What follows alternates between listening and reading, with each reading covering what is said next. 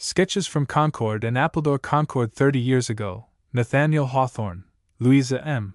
Alcott, Ralph Waldo Emerson, Matthew Arnold, David A. Wasson, Wendell Phillips. Appledore and its Visitors, John Greenleaf Whittier by Frank Preston Stearns. To a Shock Me No Rose. Preface. Concord 30-odd years ago, Hawthorne, Louisa M. Alcott, Emerson himself, Matthew Arnold's lecture, David A. Wasson, Wendell Phillips. Appledore and the Laytons. Whittier. Concord Elms, on Main Street, the Concord River, near Battle Ground. Hawthorne, after an engraving from the painting by C. G. Thompson, the Old Manse, residence of Dr. Ripley. Louisa Alcott. From a photograph taken in 1868, the Alcott House. King's bust of Emerson, modeled in 1854. Autograph letter from Matthew Arnold. David A. Wasson in 1878, from a portrait by his son George Wendell Phillips as he appeared before the Phi Beta Kappa twilight at the Isles of Shoals. Celia Thaxter, photographed by Miss Annie Richards in 1890. Whittier's house at Amesbury. John G. Whittier in his 72nd year, from a photograph by Thompson. The Merrimack River, near Amesbury, by moonlight. Preface. A volume of reminiscences is commonly the last book that an author publishes, if indeed he does not leave the task to his literary administrator. There are not wanting, however, instances to the contrary, and in the present case my object is more especially to attract public attention to the lives and works of two distinguished men, one of whom has hitherto been little appreciated, and the other, as it seems to me, greatly misunderstood. My position in regard to David A. Wasson has already been challenged, but I have faith that it will endure the test of time. If these pages shall also succeed in restoring to Wendell Phillips a portion of the fame which he lost by the wayward course of his declining years, they will not have been written in vain. The other characters that I have brought upon this stage are such as both the writer and the public have long taken an interest in. To the few living personages who have been introduced, I would apologize, and excuse myself on the ground that the picture would be imperfect without them. Sketches from Concord and Appledore. Concord 30 years ago. To one looking westward from Boston State House there appears a line of rugged, precipitous hills extending across the country from southwest to northeast. Having ascended these heights, we perceive beyond them an irregular line of pale blue mountains, of which Wachusett is the most southerly peak, and which is in fact a portion of the White Mountain Range extending through New Hampshire and into the northern part of Maine. The watershed between these two forms the valley of the Concord and Merrimack Rivers, which is the first military line of defense in New England west of the seacoast. It is for this reason that the first struggle for American independence took place on the banks of the Concord River, and not elsewhere, a fact that might have been predicted, though not of course with certainty, when Boston was first settled. One would like to know how this rural community with martial destiny before it happened to obtain the name of Concord. Did the Rev. Peter Bulkeley, descendant of the Plantagenets, who first organized society in that valley, did he come there for peace and repose after a religious controversy in Boston? No doubt the sloping hillsides and broad sunny plain with the sluggish river winding through it looked very restful to him, after the rugged country through which he had passed. But we fear that he found discord and contention already before him, as many have who came there since for a like purpose. Was there a strange fatality in the name, so that Patrick Henry might say with added force, "Gentlemen may cry peace, peace, but there is no peace"? Is it true that peace and war are reciprocal like night and day, one a rest and preparation for the other, and at the same time its natural consequence?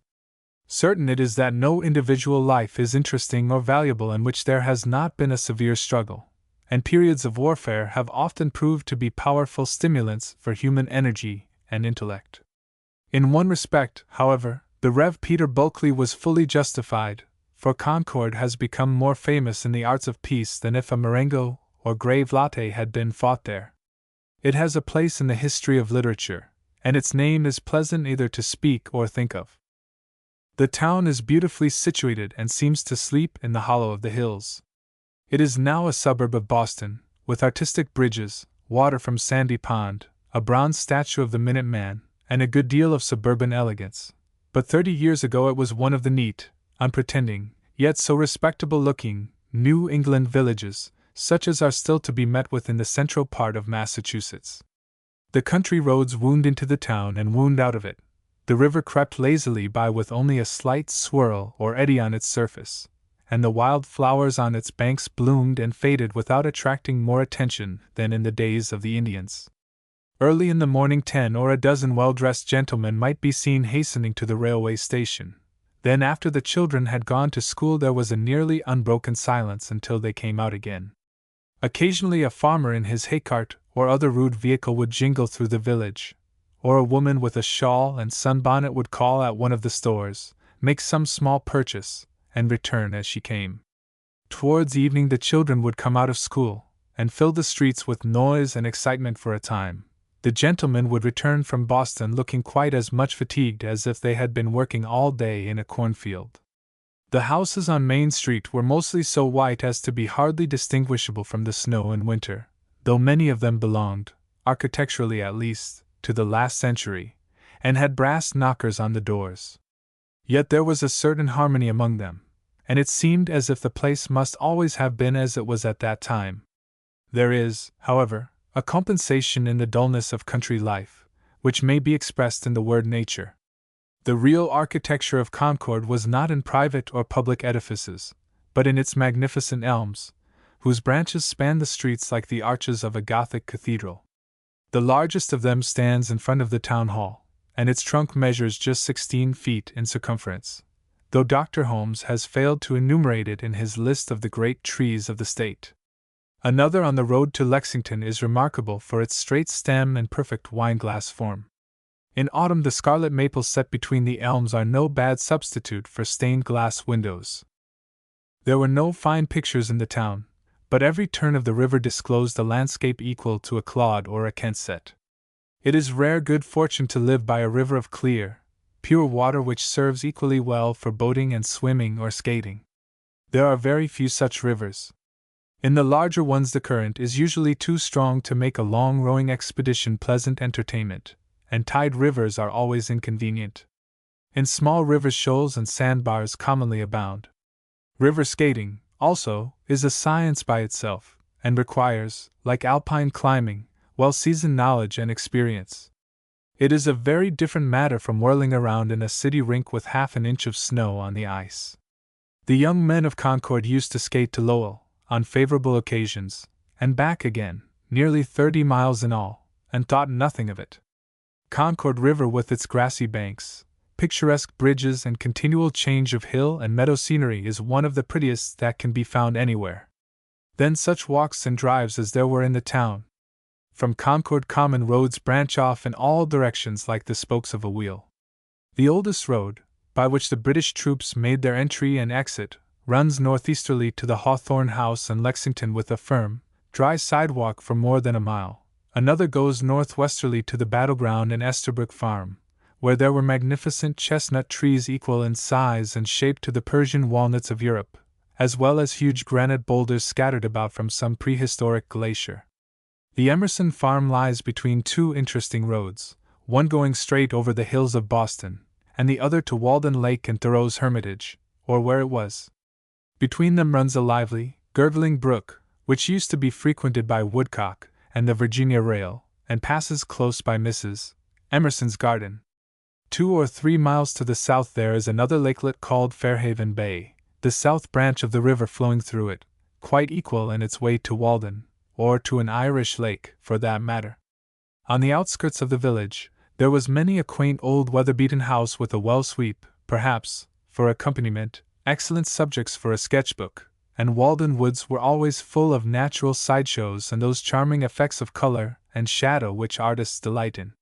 On the western side, there were the 2-mile square, the 3-mile square, and 5-mile square, for those who liked an exact measure for their constitutional exercise, and on the north the road went straight to Sleepy Hollow, now one of the famous cemeteries of the world. Thence, paths went through the fields and woods to the Lexington Road on one side and to the North Bridge on the other, and these paths are memorable from the fact that they were Hawthorne's favorite walk during the last years of his life. A curious accident happened somewhere about 1860 just beyond Sleepy Hollow. A farmer returning to the next town felt the earth shaking under his wagon, and looked behind him just in time to see a piece of the road disappear into a pool of black water. The natives thought it had gone down to China, for they were all summer filling the place up, and the expense was not less than that of a new district schoolhouse. The Indian name of the river was Musketaquid, and there was formerly an Indian encampment on the site of the old Ripley manse and battleground.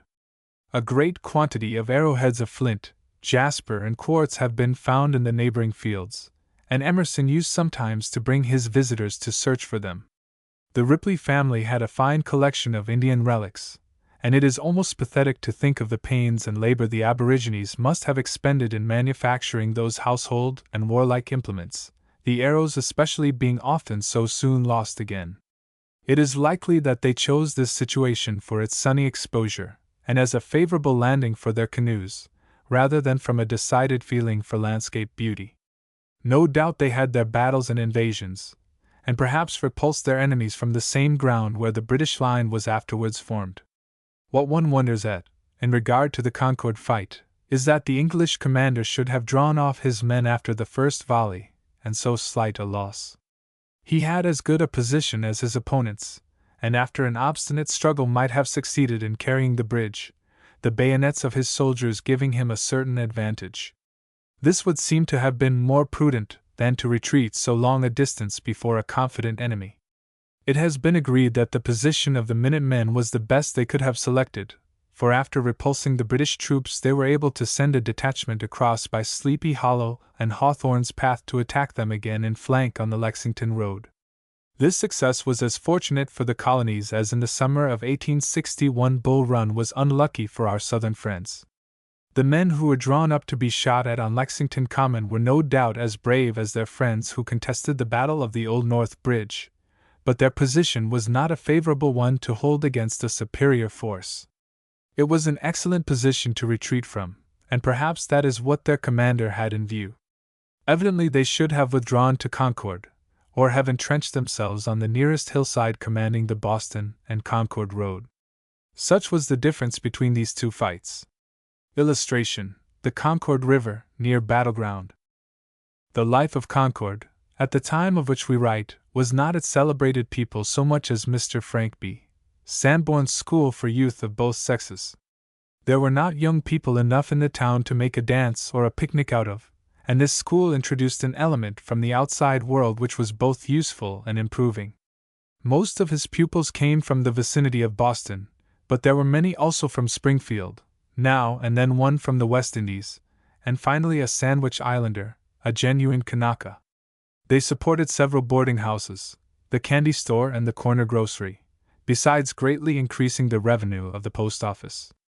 It was a cheerful sight to see these ruddy youths and blooming maidens of a winter's day come trooping in to get the evening mail with their skates in their hands. There was also a daily delegation of farmers' boys from Acton, staunch, worthy fellows, and generally better behaved than their more aristocratic companions. Mr. Sanborn himself, afterwards for more than 20 years the efficient inspector of our state charities, was the most genial and good-humored of schoolmasters. He enjoyed teaching, and wished his scholars to enjoy learning. He liked to see the bright young faces about him, and it was their own fault if he was not liked by his pupils. He was impartial, frank, and perfectly sincere, knew how to keep discipline without being a martinet. He was especially a good instructor for young ladies, for he never showed them any sentimental tenderness.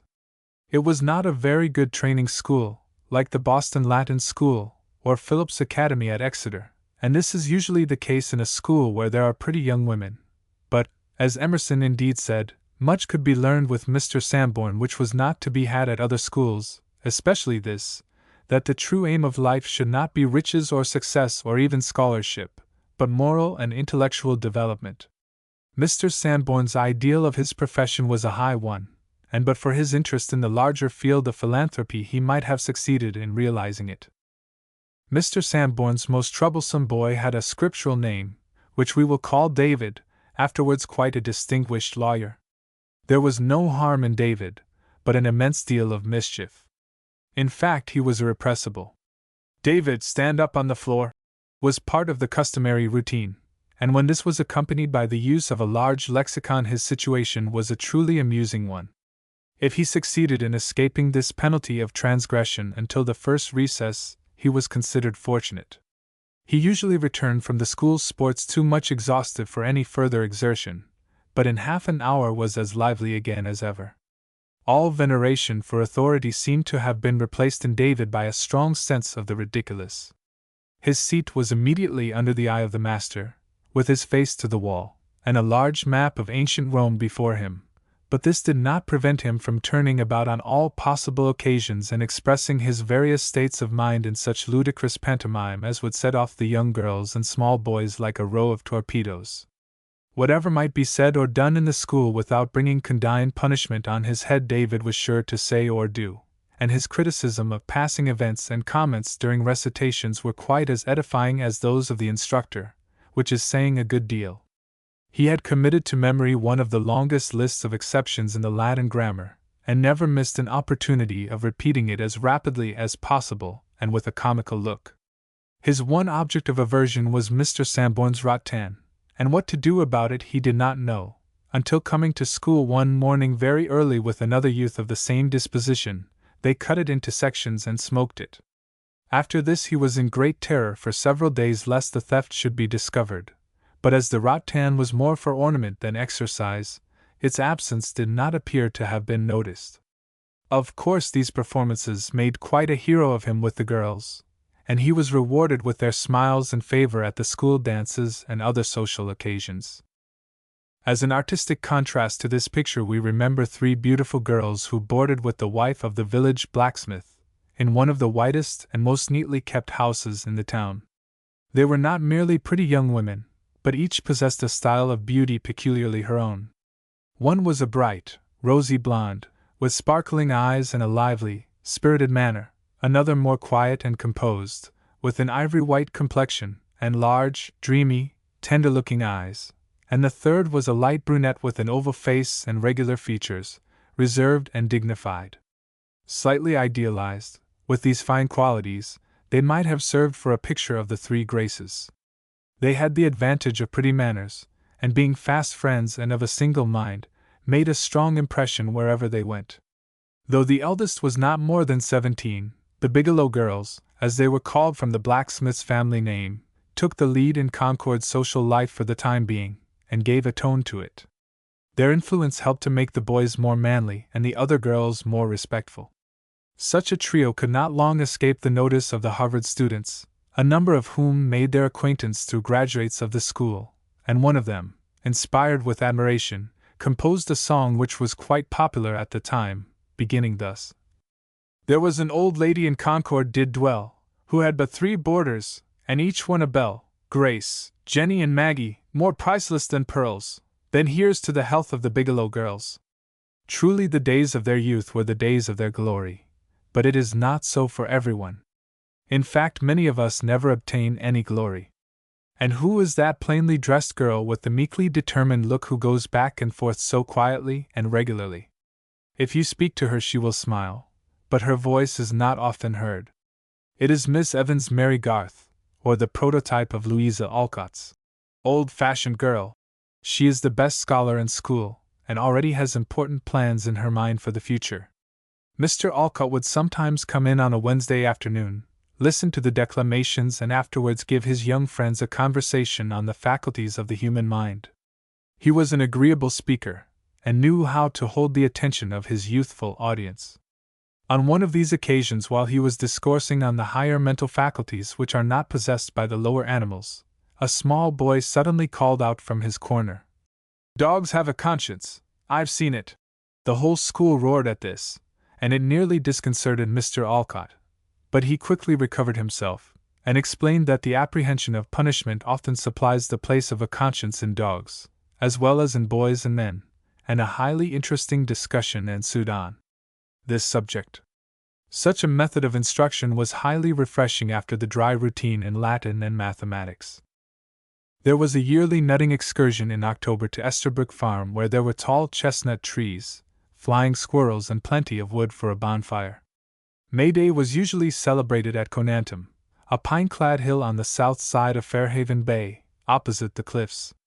As soon as winter came, committees were chosen to provide dancing or theatricals for every Friday evening, but the climax of pleasure was a half-holiday for a skating carnival on Walden Pond, where Thoreau was sure to be present, and also a Miss Caroline Moore, daughter of the deputy sheriff, and afterwards widely known in Europe and America as the Scatorial Queen.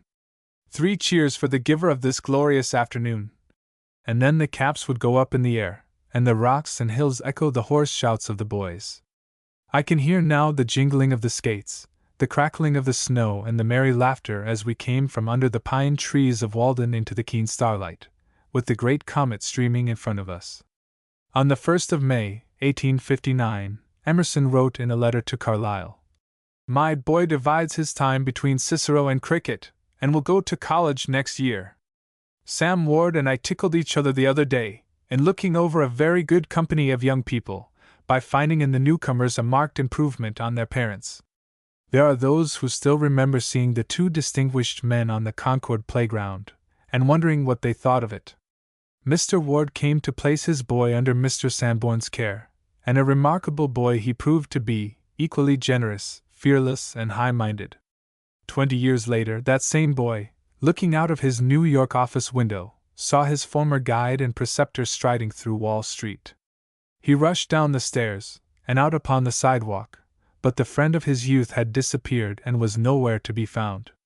With 2 or 3 exceptions, Mr. Sanborn's young men held him in high regard, and when, in 1860, the United States Marshals tried to carry him off by force to testify at Washington in regard to the Harper's Ferry invasion, they all rushed to his rescue, and foremost among them a Baltimore boy, who had been cursing his teacher as an infernal abolitionist for the previous 6 months. Mr. Sanborn is much better known for his connection with the Harper's Ferry invasion than for his Concord School, or later service on the Board of State Charities. He was secretary of the Kansas Aid Committee in Boston during 1856, and in this way became acquainted with John Brown, who visited the school, and the 2 were afterwards intimate friends.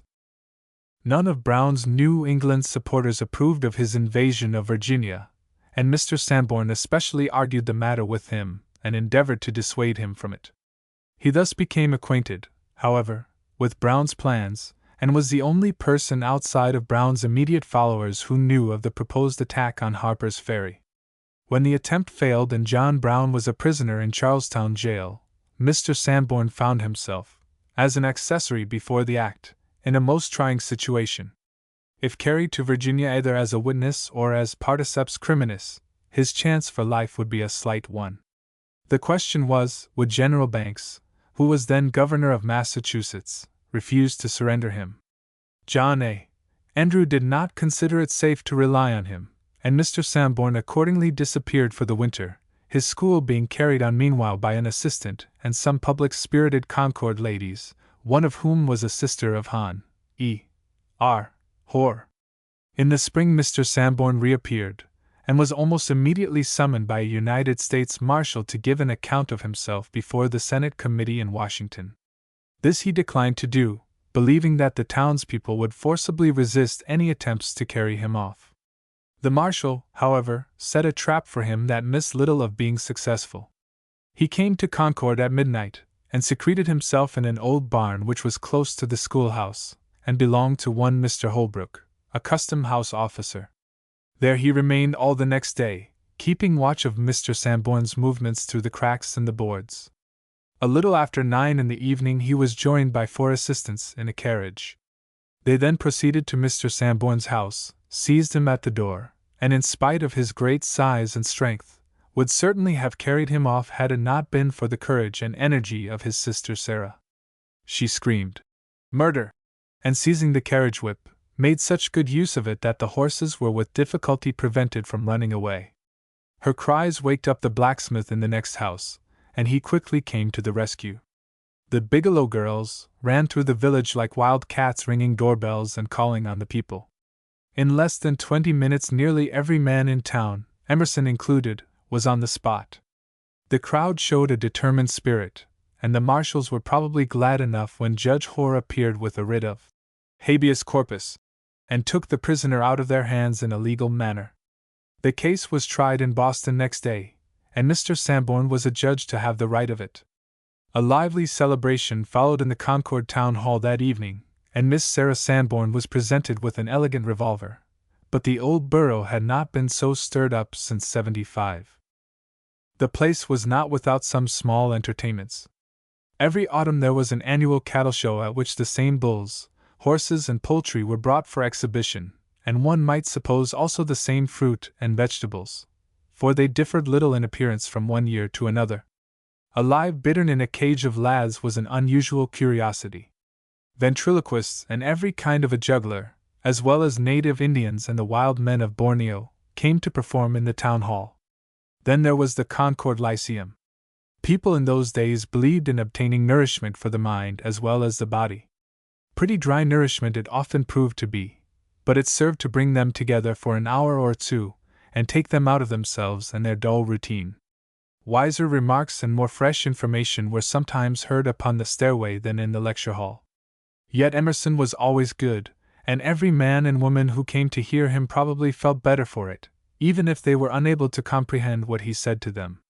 In the mind's eyes one can see now his spare figure standing at the desk between two large kerosene lamps, bending forward slightly to catch the familiar sentence with his eye, and then calmly surveying his audience as if to see where he could deliver it most effectively. Henry Ward Beecher drew the largest house, and produced great enthusiasm by comparing the United States to an elephant, though at that time there can hardly be said to have been any United States.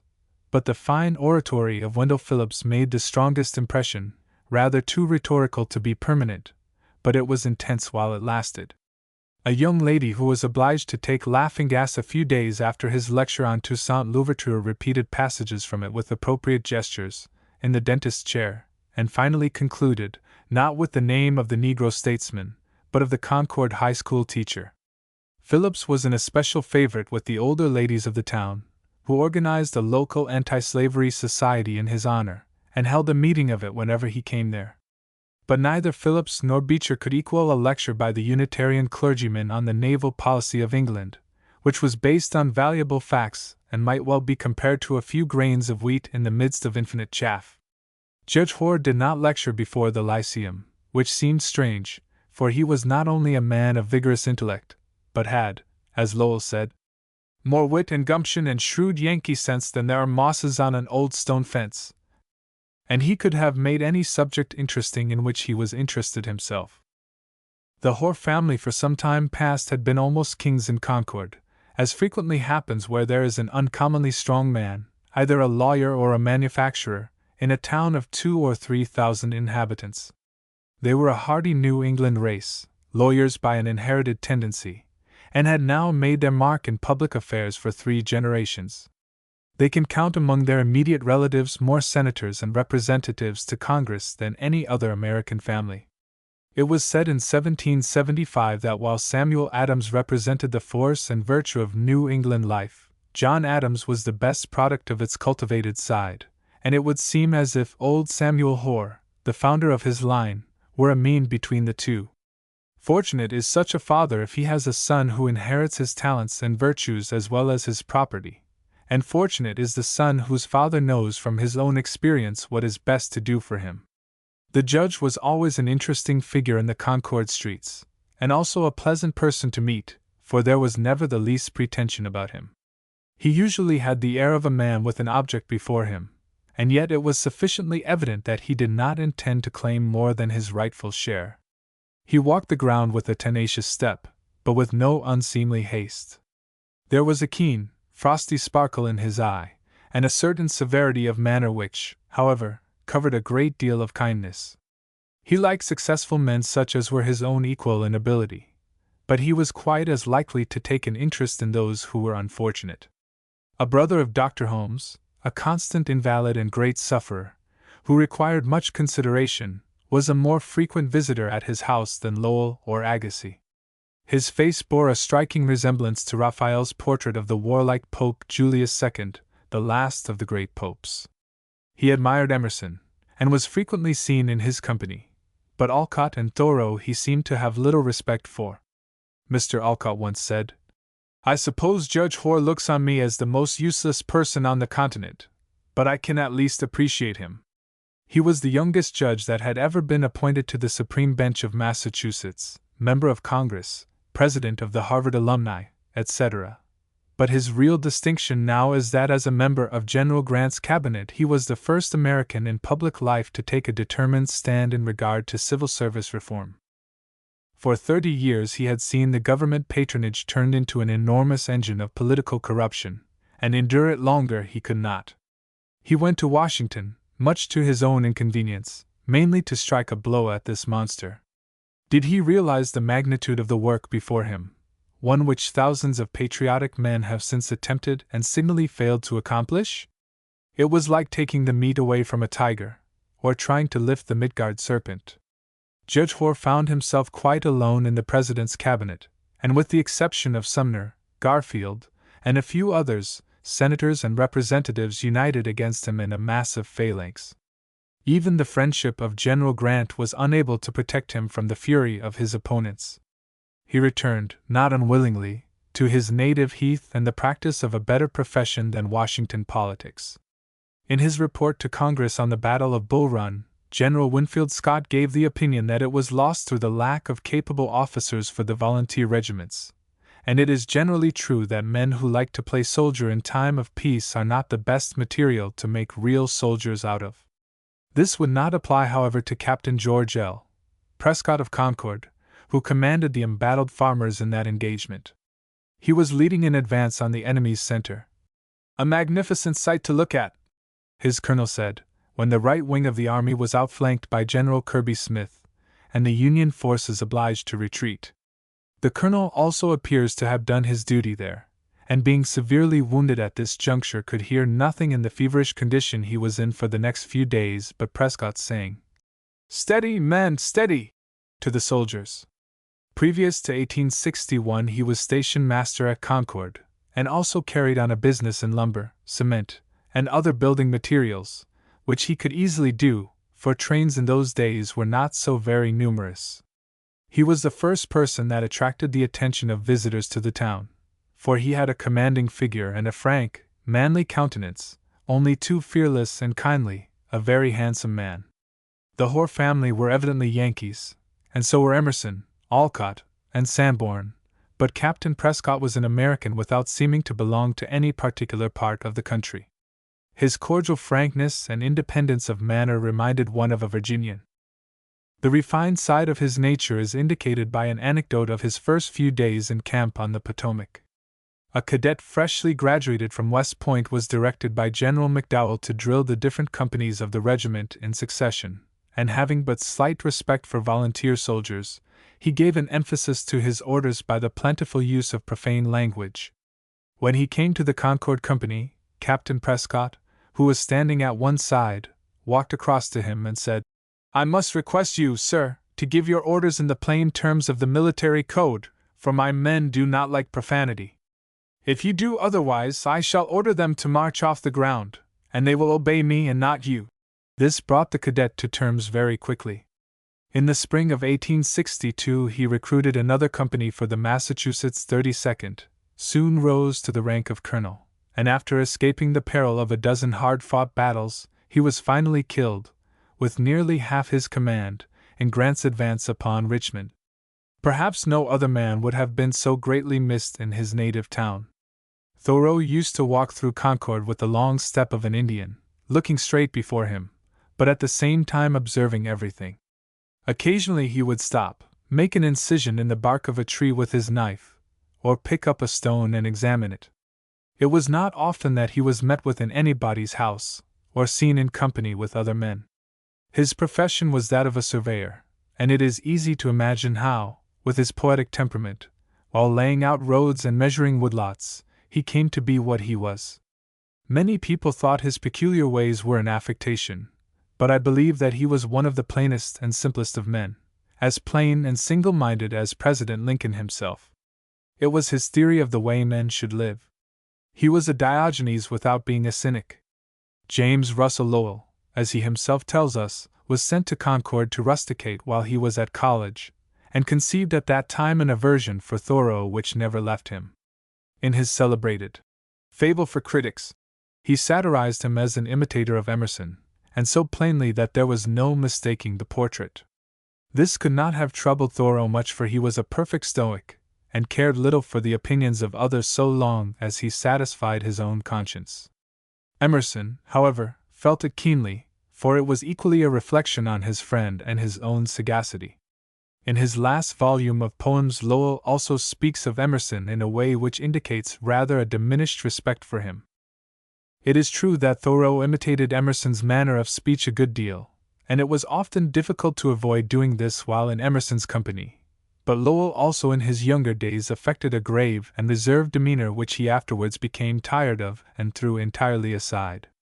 About the time of which we speak, Emerson complained that he saw too little of Thoreau, and was afraid that he avoided him. The man was sufficiently original. He did not pretend to be a poet, and his prose writing is not at all like Emerson. In point of style it is purer and more classic than either Emerson's or Lowell's, and these two lines of his, "In the good then who can trust? Only the wise are just," certainly deserve to be set up somewhere in letters of gold. He had a strong dislike of matrimony. Once while walking across a field with David A. Wasson he kicked a skunk cabbage with his boot and said, "There, marriage is like that." Lowell was without doubt right about him in this respect. Thoreau's notions of life, like the socialistic theories of Henry George, would if generally adopted put an end to civilization. He wanted, like the French theorists of the last century, to separate himself from the history of his race, a most dangerous attempt. It is like cutting a tree from its roots. Wasson had many a hard argument with him on this point, and tried to show him that customs are the good logic of the human race, but it was too late. However, logic is one thing and character another. The best eulogy of Thoreau is to be found in Emerson's poetry. He is evidently the subject of the beautiful little poem called Forbearance. The opening lines, "Thou who hast named the birds without a gun, loved the wood rose, and left it on its stalk, at rich men's tables eaten bread and pulse." This describes the hermit of Blue Walden exactly. A large portion of Woodnotes is devoted to an account of his pilgrimage in the forests of Maine, and the ode to Friendship must have been inspired either by him or Carlyle. "I fancied he was fled, and after many a year, glowed unexhausted kindliness, like daily sunrise there." He delivered a lecture one winter before the Concord Lyceum on wild apple trees. The subject made his audience laugh, but their laughter was of short duration. The man who had lived there so long unknown was at last revealed before them. It was the best lecture of the season, and at its close there was long continued applause. Hawthorne. The literary celebrities of Concord, with the exception of Thoreau, were not indigenous. Emerson may have gone there from an hereditary tendency, but more likely because his cousins the Ripleys dwelt there. Hawthorne came there by way of the Brook Farm experiment. How, with his reserved and solitary mode of life, he should have embarked in such a gregarious enterprise is not very clear, but the election of General Harrison had deprived him of a small government office. It seems as if Webster might have interfered in his behalf. His writings brought him very little, and perhaps he hardly knew what to do with himself. All accounts agree that he joined the West Roxbury Association of his own free will, and without solicitation of any kind.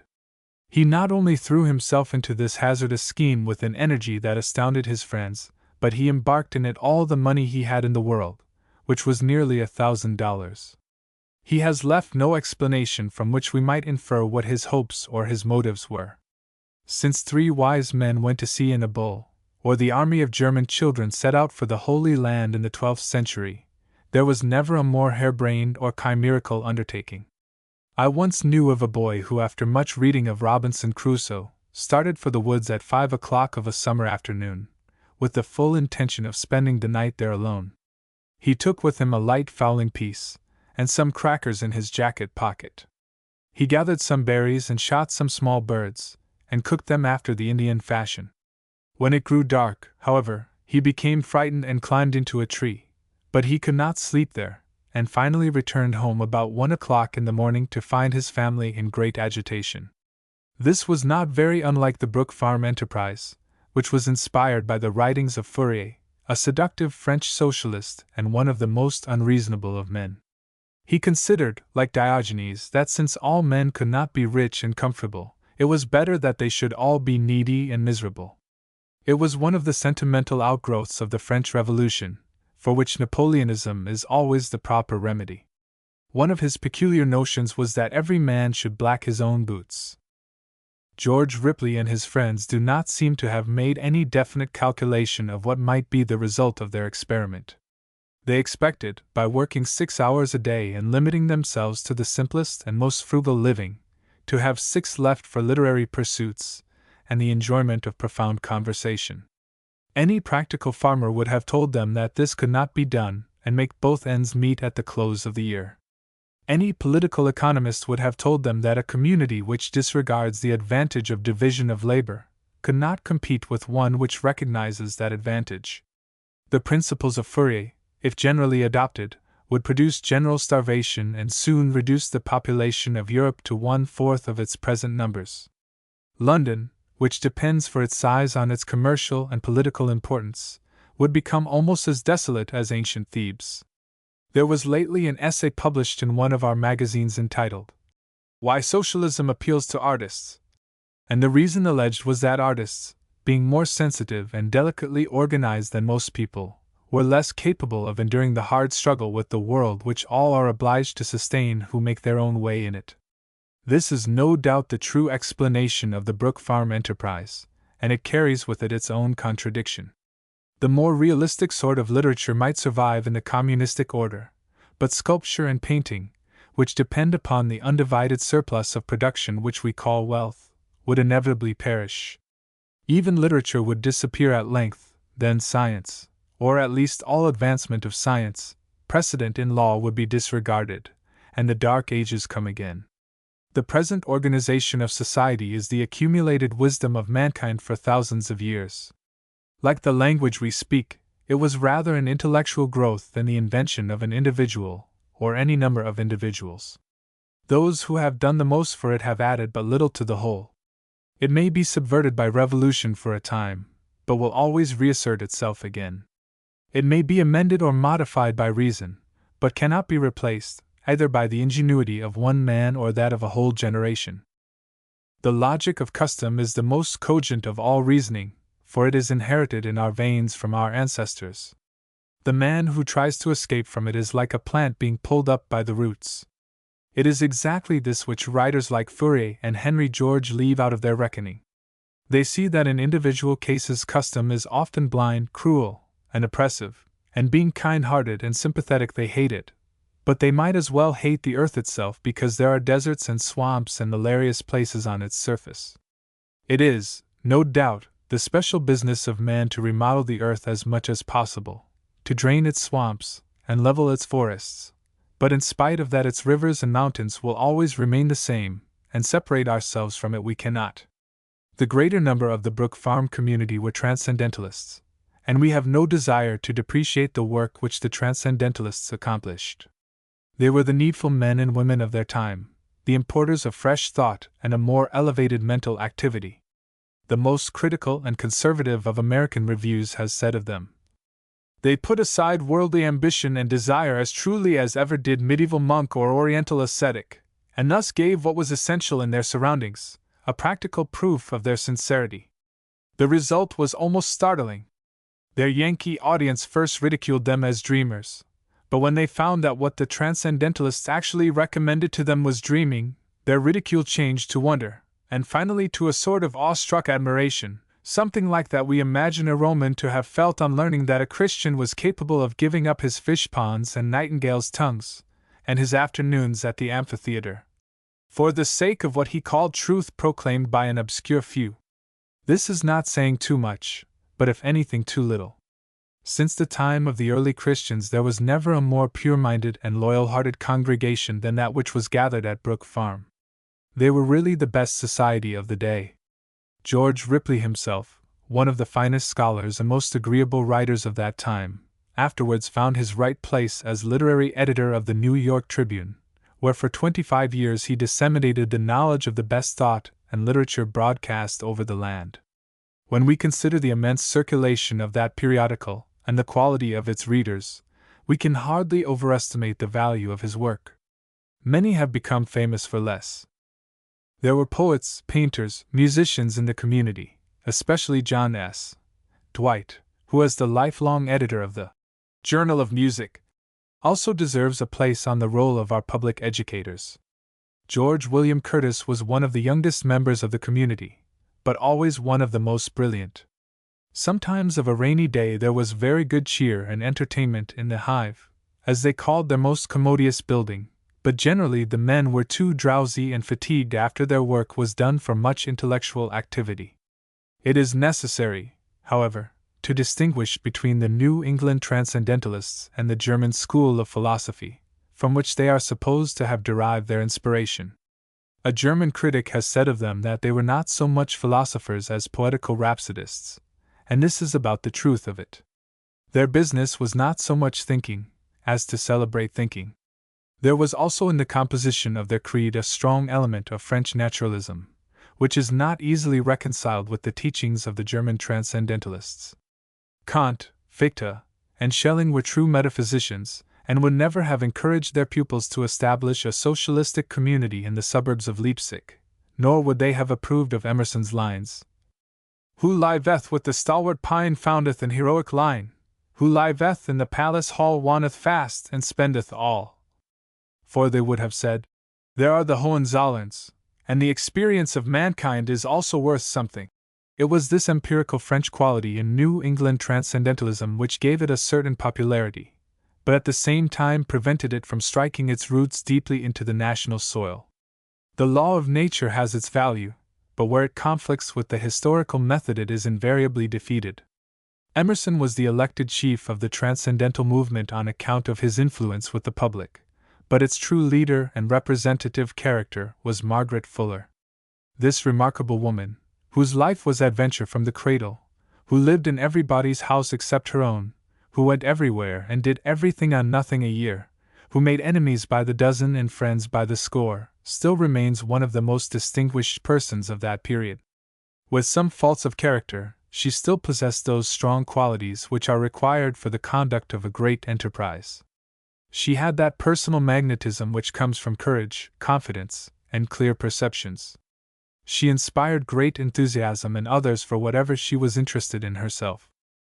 As a talker, she was the rival of Carlyle and Coleridge, the best we have ever had on this side of the water, and with such an artistic style that one could hardly decide whether it was studied or natural. She was a terrible antagonist, for she united the tongue of a woman to the logical faculty of a man, and it was impossible to get the better of her.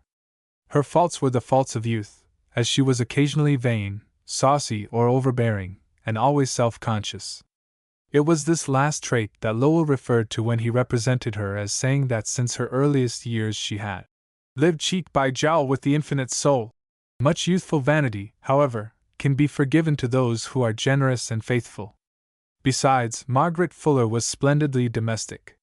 She advocated women's rights to a certain extent, but she was no forerunner to the modern brood of platform women who fumble their night keys while they discourse on the duties of wives and mothers.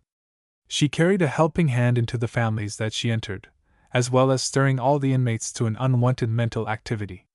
She would knit socks while she talked Plato, but the best testimony to her character is the character of her friends. People are known by the company they keep. The one quality which Hawthorne had in common with the Transcendentalists, except such qualities as are common to all good people, was ideality.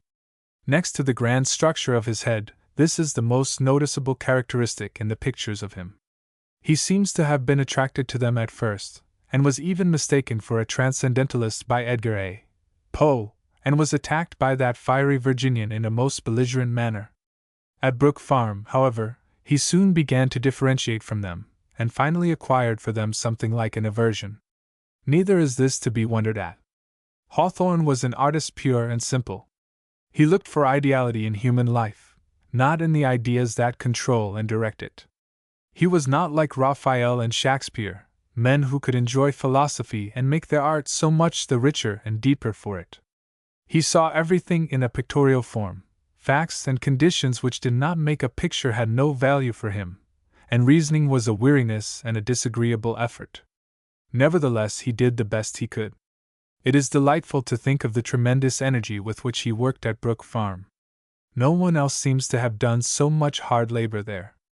He was better fitted for this than many of his colleagues, having a strong, full-chested frame, and is said in his youth to have been a very swift runner and skater, but nothing indicates better the latent force that was in this quiet and usually inactive man.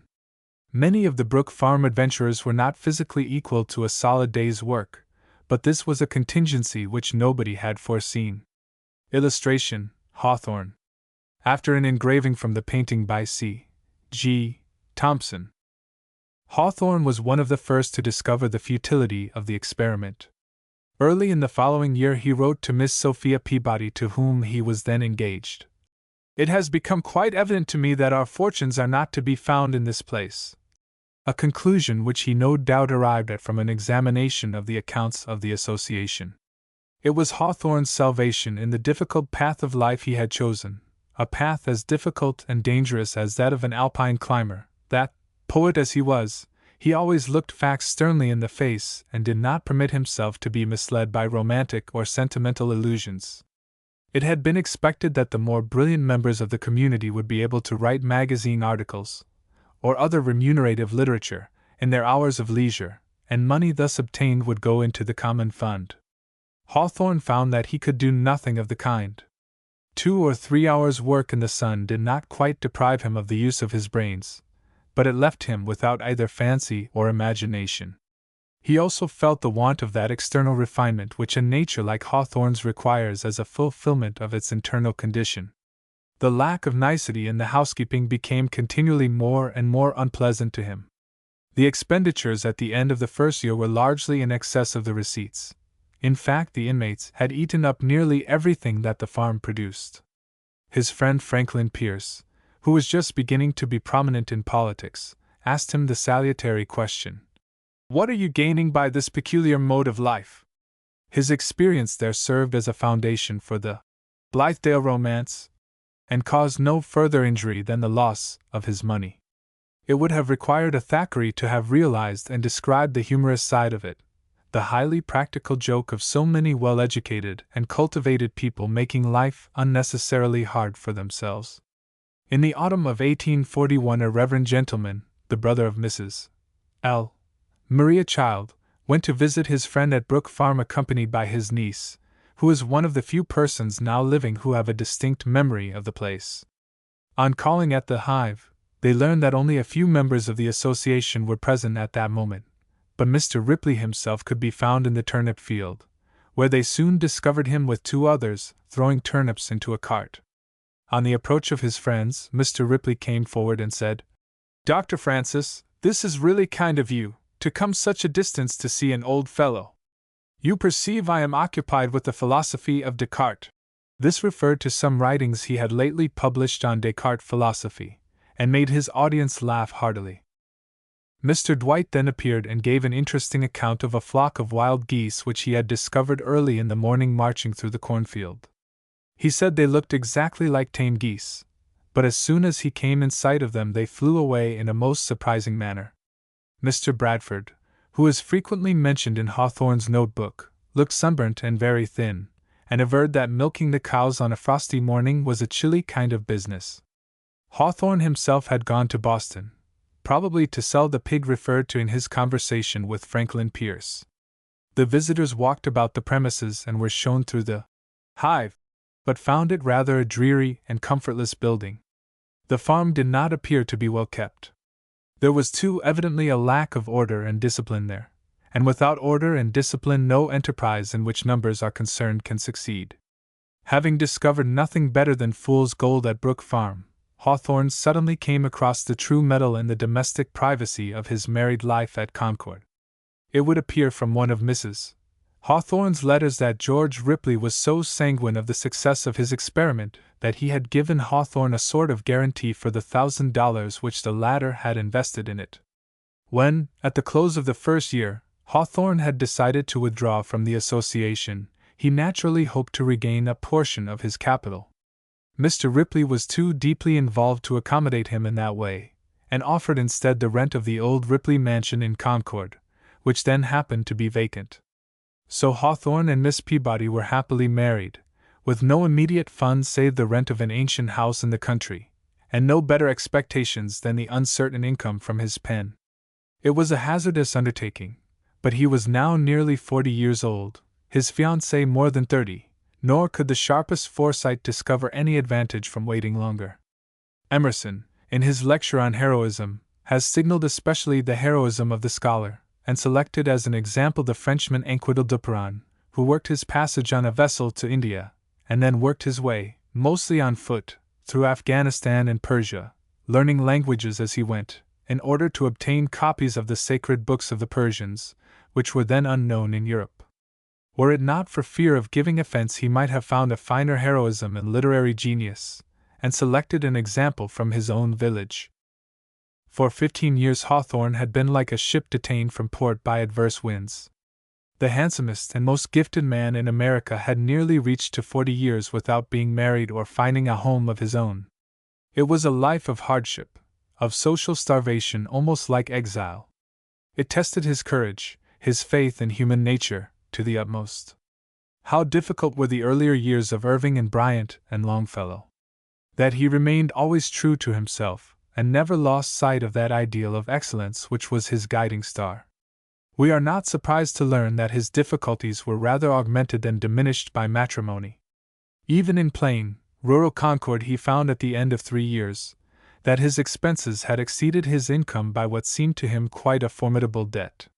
This distressed him the more because he had not yet learned that all men must lose in some manner, and that the whole community is bound to take a share in such losses as are honestly incurred. This is what charity and philanthropy, as well as the various forms of insurance, finally result in. But Hawthorne was the last man to apply such a principle to his own case. He had continually hoped that when a balance sheet was drawn up at Brook Farm some portion of his investment there would be returned to him, but this resource also failed him. At last Bancroft the historian, whom James K. Polk strangely enough had made Secretary of the Navy, heard of his situation, and had him appointed collector of the port at Salem. He was again removed from that position by President Taylor, and it has been said that his wife heroically supported him by her skill in drawing and painting until The Scarlet Letter could be finished and money procured from its publication. The nomination of Franklin Pierce for the presidency was a piece of good fortune for Hawthorne such as the wildest expectation could never have imagined, and at length in his 50th year, with the consulate of Liverpool, he finally saw the wolves driven from his door.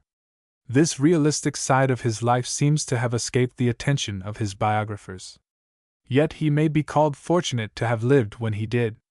It is easy to say that we should have appreciated Emerson and Hawthorne better than their contemporaries appreciated them, but it is one thing to recognize a genius when we meet him and a very different matter to admire him after we have been informed that he is a famous man.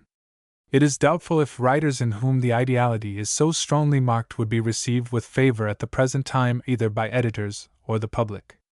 The tendency to materialism would have been too strong for them. Lyceum lectures, on which Emerson depended chiefly, are not what they were, and either of them in a magazine would appear in too startling a contrast with the smooth and personal writing of today. The two cardinal sins of a writer now are to have a style of his own and ideas of his own.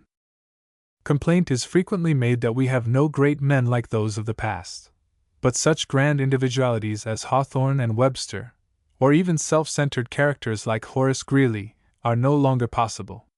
Everywhere, in the college, in the market, and in society, war is waged upon originality and independence of character. It is the same in politics as in literature. Our novelist critic said of the rage for Christmas cards some years since, "The truth is that art must obey the popular will or cease to be." There was not much art certainly in Christmas cards, but nothing could express better the truculent spirit of the age. Most husbands are fortunate if their honeymoon lasts a month, but Hawthorne's lasted 2 years. It would seem as if during that space not a cloud came across his sky. He gathered flowers for his wife, water lilies, which he must have sought for in a boat, fringed gentians and the queenly Lilium canadensis, and then felt that the most beautiful of them were unequal to the loveliness of her nature. After the first months, few visitors came to see them. "George Prescott," he says, "sometimes enters our paradise to bring us the products of the soil, but for weeks the snow in our avenue has been untrodden by any other guest." Mrs. Hawthorne's letters at this period are exceedingly interesting, for nowhere in her husband's writings, or in those of others, do we come so close to this rare and remarkable man. The following description of his character seems to have been a genuine case of thought transference, so much is it like his own writing in grace and purity of expression. He loves power as little as any mortal I ever knew, and it is never a question of private will between us, but of absolute right. His conscience is too fine and high to permit him to be arbitrary. His will is strong, but not to govern others.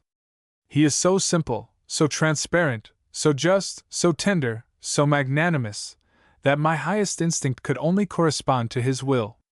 I never knew such delicacy of nature. This is a classic gem, and nothing could be added to it. The character of Hilda in The Marble Faun is simply Mrs. Hawthorne at the age of 22.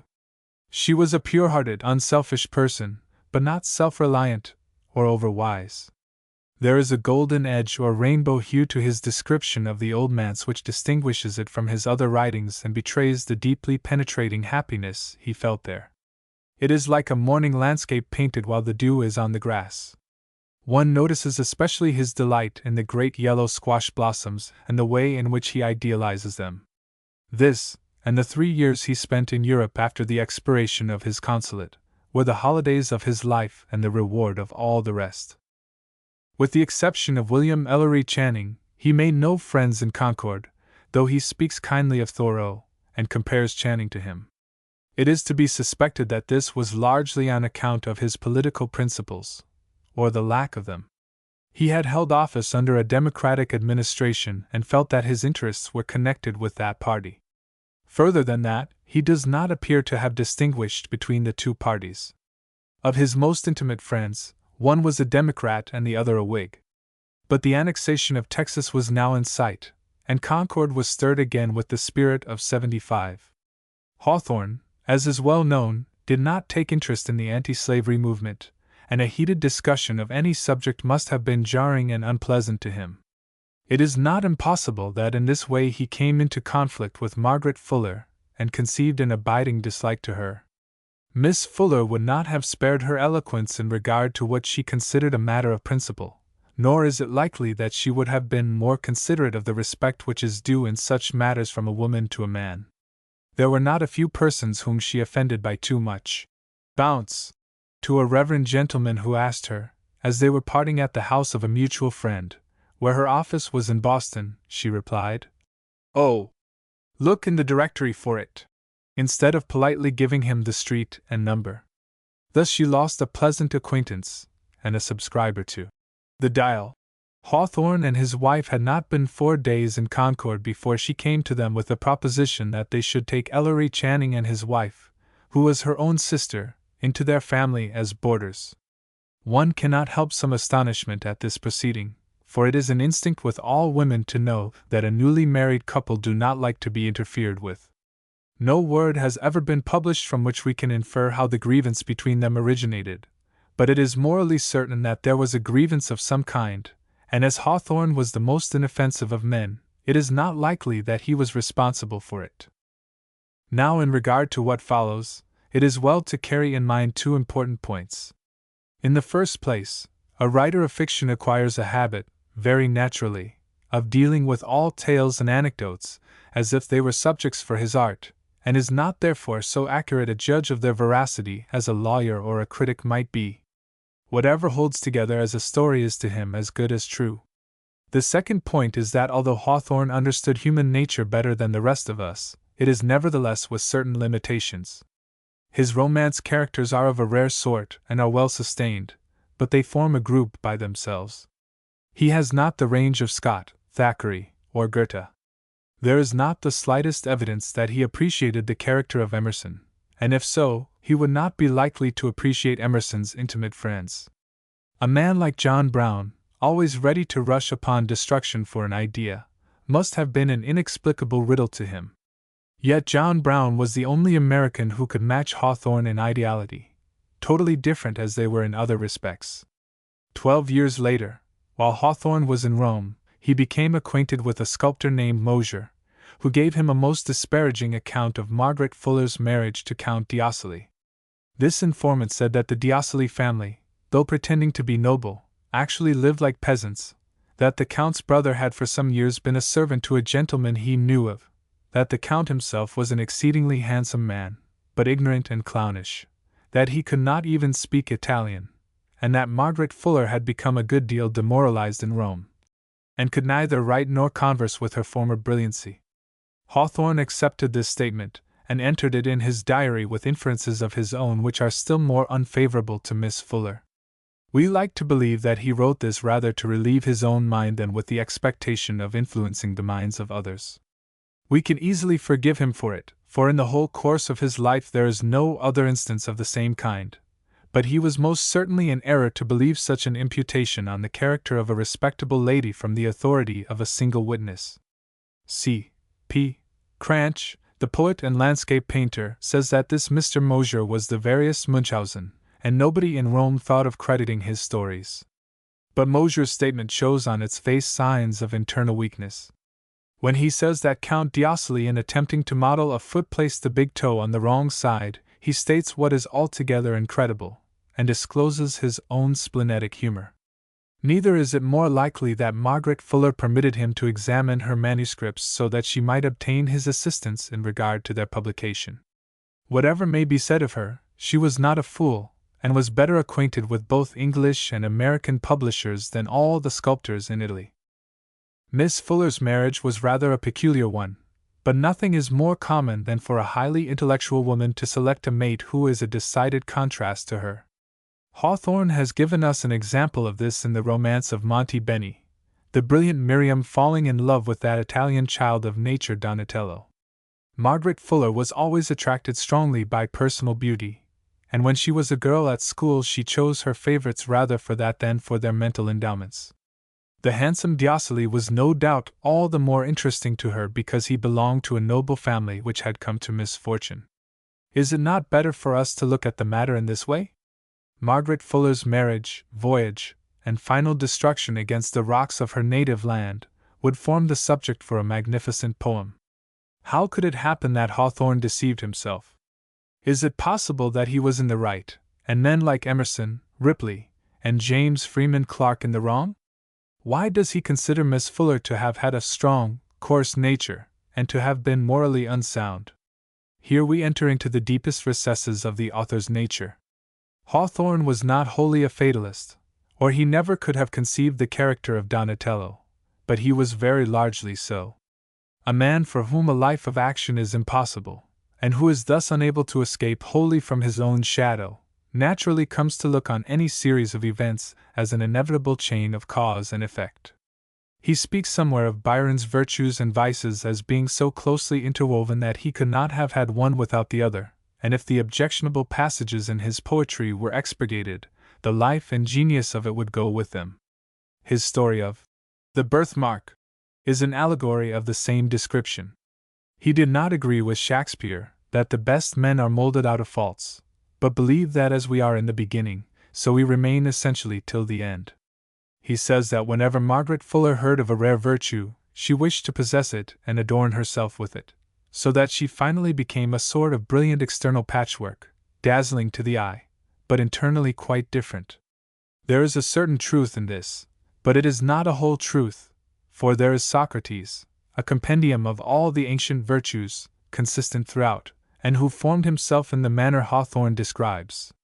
It is true that in a search after rare and exceptional virtues we are apt to lose sight of the more homely kind which form the bone and sinew of human life. But is not this effort a virtue in itself? Is not all progress in this world accomplished as the frog escaped from the well, by jumping up 3 feet and falling back 2? Is not the very crown of character that which we derive from failure, penitence, and self-reproach? Human nature is a mysterious labyrinth, and the wisest have only found a partial clue to it. George S. Hillard, a brilliant amateur sort of writer, orator and editor, came to visit Hawthorne one of the last Sundays while he remained in the old manse, and the two went together to spend the forenoon in Walden Woods, calling on Emerson by the way to inquire what the best road might be. Emerson prudently detained them until after the townspeople were safely in their churches, and then accompanied them. It is a pleasant retrospect to think of those two mighty men, so like and yet so unlike, together with their amiable and gifted friend, going off on this Sunday excursion. Mr. Hillard was a fortunate companion for him, for no one could serve better as a mean between two extremes. At the close of Hawthorne's rehearsal of this episode, he makes this note, in commentary. I find that my respect for clerical people, as such, and my faith in the utility of their office, decrease daily.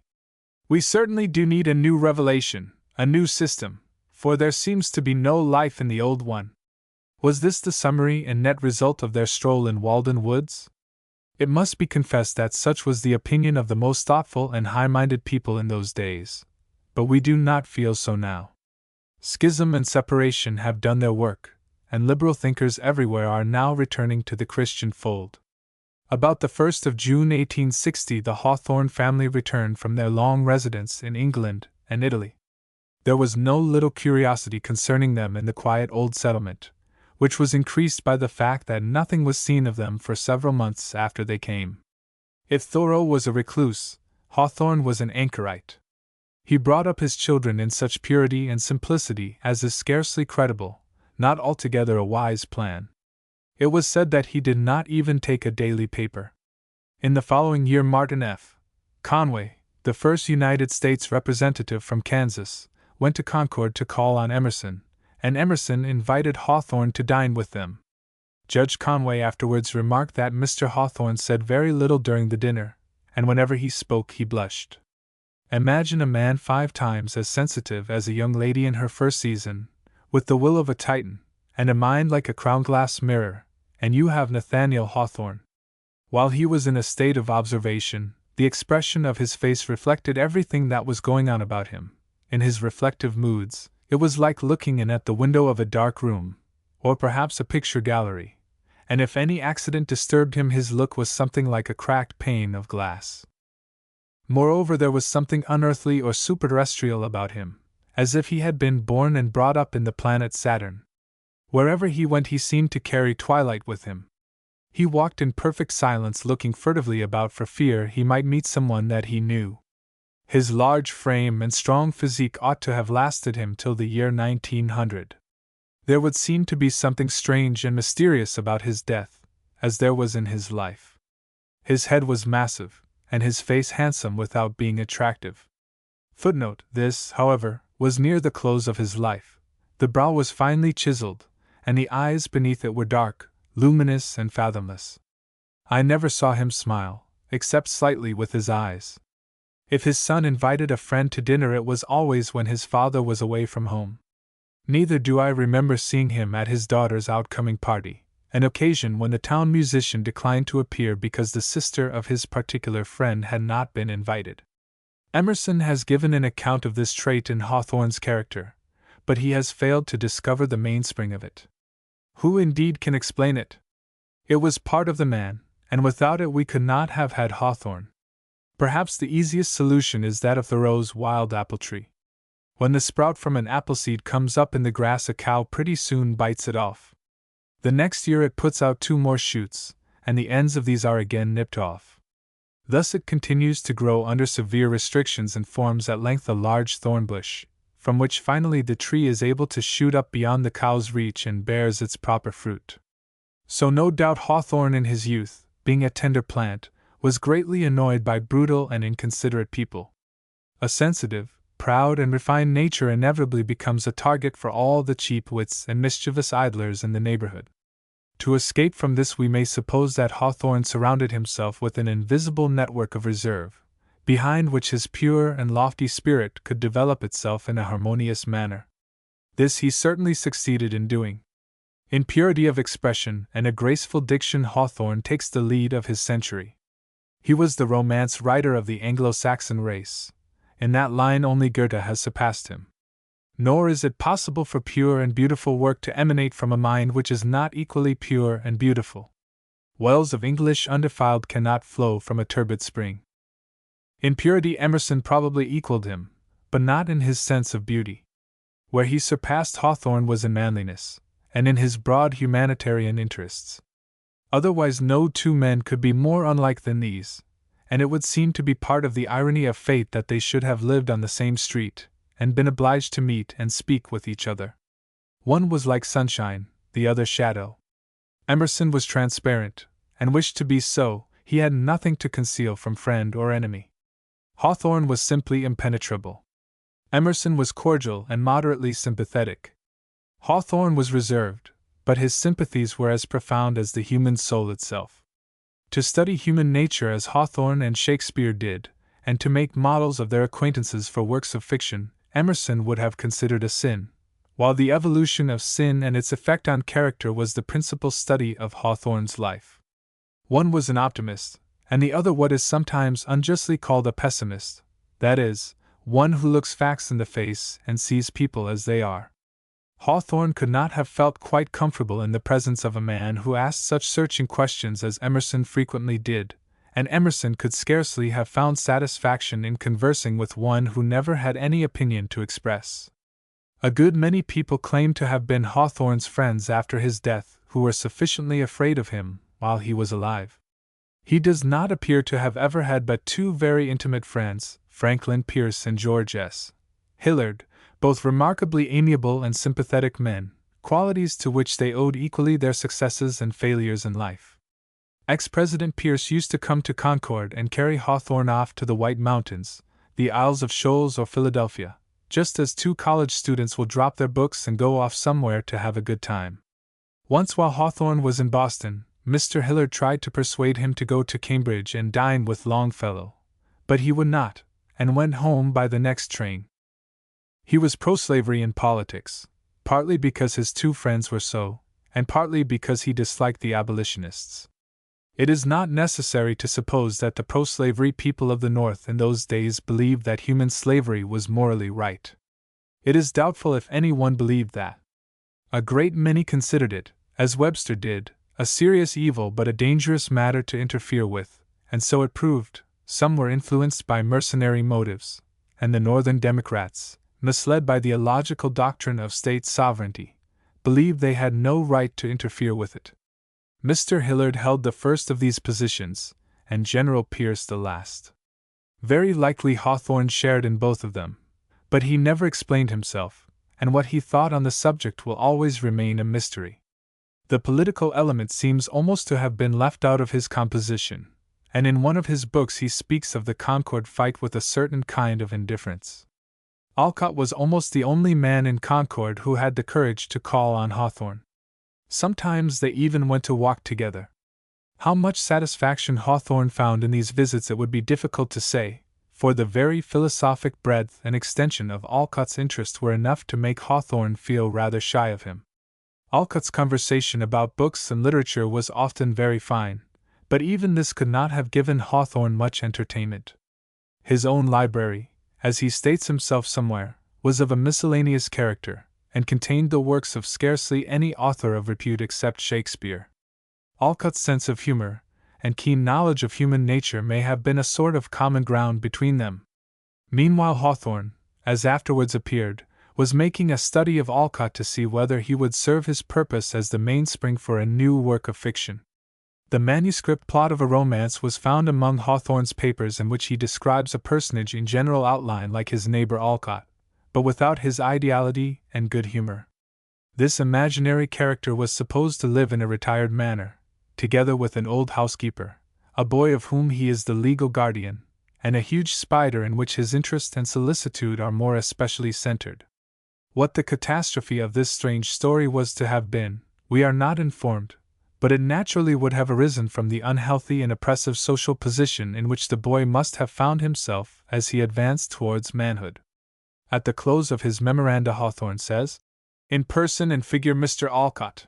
To be selected as the mainspring of a romance is properly a compliment." Illustration: The Old Manse, residence of Dr. Ripley.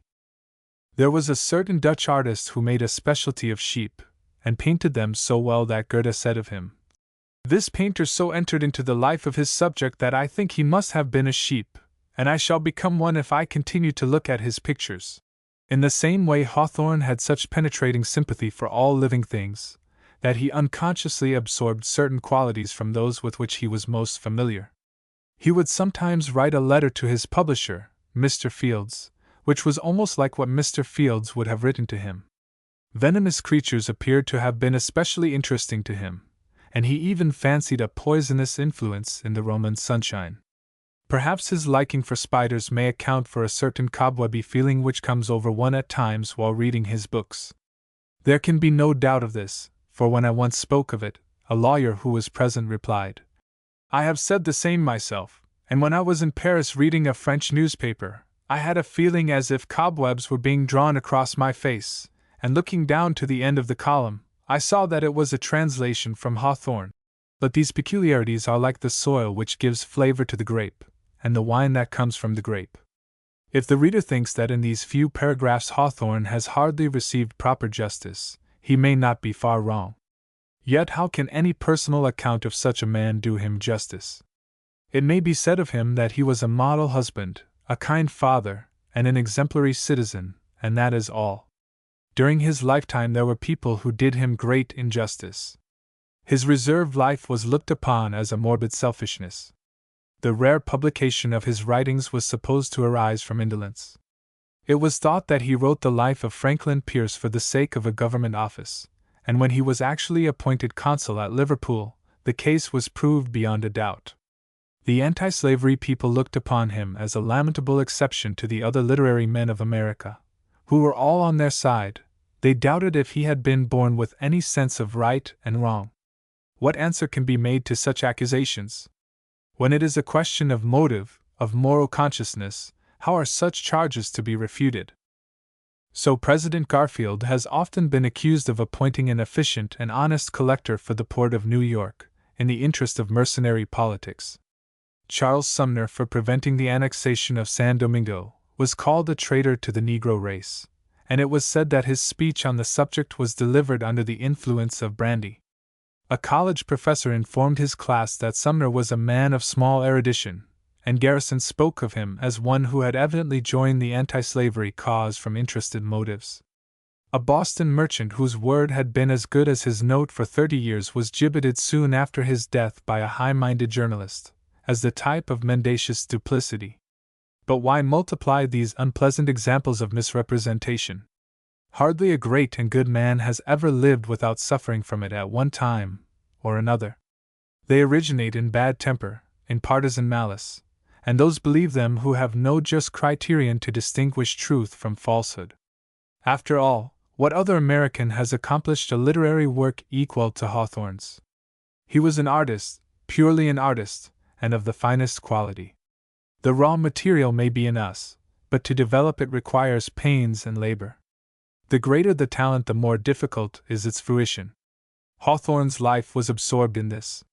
His habitual mood was a dreamy, brooding observation. When Englishmen say that no great work of art has been produced in America, that Austen's magnificent pictures remain half-finished, that neither Emerson or Lowell has been able to write a book, but only essays, that we have no historian as good as Macaulay, and that the best of our poetry consists of ballads and other short pieces, my reply is, The Scarlet Letter and The Marble Faun. These are great works of art. The most unique and original, perhaps, of the present century, and if they have not the lyrical form, they are exquisitely written, and none the less poetic. There is a difference in kind between a great work and a small one. A good sonnet may be finished in an hour, and is a pleasant recreation, but the composition of a tragedy requires a severe, protracted, and laborious effort. Goethe's finest songs were written in a moment, a flash of inspiration, but Faust may be called the work of his lifetime. He himself describes the difficulties which attend the composition of a tragedy, in such a manner as may well deter others from attempting it. How few, indeed, are the dramatic poets in all times and countries! Even Byron did not succeed in this. Mrs. Hawthorne said that during the period while her husband was occupied with the Scarlet Letter, there were a contraction of his brow, and a look of care and anxiety in his face, which were reflected in her own nerves and made her unhappy, although she knew little of what he was writing. Both these romances are tragedies, and there is something in tragedy that places it at the top of all literature. Their subjects also indicate that he was in full sympathy with his own time, and perhaps understood the 19th century better than it does itself. Emerson has been called a Greek, but Hawthorne was more Hellenic than he. This may be perceived in his version of the Greek legends in Tanglewood Tales. His style is much like that of Isocrates. Where Webster or Emerson would use Saxon words, Hawthorne would use Greek or Latin ones, and gain in grace and flexibility what he lost in force and vigor. He would seem to have been a Southerner by nature, fond of warm weather and an inactive life.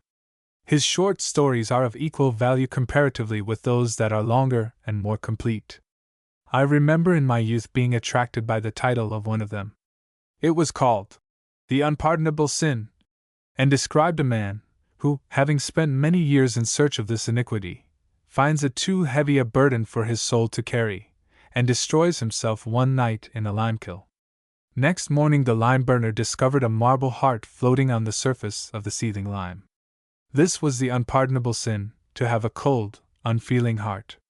Such allegories make a more lasting impression than many sermons. His notebooks also are of great value, especially the American ones. He makes dramatic situations out of the simplest incidents, and we read between the lines sentences he never wrote. We remember them without in the least intending to do so, and find ourselves reflecting upon them as if they were important events. No writer since Fielding has given so faithful a picture of the time in which he lived. One can envy such a man the 3 years he spent in Italy. During that time he resided chiefly in a villa on the height called Bellascardo, near Florence, a villa which he has described with some changes, in the Marble Faun, as the mountain residence of Donatello. A more delightful summer abode cannot be conceived, for it has the advantage of mountain air, and the view from it is unsurpassable. Picturesque Florence, with its towers and battlements, lies almost beneath it, while the green and sylvan valley of the Arno stands before it, with the far-off purple mists of the Mediterranean. Behind it the Apennines stretch from Livorno to Rome. The interior of this chateau, finished in ancient marble, he has described himself. Hawthorne's life was not a very easy one, as judged by ordinary standards, and until he went to England it was a weary and uncomfortable struggle. Let us be thankful that for once he had a full measure of rest and enjoyment, and let us be grateful to the man who made this possible for him. More than 10 years after his death on a summer afternoon Mr. Alcott was entertaining some friends, and as they looked towards the Hawthorne house one of them said, "Would you be surprised, Mr. Alcott, to see Nathaniel Hawthorne some day gliding past your rustic fence as he used to do?" "No, sir, I should not," replied the old philosopher. "For while he lived he always seemed to me like an apparition from some other world. I used to see him coming down from the woods between 5 and 6 o'clock, and if he caught sight of any one in the road he would go under cover like a partridge. Then those strange suspicious side glances of his. They are not anywhere in his writings. I believe they were inherited from some ancestor who was a smuggler, or perhaps even an old pirate. In his investigation of sin he was expiating the sins of his progenitors. There is reason for believing that Alcott was not far wrong in this conjecture. Julian Hawthorne, in the biography of his father, says of their ancestors, "His forefathers, whatever their less obvious qualities may have been, were at all events enterprising, active, practical men, stern and courageous, accustomed to deal with and control lawless and rugged characters. They were sea captains, farmers, soldiers, magistrates, and in whatever capacity, they were used to see their iron will prevail, and to be answerable to no man. A man who does not subordinate his will to the common law and the common good must eventually become a lawless man, unless restrained by such natural refinement and rare sense of propriety as we meet with in Hawthorne himself. It is not necessary to suppose that any of them were pirates, which was probably a mere flourish of Alcott's rhetoric. There is another legend that Daniel Webster, Rufus Choate, and Nathaniel Hawthorne were all distantly related through the Batchelder family. There are said to be red and black Batcheldas, like the Douglas family in Scotland, and the black Batcheldas have a rare gift of intellect which only comes to the surface when united with some other stock. One would like to know how much truth there is in this. There are indeed certain striking points of resemblance between these three, each in his own line surpassing all others of the same period. Their complexion, and their great physical strength, their deeply arched eyebrows, their genius for language, their reticent and contemplative habits, and especially a certain pregnant gloominess of expression, would seem to indicate a nearer unity than the general one of the Aryan races. Yet the case remains to be proven by documentary evidence. Louisa M. Alcott. Mr. Alcott's house in Concord was situated on the Lexington Road about 3/4 of a mile from the village center. It was the best-looking house almost in the town, being of simple but faultless architecture, while the others were mostly either too thin or too thick, or out of proportion in some way. It lacked a coat of fresh paint sometimes, but this was to its advantage from an artistic point of view. Fine old elm trees shaded the path in front of it, and across the road a broad level meadow stretched away to Walden Woods. In the rear it was half surrounded by low pine-wooded hills, which protected it from the northeasterly storms and the cold draughts of winter. Mr. Alcott had quite a genius for rustic architecture, as is proved by the summer house which he and Thoreau built for Emerson, and the fences, seats and arbors with which he adorned his little place added a final charm to the rural picture. In summer nights the droning of the bittern could be heard across the meadows, and woodcock came down familiarly from the hills to look for worms in the vegetable garden. The snow melted here in spring and the grass grew green earlier than in other places. It was the fitting abode and haven of rest for a family that had found the conflict of life too hard for them. Within the house was as pleasant as without. There is no better decoration for a room than a good library, and though Mr. Alcott's books were not handsomely bound, one could see at a glance they were not of a common sort. They gave his study an air of distinction, which was well carried out by the refined look and calm demeanor of its occupant. The room opposite, which was both parlor and living room, always had a cheerful home-like appearance, and after the youngest daughter May entered on her profession as a painter, it soon became an interesting museum of sketches, watercolors, and photographs. I remember an engraving of Murillo's Virgin, with the moon under her feet, hanging on the wall, and some excellent copies of Turner's watercolor studies. The Alcotts were a hospitable family, not easily disturbed by callers, and ready to share what they had with others. The house had a style of its own. How Emerson accomplished what he did, with his slight physique and slender strength, will always be one of the marvels of biography. His is the only instance, I believe, on record of a man who was able to support a family by writing and talking on abstract subjects. It is true he inherited a small property, enough to support a single man in a modest way, and without this his career would not have been possible, but the main source of his income was winter lecturing, a practice which evidently killed Theodore Parker, naturally a strong and powerful man. Yet he was not satisfied with this, but wished also to provide for others who had no claims of relationship upon him. His generous efforts in behalf of Carlyle have long since been made public, but the help he gave Mr. Alcott will probably never be known. Least of all would Emerson have wished it to be known. One can imagine that he said to himself, "Here is a man of rare spiritual quality, with whom I am in the closest sympathy. I cannot permit him to suffer any longer." So after the philosophic school in the Masonic temple had come to an end, he invited him to Concord and cared for him like a brother. Mr. Alcott deserved this, for though he was not more a philosopher than Thoreau was a naturalist, and equally with Thoreau he was a character.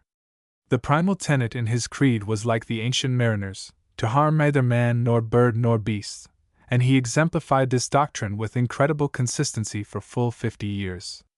He lived a blameless life.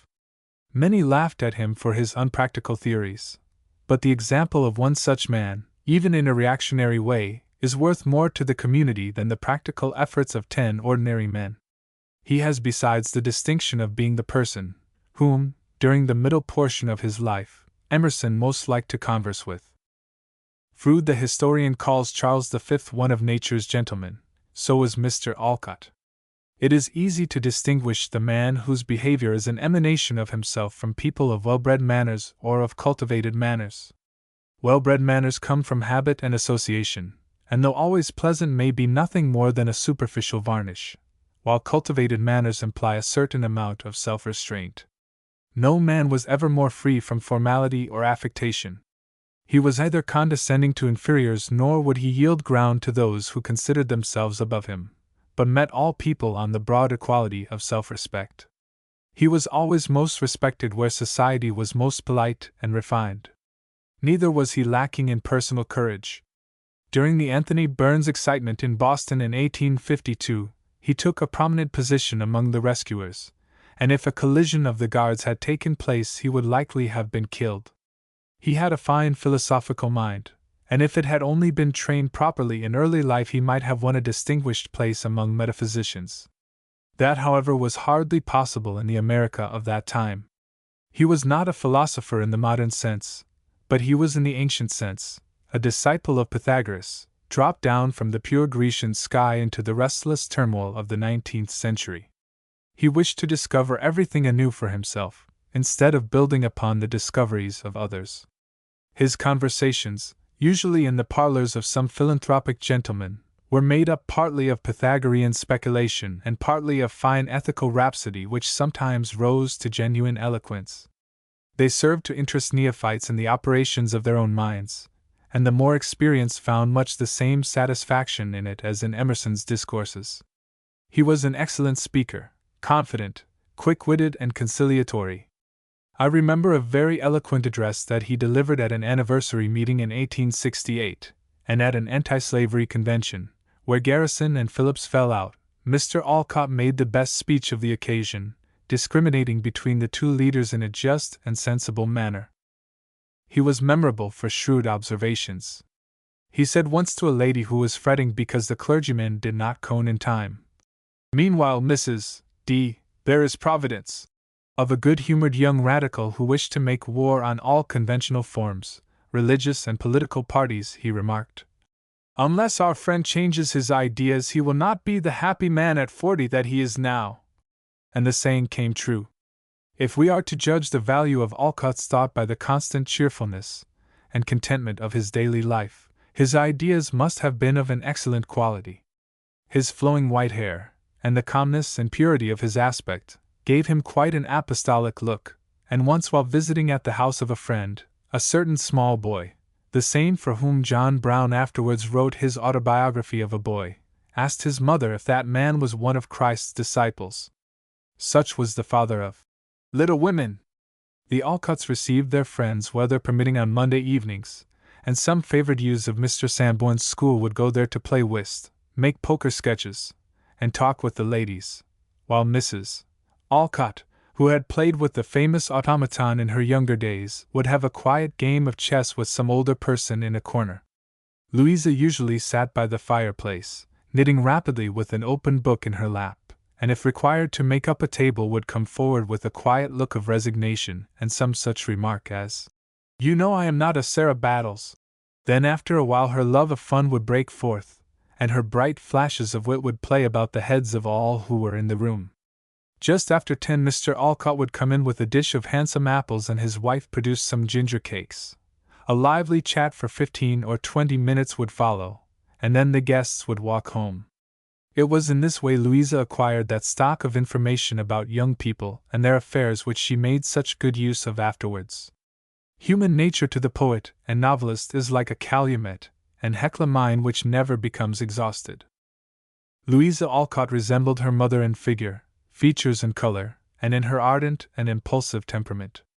In the greater number of families the eldest child resembles the father, the second and third are more like their mother, and the fifth, if there be so many, is often like the grandparents. In the Alcott family, however, it was just the reverse of this, for May, the youngest daughter, was the only one like her father, inheriting the artistic side of his nature, instead of the philosophical. Neither did Louisa resemble her grandmother's family, the Sewalls. She was emphatically a May, and the best of all the Mays, though there have been many of them who were excellent. I think she was indebted to her father for her enterprising spirit and keen sense of character. Mr. Alcott knew the people of Concord much better than they understood him, and was always most interesting when he talked of the distinguished people with whom he had been acquainted. May was fond of society, and a walk to and from the school dances cold winter nights, and then ready next morning for a skating party on Walden Pond. But she said her sisters had little entertainment in their youth, dressing always in the plainest manner and practicing a stoical self-denial. Louisa liked to look at other people dancing, and generally it made her happy to see the young folks enjoy themselves. This shows the true woman in her. The portrait she has given of herself as Jo in Little Women is not to be taken too literally. Like Thackeray in Pendennis, she has purposely left out the noble side of her nature, for indeed that was only disclosed at rare intervals and for those who had eyes to see. She had the strongest features of the family, and a quick, decisive manner which was sometimes mistaken for arrogance. Illustration: Louisa Alcott. From a photograph taken in 1858. Louisa and her sister Annie, now Mrs. Pratt, were excellent actresses, and were always in demand when private theatricals were on foot. To see them perform in the Two Buzzards, with her sister and F. B. Sanborn, was a treat of the first order. I can hear Louisa now saying, "Brother Benjamin, Brother Benjamin," in a scene of which all the rest is gone from my memory. Another favorite role of hers was Dickens' character of Sarah Gamp in the nocturnal interview with her friend Betsy Prigg. As Mrs. Jarley exhibiting her wax tableaus, she was inimitable. She did it with a snap. Once she was called upon to assist at an entertainment given at the house of the village blacksmith. She invented a charade which was both novel and appropriate. She arranged her father to look like the Boston statue of Franklin, and the resemblance was a very striking one, and then came in with another gentleman in a traveling dress, and surveyed and criticized him. When she said, "He seems to have rather a brassy expression," Mr. Alcott could scarcely hold his face. This was the first part. The second consisted of the scene from the Two Buzzards, already mentioned, and for the third a witty dialogue about Mr. Sanborn's school. As more than half of the audience was composed of Mr. Sanborn's pupils, this charade produced a great effect. Her acting had this peculiarity, that she seemed always to be herself and the character she was representing at the same time. This is the case also with some professional actors and actresses, notably with Madame Ristori and Edwin Booth, but it is not the finest kind of acting. The anti-slavery conflict and the Civil War with which it ended appealed strongly to her ardent and sympathetic nature, and this finally resulted in her enlisting as a nurse to tend the wounded soldiers. Her lively and picturesque hospital sketches, written at Washington for the Boston Commonwealth, are the echo of this period. Very few passed through that crisis without bearing the scars of it for life, and the fever which Louisa Alcott contracted in the camps sapped her vitality and probably shortened her days. She was one of the veterans, and deserved a pension. While she was convalescing, she said to a friend who condoled with her on her misfortunes, "The loss of my hair was the worst of it. This had been cut off by order of the doctor. I felt as if that were a disgrace." When someone asked her how she amused herself, she replied, "I think out sketches of stories and put them away in little pigeonholes in my brain for future use." On the 4th of July 1864 there was an evening party at the house of Hon. E. R. Hoare, and nearly at the close of it Miss Alcott came to me with a humorous twinkle in her eye and said, "A few of us are going to have a picnic tomorrow at Conantum, a picturesque bluff owned by one Conant, about 3 miles up the river. And Mrs.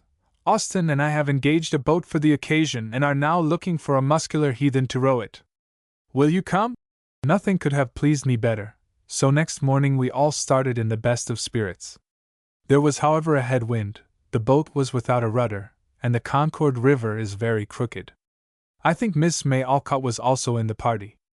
I found it terribly hard rowing, and finally exclaimed, "This is the darndest boat I ever pulled." "Frank," said Louisa, "never say darn. Much better to be profane than vulgar. I had rather live in hell than in some places on earth." Strong language, but true. Here, take some cold tea. She had a claret bottle full of this beverage, and gave me a good drink of it. Her vigorous piece of common sense was also very refreshing, and Conantum being now in sight, Miss Alcott and her sister insisted on landing at the next bridge, leaving Mrs. Austen, Mrs. Jane G. Austen, a bright little story writer of those days and very much like her English namesake, and myself to continue the way alone.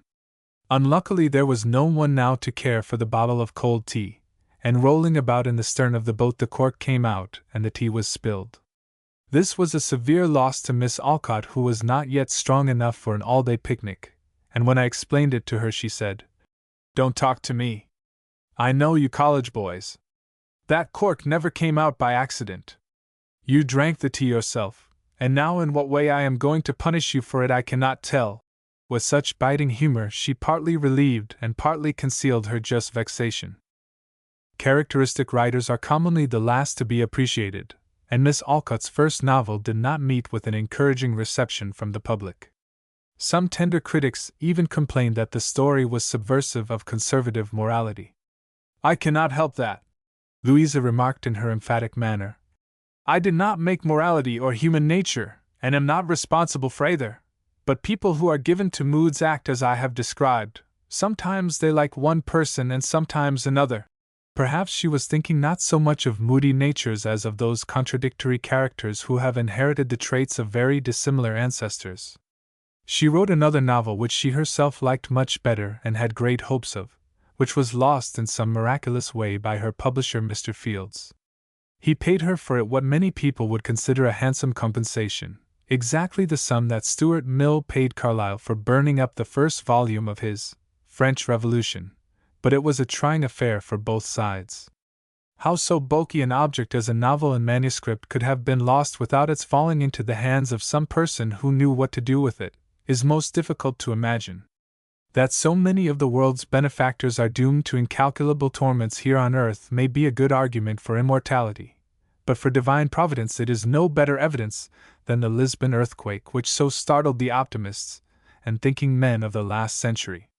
There is no telling why this is so, for misfortune falls upon the just as well as the unjust, and often no human foresight can prevent it. Louisa Alcott supposed that she was nearly well of her fever when inflammatory rheumatism set in. The worst of this was the loss of sleep which it occasioned. Long-continued wakefulness is a kind of nervous cremation, and resembles in its physical effect the perpetual drop of water on the head with which the Spanish inquisitors used to torment their heretics. Any mental agitation makes the case very much worse, and it requires great self-control to prevent this. It was melancholy to behold her at that time. Her pallid face, the dark rings about her eyes, and her dreary, hopeless expression might have penetrated the most obdurate heart. "I don't suppose it is going to kill me," she said, "but I shall never get over it. I go to bed at 9 o'clock and think steadily of the wood box in order to keep my mind from more serious subjects. It is not always darkest before dawn, especially when the moon is on its last quarter, but happily it was so in this instance." 3 years later she was in much better health, and had published Little Women. First the young people read it, then their fathers and mothers, and then the grandparents read it. Grave merchants and lawyers meeting on their way downtown in the morning said to each other, "Have you read Little Women?" and laughed as they said it. The clerks in my office read it, so also did the civil engineer, and the boy in the elevator. It was the rage in '69 as Pinafore was in '78. It was republished in London, a rare compliment for a book of its kind. Rumors of this unusual success had reached the little household in Concord and filled their home with pleasant expectations, but they had no idea of the extent of it.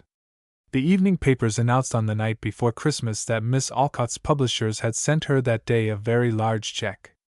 There were many glad hearts at this news beside those in the Alcott family, where, I fancy, tears and prayers were not wanting to complete the sacrament. The long struggle was ended, and peace and rest had come at last. Louisa had won a glorious victory, and the laurel wreath was on her brow. The style of Little Women is not classic, but as Goldsmith says in his preface to the Vicar of Wakefield, it matters not. It filled a vacant place in American and perhaps also in English literature, and must continue to fill it. Novelists usually take up their characters at the age of 21, or somewhere in the 20s, and there have also been many excellent books written for children, but to describe the transition period between 15 and 20 there had not as yet been anything adequate, if we partially accept Thomas Hughes' sketches of life at Rugby and Oxford. It is a period of life which deserves much more consideration than it often receives. It is the integrating period, during which we make our characters and form those habits of thought and action which mainly determine our destiny. The bloom of youth may conceal this internal conflict, but it is there none the less, and frequently a very severe one.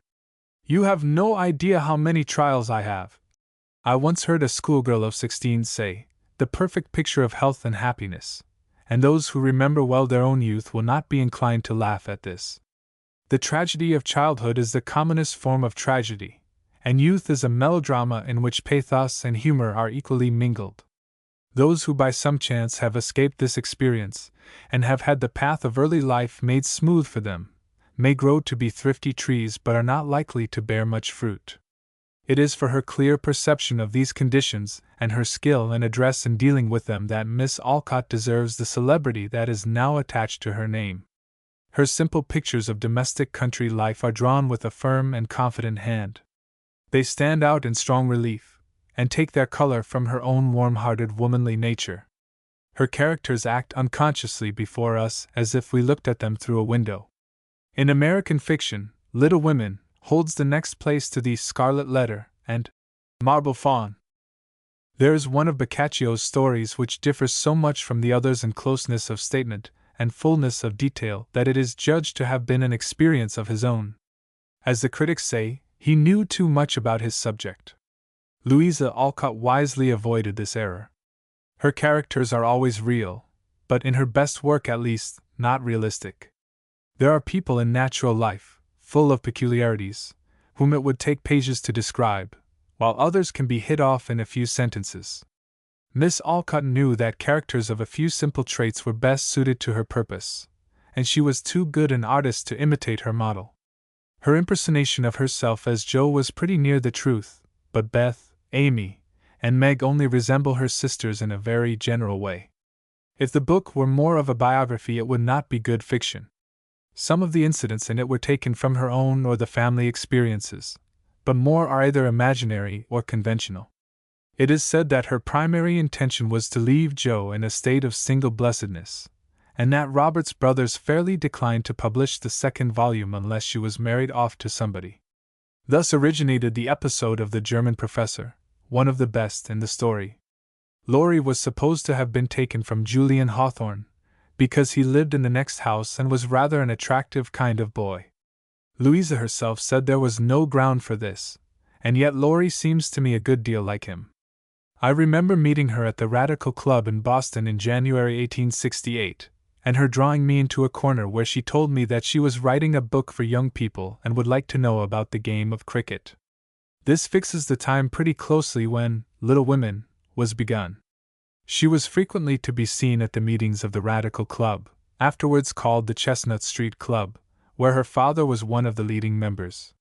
She did not care for lectures, but greatly enjoyed listening to the discussion of learned and thoughtful men. It was an era of large designs and great mental activity, and in such periods the best literary work is always accomplished. Once she said in her father's presence, "It requires 3 women to take care of a philosopher, and when the philosopher is old the 3 women are pretty well used up." But at another time she said, "To think of the money I make by writing this trash, while my father's words of immortal wisdom only bring him a little celebrity." She honored her father, and lived more for him than for anybody else, including herself. Her journey through Europe was like a triumphal procession. Doors were opened to her everywhere, not the palace of the Rothschilds or the apartments of the ex-Queen of Naples, but those of distinguished artists and literary people. Mr. Healy, the best American painter in Rome, requested permission to paint her portrait. This she consented to, and was rather surprised when he afterwards presented it to her. "I wondered," she said while we were looking at the picture, "what was going to come next, when one day Mr. Healy's daughter appeared with a novel and manuscript which she wished I would give an opinion of. I found it to be good and sent it to my London publisher, who happily published it for her. Posterity ought to be grateful for Healy's little maneuver." Illustration: The Alcott House. The same attentions followed her on her return to Boston, but she did not care for them. She had learned that the satisfaction of good work is the only one which we never have to regret. She was busy with plans for the future, considering especially how she might order and arrange her affairs for the benefit of her family. Ladies whose names she had never heard came in fine carriages and sent in their cards to her. This amused her very much. "I don't care who their grandfathers and grandmothers were," she said. "John Hancock was my great-great-grandfather, but nobody ever came to see me on his account." If she had leisure she received them, otherwise not. In her next novel, The Old-Fashioned Girl, she introduces herself with the name of Katy King, and says to her young friends, "Beware of popularity, it is a delusion and a snare, it puffeth up the heart of man, and just as one gets to liking the taste of this intoxicating draught, it suddenly faileth." When Little Men was published, a rather censorious critic complained that Miss Alcott's boys and girls had no very good manners, and made some inquiry after the insipid Rollo books which were in circulation 40 years ago. It is true their manners are not of the best, but they are the Concord manners of that period. Were they otherwise, they would not be true to life. Very few boys and girls of 16 have fine manners, and even after they have acquired the art of good behavior in company, they continue to act in quite a different fashion towards each other. What else can we expect of them?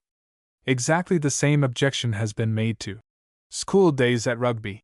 And when someone complained of Goethe that the characters in Wilhelm Meister did not belong to good society, he replied in verse, "I have often been in society called good, from which I could not obtain an idea for the smallest poem." Concord was large enough for Thoreau, but not for Louisa Alcott. She had no proclivity for paddling up and down Concord River in search of ideas. She had a broad cosmopolitan mind, and the slow routine of a country town was irksome to her. She did not care for nature, and the great world was not too large a field of observation for her. Even in Rome she preferred the living image of a healthy bambino to the statue of the gladiator who has been dying in marble for so many centuries.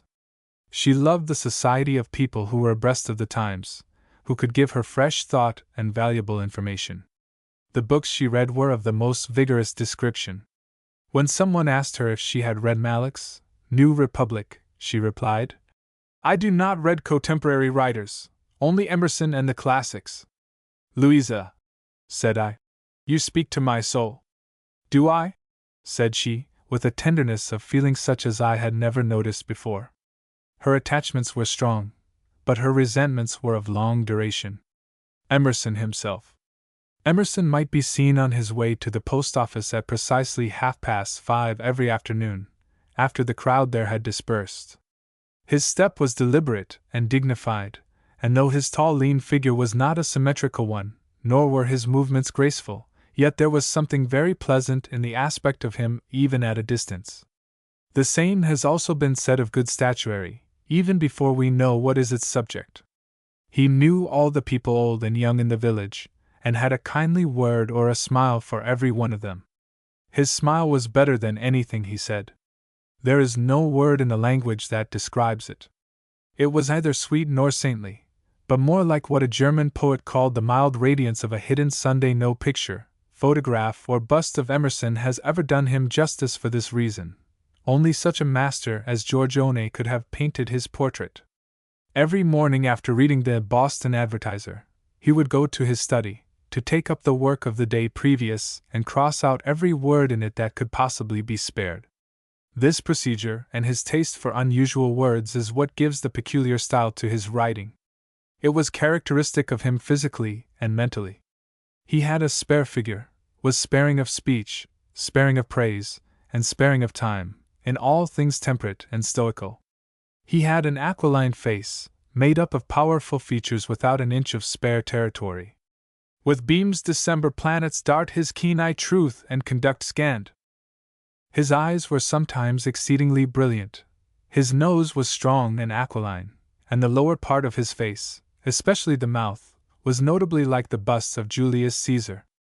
His voice was a baritone of rapid inflections, and when he was very much in earnest it changed to a deep bass. He once said, "Whenever I look in the glass I feel a depression of spirits." But his friends did not feel so. He was always an agreeable object to them, even in his last years when he looked in his study like an old eagle in his eyrie. Mental power is more attractive than beauty even to ladies. He was a modern Stoic, and carried that kind of life to a high degree of perfection.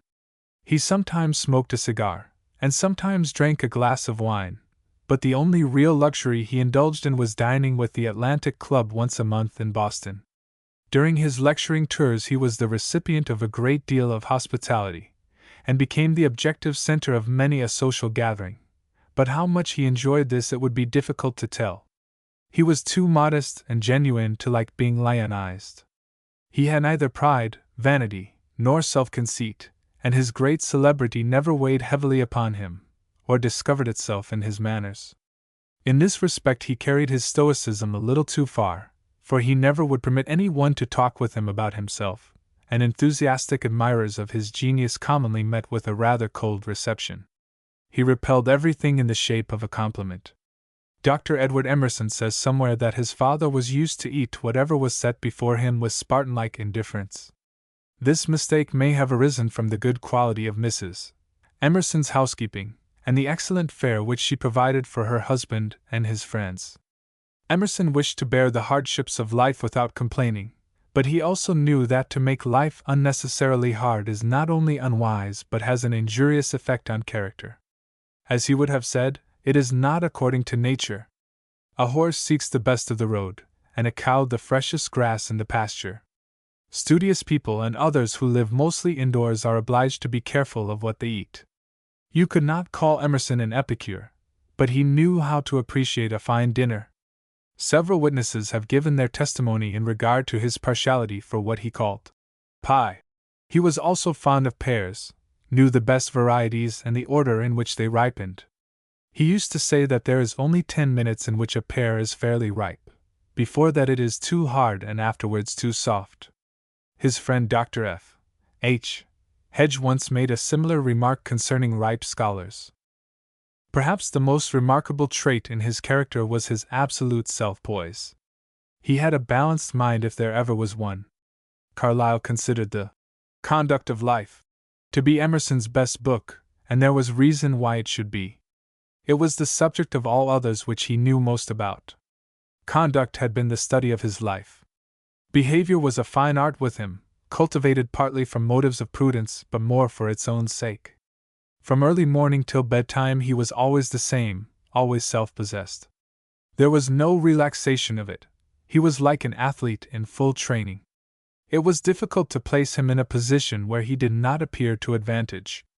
But he expected nearly as much from others, and had small patience with those who from ignorance or carelessness infringed the rules of etiquette. One of his expressions was that death or mutilation was the only excuse for being late to dinner. The notion that poets are an unpractical class of people is pure illusion. The lives of our chief American poets will be sufficient to contradict it. If Dante had not been a just governor of Florence, and Aeschylus had not fought like a tiger in the Battle of Salamis. Bryant was the able editor of a newspaper, Lowell made an excellent ambassador, and Longfellow also had the reputation with his publishers of being a very shrewd man of business. So was Emerson in all things eminently practical. He would sometimes say, "I allow myself to be cheated by one Irishman," but I do not think he was cheated very much. In fair weather he always left his books half an hour or so before dinner and walked out, to get fresh air and see what was going forward on his little place. The poem called Hamartia, and many of his best thoughts were evidently suggested by these short excursions. He says in The Conduct of Life, the scholar goes into his garden to obtain a juster statement of his thought. He puts down his hand to pull up a weed. Behind that is a second, behind the second is a third, behind the third a fourth, and beyond that 1,004. Who can doubt that this was a personal experience with him, as it has been with some others? There are many anecdotes of his good sense and sagacity, and the following is perhaps equal to any of them. One summer there was a camp meeting of spiritualists at Walden Pond, and every evening they held an entertainment of speeches, singing and music, to which a small admittance fee was charged. It happened, however, that the picnic pavilion was situated close to Mr. Emerson's land, and numbers of Concord people went out of curiosity, and leaning against his fence heard and saw everything that went on. A committee of spiritualists consequently called on Mr. Emerson and requested permission to collect fees from those who stole their entertainment in this manner. At first thought this might not seem to be unreasonable, but Emerson replied, "No, I have always enjoyed the privilege of walking upon my neighbors' fields, and I cannot now refuse the same right to them. Could a Chief Justice have decided the case better?" Emerson's no was always decisive, and if one person could not induce him to change his mind, I do not believe 20 millions would have succeeded in doing so. When he was involved in a lawsuit regarding some property, and the suggestion was made that he should compromise it, he said, "By no means. If it is mine, I want the whole of it. If it is not mine, I do not want any of it." He avoided controversies and often showed great tact in escaping from an argument. What he had once published was of no consequence to him, and he cared little whether others liked it or not. If people advanced opinions or judgments with which he disagreed, he made a plain statement of the fact, and then changed the subject of conversation. Opponents who wished to corner him, and had perhaps set snares for him to fall into, found themselves outwitted by his unfailing desire for peace and harmony. He went to the polls and voted. He attended town meetings and political caucuses, but never took an active share in them. The prohibition of liquor, the tariff question, the woman's suffrage movement, and other like vexatious matters he left severely alone. I doubt if any one discovered from first to last what his real opinions were on these subjects. At the Boston Radical Club in 1868 he was asked to give an opinion on women's suffrage, and he replied that he had no doubt that when all women had agreed as to what they wanted, what was in fact best for them, they could easily obtain it through the home influence. These, he would say, are questions of judgment. The slavery question was a matter of principle, and on that point he gave forth no uncertain sound. He did not, however, engage actively in the controversy till the passage of the Fugitive Slave Bill warned him how seriously the Republic was in danger. Then he threw himself into the struggle with all the energy of his nature, and stumped the Middlesex district for the Free Soil candidate Dr. Palfrey. In one of his speeches at this time, referring to Webster's support of the bill, he forged this terrible figure: "Every drop of blood in the man's veins has eyes that look downward." The final test of a deep mind is to respect forms and at the same time recognize how little comparatively they are worth. The technical skill of the pianist requires years of laborious effort, and yet it has no value unless he can also appreciate the intention and spirit of the composer whose music he plays. So it is in art, politics, religion, and all human affairs. When the national government was captured by the slavocracy, and converted in all its branches into an engine for the oppression of the Negro race and white laborers as well, Emerson saw clearly that the season of respect for law had passed by, and he celebrated John Brown as the apostle and martyr of a holy cause. This accurate historical penetration on the part of one who knew but little of history is the finest flower in the poet's crown. What he said of John Brown may now seem somewhat exaggerated, but the importance of the event has never been exaggerated. An argument, however, is not always to be avoided even at such times as we are least inclined for it. In February 1865 the good people of Concord called a town meeting to consider the advisability of building a new high school house. Alcott, who held some office connected with the town's schools, was strongly in favor of the project, and on his way to the meeting called on Emerson to secure his vote for it. He soon found, however, that he had waked up the wrong person. Emerson, who was finishing his dinner, considered that in time of war retrenchment and economy were first to be thought of, and that the new schoolhouse had better be deferred for 3 years at least. But Alcott had also good reasons for his opinion, and with all his deference for Emerson in philosophy and literature he did not seem inclined to yield on the present occasion. So the two friends argued the case together with equal good humor and determination, and the discussion had not ceased when they left the house.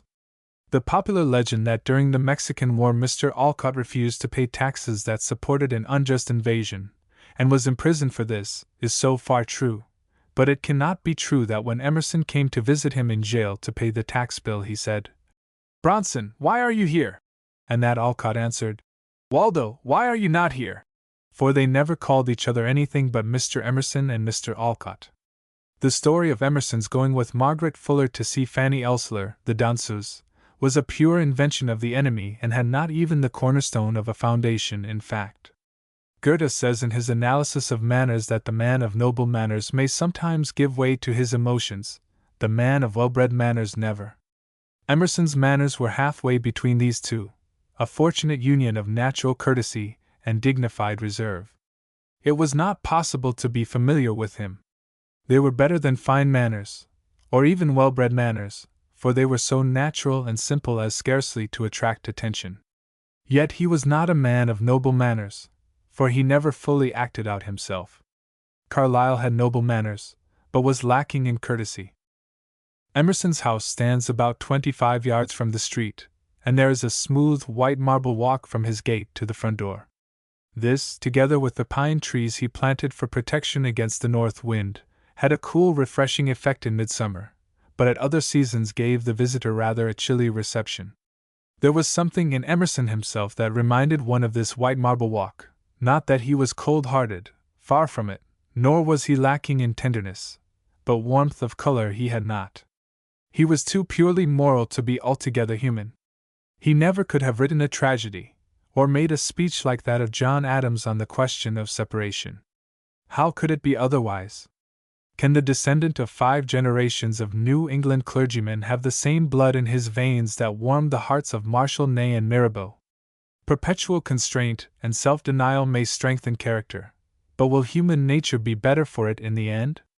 Constant trimming must finally weaken the tree, and if we consider history we find that the greatest services to mankind have been those ardent, self-forgetful natures who lived in a large, grand manner, and who cared more for the affairs they have in hand than for their reputations or the salvation of their souls.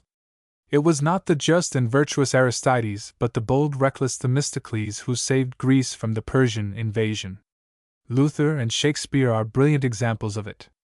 Our American poets have all except Poe a high reputation for virtue and good behavior, but I do not find in them the summer climate of Burns or the magnetism of Byron and Heine. There is such a thing as valuing our faults too highly. Emerson did not like such men, and was apt to do them injustice. He admired Napoleon and Goethe. A generous nature cannot help that, and his estimate of Napoleon's character is the best that has yet been made. But he preferred Lafayette to Mirabeau, considered Caesar wholly lacking in principle, and thought Machiavelli was the fiend incarnate. His friends were like himself, cool-headed and scrupulous, but they were not the persons who cared most for him and appreciated him the best. Such men as Theodore Parker, M.D., Conway, David A. Wasson, and Wendell Phillips did more for Emerson almost than his own writings, in spreading his reputation and celebrating his genius. Wherever Phillips and Parker lectured in the West and were asked, as often happened, who were the best of the New England lecturers, they always placed Emerson at the head of the list. They served as mediators between him and the large class of persons who could not readily understand him. If he was an exacting moralist, he was never a narrow or pettifogging one. It is true he laid down the rule that a young lady had always the right to break off an engagement, but not so a gentleman, for he has the opportunity, which she has not, of making his own choice, what no man would have said who was aware of the arts and stratagems which women often practice to obtain the man they desire. But he was not generally a censorious man. Illustration: King's bust of Emerson. Modeled in 1854. He believed firmly in the old saying of every man to his trade. He never preached sermons on weekdays, or discoursed on public and private duties, or lectured about self-sacrifice and the necessity of living for others. He believed that such talk did quite as much harm as good. Do not try to be good, he would say, but true to yourself.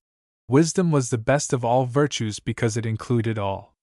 He thought there were cases in which divorce from incompatibility is justifiable.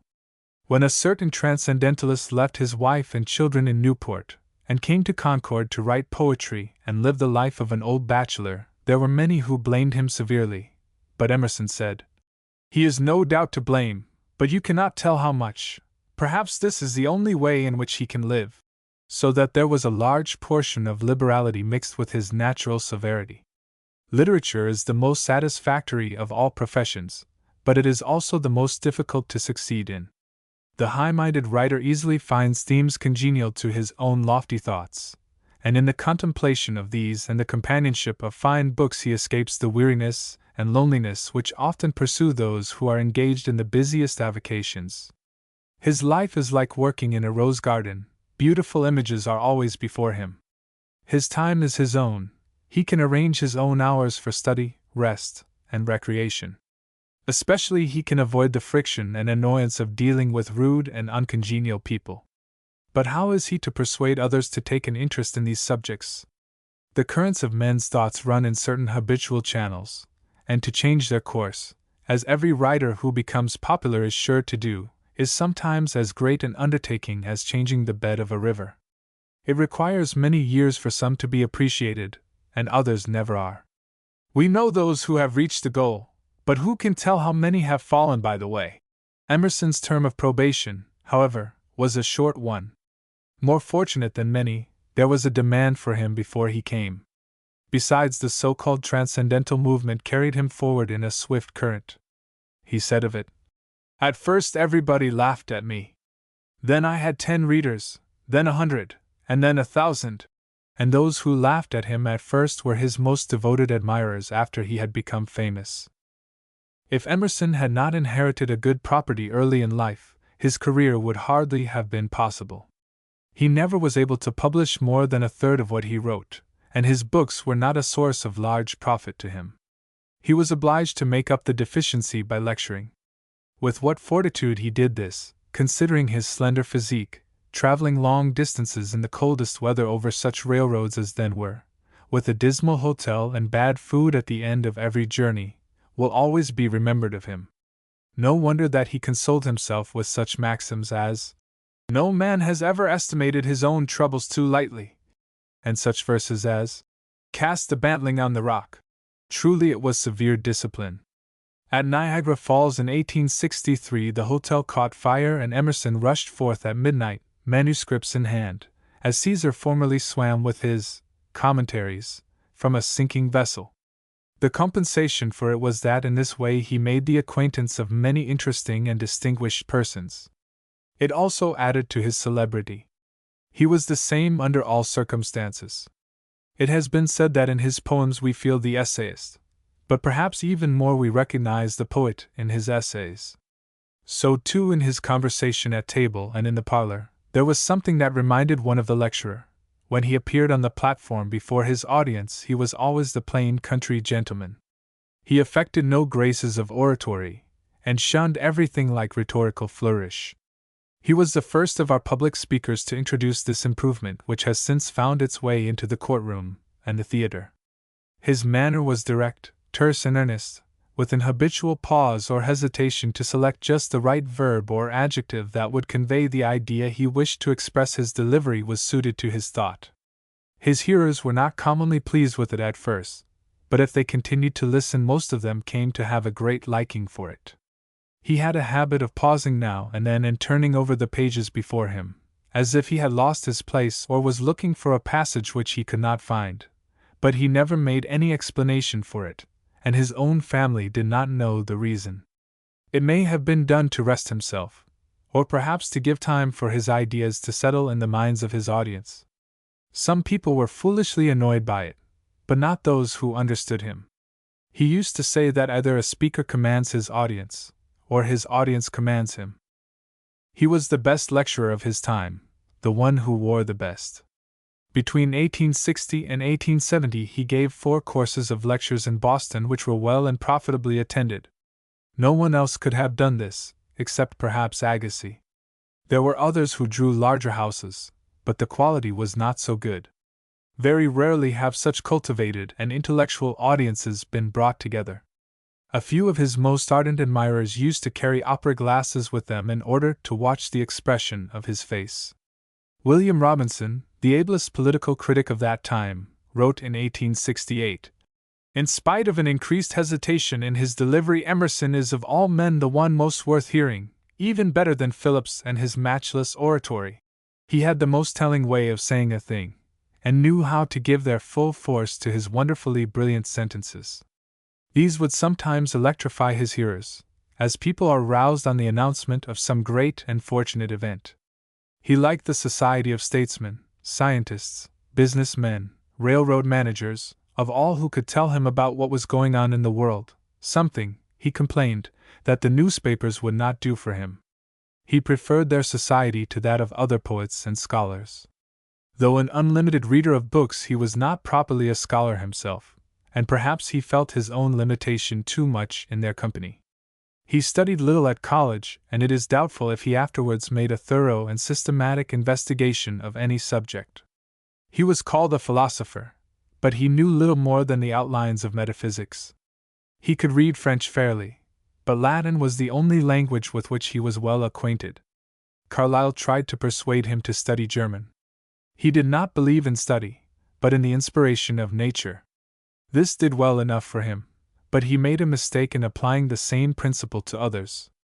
He was wont to excuse Alcott's rambling rhapsodical conversations on the ground that it was the only talent the man had, that he must do that or nothing, but many people considered that Emerson was more to blame in the matter than Alcott himself. A person who makes a profession of philosophy, as Alcott certainly did, ought to be well acquainted with the writings of other philosophers of his own time, and it surely would have done no harm for Emerson to have suggested this to him. When the Boston Radical Club was formed, Emerson thought it would be a good opportunity for Alcott to place his ideas before the public, but Alcott found himself at a disadvantage among the scholarly minds he encountered there. At the close of his essay on Plato, Emerson says, "I am sorry to see him after so many fine thoughts throwing a little mathematical dust in our eyes. Does he partially expose here a peculiarity in his literary procedure? Other people do not read Plato for his fine thoughts, though there are many such, but for the charm of his discourse and his beautiful exposition of Greek philosophy." From this and from hints let fall in conversation we may suspect that he read books not so much for what was in them as for ideas which they suggested to him, and which he might make use of in his essays and lectures. Alcott said that he carried slips of paper with him on which to jot down these considerations by the way. Thus he came to value books too much from a single point of view, and his friends were sometimes surprised at what he recommended them to read. He would estimate a second-rate novel like Christie Johnstone above Thackeray's Newcomes. However, it may generally be said that the greater and more high-minded an author might be, the better was Emerson a judge of him. He liked in a writer what he called the eternal spirit, that is, what makes his work valuable for all time. He prized Plato, Shakespeare, and Goethe above others, and gave the next place to Homer, Dante, and Swedenborg. He gave Carlyle a very high rank, considered his history of Frederick II even better than Thucydides. During the last year of his life, when he had almost lost his memory for names and people, he said to a visitor who called on him, "I have lately been reading a most interesting book about—" He hesitated for some time. "The greatest man that has lived for more than 2 centuries. Then he walked across the room and, pointing to a long row of books, added, "About that man." His friend looked and saw it was an edition of Goethe's 40 volumes. Grimm's lectures on Goethe had lately been published. The colored students of Howard University requested Emerson to give them a conversation on books, and tell them what they had better read, and he, remembering his own maxim, that the greatest prudence lies in concentration, limited himself purposely to a very few. He recommended Shakespeare and Milton, of course, Gibbon's Decline and Fall, Boswell's Life of Johnson, Goethe's Conversations with Eckermann, and Goethe's autobiography. Faust, he spoke of in rather a slighting manner. He did not think it possessed the eternal spirit. That so much of a Puritan as Emerson should have admired Goethe is as remarkable as Goethe's admiration for so stanch an old Puritan as Milton. The English writers of his own time, with the exception of Carlyle and possibly Tennyson, he did not like. He met Macaulay at one of Lady Holland's celebrated show dinners, and conceived a decided aversion for him. Such severely critical writers as Froude, Ruskin, and Matthew Arnold he never could like. He once had an interview with Ruskin, but it did not prove to be satisfactory. They differed on all points, and Ruskin complained that Emerson did not understand him. 6 months afterwards Emerson remarked with his most amiable smile, "I expect Mr. Ruskin is still miserable because I could not understand him." But Ruskin's province lay outside of Emerson's, who cared little either for painting, sculpture, or music, or even for literature considered as an art. He had in his study a copy of Giotto's portrait of Dante which he evidently prized, and also Raphael Morgan's engraving of Guido's Aurora, but these were presents from his friends, and it is doubtful if he ever purchased a picture himself. He was a frequent visitor at the Boston Athenaeum, and seized upon every new book of value as soon as it appeared, was the first to read translations of the Zendavesta and Confucius. He read almost every readable book in the English language as well as translations from all languages. He said he would as soon think of swimming across Charles River when he might make use of a bridge as to read a foreign book in the original if he could obtain a good translation. This statement contains a good deal of truth, though it has been often traversed by those who learn languages easily and think because they get the literal meaning of Tacitus or Rousseau that they know all about the matter. The full significance, however, of any good writer can only be obtained by reflecting while we read, and the continuous exertion required to decipher a foreign tongue interferes with this not a little. If the reader can think in the language before him, well and good, but few are so fortunate, and of those few not more than 1 in 10 will be able to think in 3 or 4 different languages. Any person who has merely a conversational knowledge of Italian, for instance, would do much better to read the excellent translation we now have of Machiavelli than to read the original, and no one except a Greek professor would think of stumbling over Thucydides instead of using Jowett's version of it. So it is with Taine's English Literature and Von Hoist's History of American Politics. On the other hand, it may be said that no translation of the Odes of Horace has any value at all, and a faithful study of one book of the Iliad is worth all the translations from Homer that have ever been made. But the subject is an extensive one. The tendency of pure democracy to Caesarism or imperialism has often been noticed, and the frequent change from one to the other has now become an established historical fact. Of this principle there is a curious illustration in Emerson's political opinions. He was in theory a pure democratist, but he would now and then make a remark which showed that he also believed in the rule of the strong hand. In his prose writings may be found 2 distinct lines of political thought emanating from these opposite views. He wrote a poem on Cromwell and an essay on Napoleon, and evidently admired them both. In his Boston Hymn, and in several other poems he comes very close to socialism. In Woodnotes he says, "The Lord is the peasant that was, the peasant the Lord that shall be, the Lord is the hay, the peasant the grass, one dry, and one the living tree." Democracy is limited in America by the conservative structure of our government and the good sense of the community. During Jackson's administration we came rather close to pure democracy, and nearly as close also to absolute despotism. Emerson was far from knowing this, but he felt that something was wrong. He wrote to Carlyle, "We have a most unfit man for president." On another occasion he wrote, "Politics are now in such a condition that the best principles are in one party, and the best men in the other." He appears to have voted with the best men. Again he would say, "If we can only once get the best man at the head of affairs we should be only too glad to turn everything over to him." Emerson, however, did not allow these theories to affect his practice. He always voted the Whig ticket till 1844, and after that the Free Soil and Republican tickets. It was the same with his doctrine of living according to nature. He never thought of doing this himself, except so far as a sensible mode of life and unaffected behavior may be considered so. He was the most conventional man in Concord, and as scrupulous of etiquette as an English clergyman. He was oftener seen with a silk hat, what Mr. Howells calls a cylinder hat, than any other person in the town. In his later years he declined to wear a wig, because it was not according to nature, but neither had he formerly worn a beard, which was quite as little according to nature.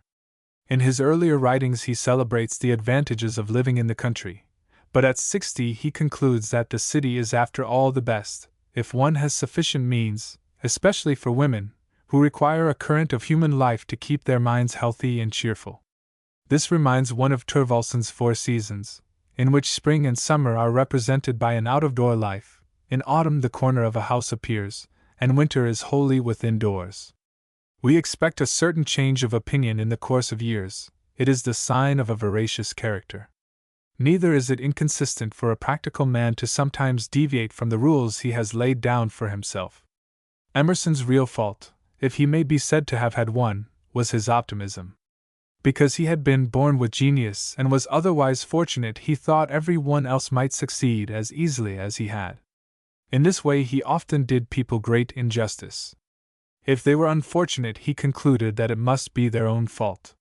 "Wherever there is failure," he said, There is some giddiness, some lack of adaptation of means to ends.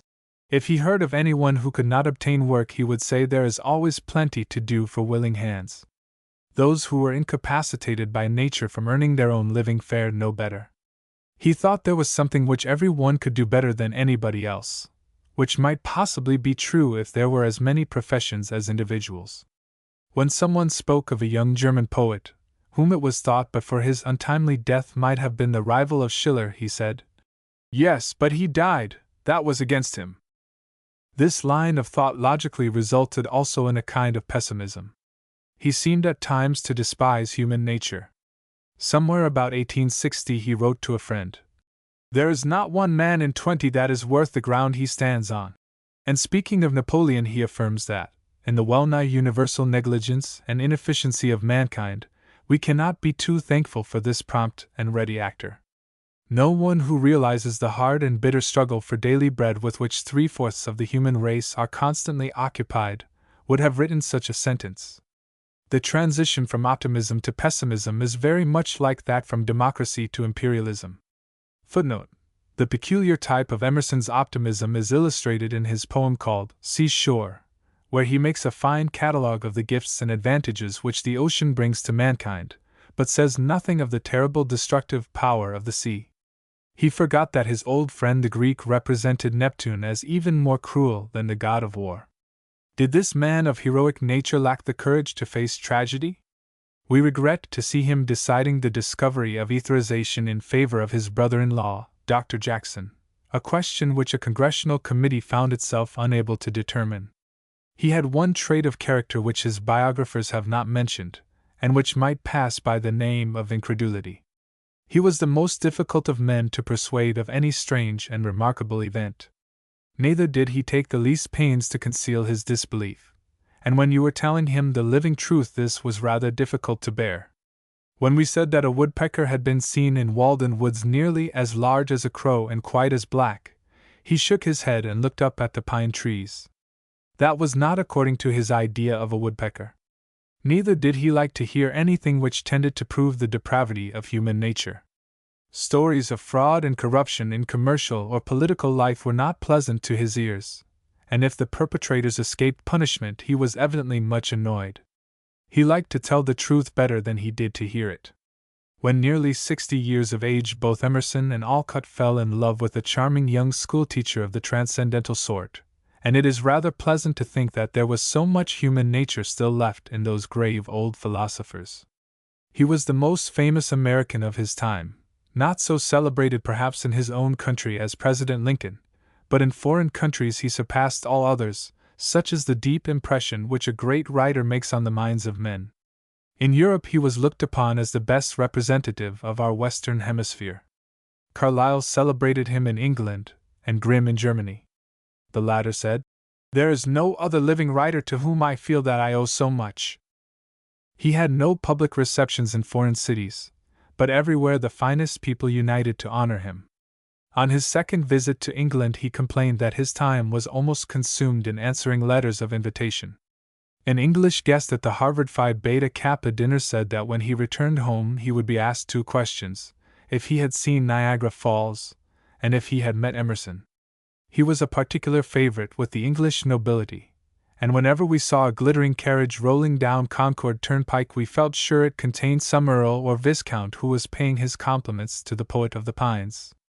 Emerson liked to entertain these distinguished visitors in his modest little parlor, but he never slighted his old friends for them, for he lived the wisdom that he taught, and the final virtue of this man was the religious humility of his nature. Matthew Arnold's lecture. During the earlier part of Emerson's career his religious philosophy met with such decided opposition that his friends were, very properly, all the more enthusiastic in his defense, and when the tide turned in his favor, and his fame rose continually higher and higher, the enthusiasm of his admirers reached a climax, and like Webster before him, he became a veritable subject of idolization. His opponents, finding the current too strong for them, retreated into smooth water, waiting, like a defeated political party, for a favorable change of the tide. When, therefore, Matthew Arnold came to America in the autumn of 1883 expressly to lecture on Emerson, as a writer and thinker, There was great expectation on both sides, and both were equally disappointed. His friends, who knew that he liked Emerson, thought he had found too much fault with him, and the other party considered he had praised him too highly. Few men have ever done so much good in England as Matthew Arnold. Somewhere about the year 1830 Goethe remarked that Englishmen, as such, were without reflection, party politics and the interests of trade interfered to prevent it, but they were great as practical men. This continued to be the order of the day, in spite of an occasional warning from Macaulay, for 30 years more, until finally Matthew Arnold came forward and said, "Do not be blinded any longer by the prejudices of self-interest, but endeavor to see things as they actually are." This was the continual chant of his life, repeated in 100 different forms. He made use of the popularity he had gained by his fine, classic poetry, to teach his countrymen a lesson in culture. Footnote: Lowell also made an excellent point when he warned Englishmen, at the Coleridge Memorial, that if they were to regain the intellectual altitude of their ancestors, they must give up the adoration of common sense, and pay more respect to imagination and ideality. Never did Demosthenes expose their faults to the Athenians more frankly and fearlessly, and with such manliness that at the time of his death there was no person in the British Islands more generally respected. On a trial vote that was taken by a London newspaper for membership to a proposed British Academy, Gladstone received the largest number of ballots, Tennyson the next, and Matthew Arnold came third. He was considered the best literary critic in England, and if he had outlived Tennyson he would have succeeded him as laureate. He showed a dignified reserve in only publishing a very few books. 2 small volumes of poetry, his Essays in Criticism, which has become a standard work, and his American Essays are all that I know of. For all that, few writers were more celebrated in his own time, and it may be said that he fully deserved his monument in Westminster Abbey. However, it must be admitted that as a critic he had certain peculiarities. He was, perhaps, too sensitive and impressible, too easily thrown off his guard by qualities in a writer for which he had an aversion. He would not only mention them once, but again and again. He ignored Schiller, who was at least one of the world's greatest dramatists. He was dissatisfied with Tennyson and could not endure Shelley at all. His attack on Francis Newman's translation of the Iliad was so severe that he finally discovered the fact himself. His preference for the classic style in literature was rather too decided, for we must never forget that Shakespeare himself was chiefly romantic. He liked poetry which was like his own, and seems to have unconsciously judged other poets by that standard. He had no patience with idiomatic writing like that of Carlyle or Jean Paul, and he made incessant warfare on the subjective method. It is true that subjectivity may be called the peculiar vice of the 19th century, and yet it is a vice like the self-consciousness of the early Christians, that ought finally to end in virtue. There are thousands of readers whose minds cannot be reached in any other way. Allowances must sometimes be made also for the physical condition of a writer. Not always, for Carlyle wrote the greatest of dramatic histories while he was suffering from dyspepsia in the most distressing manner. However, I think in Matthew Arnold's case something may be conceded to him. He came to lecture in America for a double purpose, to tell the truth and to repair his fortunes. It was a sad story. His son had failed in business, his father, of course, had endorsed his notes, and he found himself at the threshold of old age as poor as in the beginning. Such a shock is felt severely enough by tough, hard-fisted men of the world, but to the tender sensibility of a poet it must have been a crushing blow. There can be as little doubt that it brought on the malady that abbreviated his life, as that it gave a melancholic tone to his thought and filled his mind with gloomy forebodings. The opening of his address was very beautiful. He recalls the impression made upon him in his youth by the writing of Carlyle, Goethe, Emerson, and Francis Newman, and says, 40 years ago, when I was an undergraduate at Oxford, voices were in the air which haunt my memory still. Happy the man who in that susceptible season of youth hears such voices! They are a possession to him forever. No such voices are there now. Oxford has more criticism now, more knowledge, more light, but such voices as those of our youth it has no longer. The name of Cardinal Newman is a great name to the imagination still, His genius and his style are things of power. A greater voice still, the greatest voice of the century, came to us in those youthful years through Carlyle, the voice of Goethe.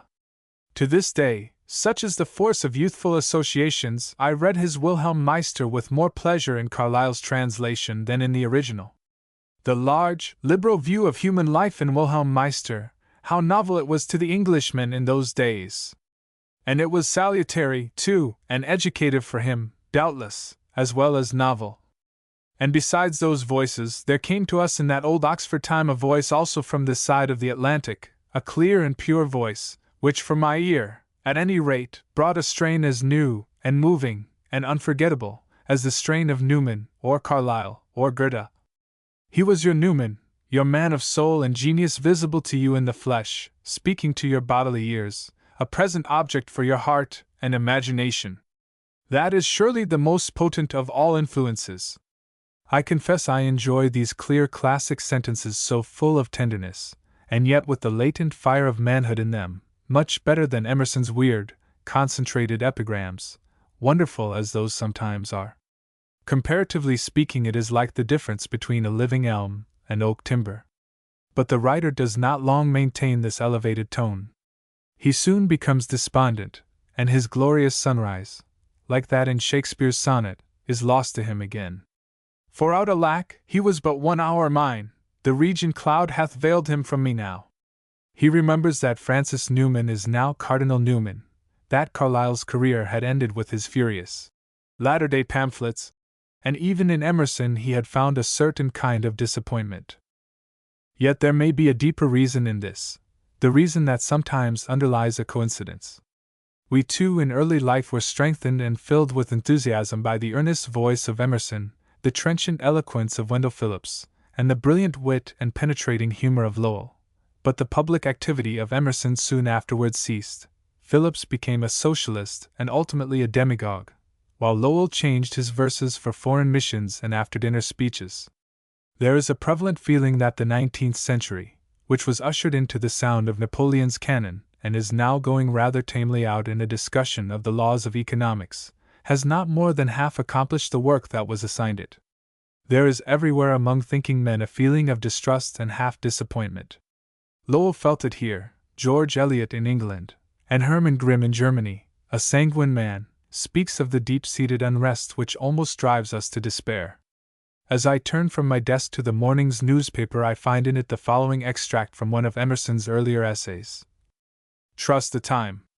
What a fatal prodigality to condemn our age! We cannot overvalue it, it is our all.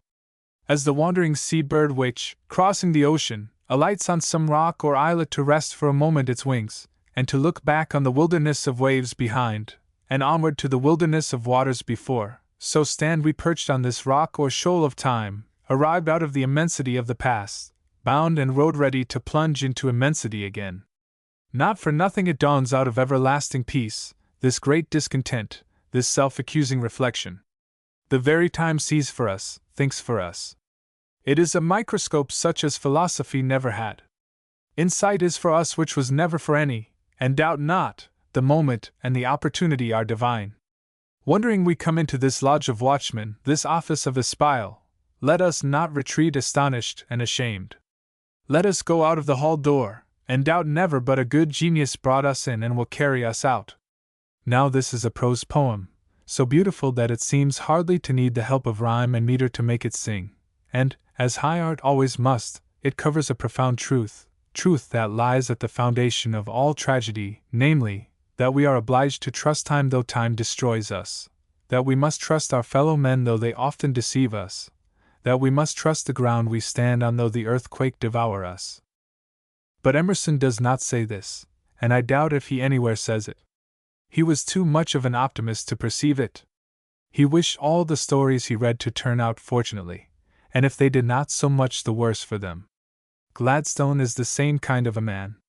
He believes that the right will always finally conquer, and so it may when the day of judgment arrives and the affairs of the universe are at last wound up. It gives him, as it did Emerson, a tremendous energy, almost like fanaticism, but it must in the nature of things affect his political judgment. The lives of these two stretch nearly across the 19th century, and their popularity is evidence that they represent their own time better than most others. What does Emerson intend by trusting the time? Does he mean the spirit of the age? If we replace the word time by divine providence, the passage becomes intelligible and notably significant. But if he meant the prevailing spirit of the time, the earlier part of Emerson's career is a perfect contradiction of it. If in his youth he had trusted the prevailing tendency of his time, he would have become a conservative formalist, and never heard of as an independent thinker. It might even be said that few men have ever trusted their own time less. Like Gladstone, he was dissatisfied with the present and looked toward the future. They both exerted themselves with all their might to revolutionize public opinion and give to the future the stamp of their own ideas. The old Hebrew prophets whom Emerson so much resembled did not trust their own time, but were constantly complaining of it. So Cicero cried out, "O tempora, O mores!" and Savonarola, and many others. It would seem as if in this poetic rhapsody the writer had lost sight of his subject almost immediately upon stating it, and had substituted providence for it in his mind. This was not unfrequently the case with him, and may account for those vague aerial flights which his commentators have referred to. Hawthorne says, "Mr. Emerson is a great searcher for facts, but they seem to melt away and become unsubstantial in his grasp." However, it was not facts but ideas that he was in quest of. The whole of Matthew Arnold's essay is thoughtful and interesting, but it has one grand defect. After saying that Emerson's writings constituted the most important prose work of the 19th century, he fails to support the statement by sufficient arguments. If he had developed this point to such a length as its importance deserved, and then finished his discourse with a glowing tribute to Emerson as a man, his audience might have found slight cause to complain of him. But after simply stating the fact, he proceeded to a lengthy discussion of Emerson's Stoical philosophy, and finally branched off on a criticism of Carlyle and the consideration of happiness as the true end of life. We will only pause here to remark that the true end of life does not seem to us to be happiness so much as development, and the evolution of such characters as Emerson and Matthew Arnold. His condemnation of Emerson's poetry was a still severer blow. Emerson's friends had endured enough already on that score. Nothing was ever made so much fun of by parodists and other small wits. In any social company, if Emerson's poetry was mentioned, somebody was sure to raise a laugh, and there was nothing that could be done about it. It was hoped that Matthew Arnold's prestige would put a final end to this nonsense, which was nothing but a fashionable habit, but he added the weight of his position as professor of literature to the other side of the scale. He praised certain portions very highly, but averred that these were exceptional, and concluded with what seems to be a reductio ad absurdum, namely, that Longfellow's poem of The Bridge, or Whittier's School Days, was worth the whole body of Emerson's verse. As these were anything but the best of Longfellow and Whittier, it seemed rather inconsistent in Matthew Arnold to have praised Emerson's poetry at all, and this was the more surprising after his courageous defense of Wordsworth a short time before. Those who like Emerson's poetry usually like Wordsworth's and vice versa. But Emerson's poetry is a peculiar subject. Carlyle and Lowell, both eminent critics, did not condemn it, but at the same time they were slow to praise it.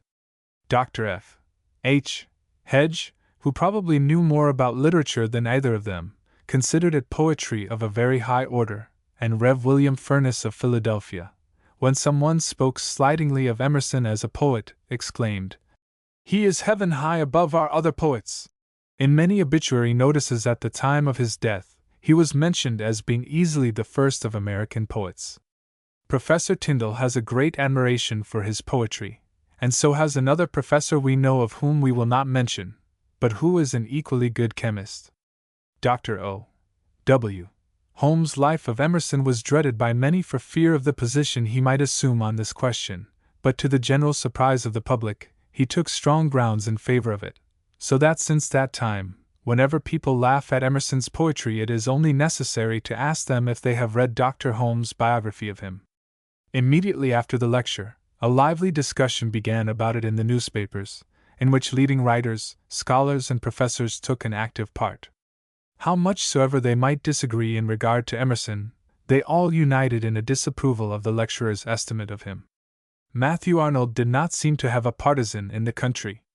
The discussion was renewed a year later when his book of Discourses in America was published, and then David A.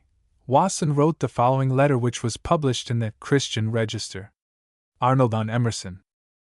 It may be doubted whether Matthew Arnold's critical estimate of Emerson as a prose writer is well understood by most of those who take it in ill part.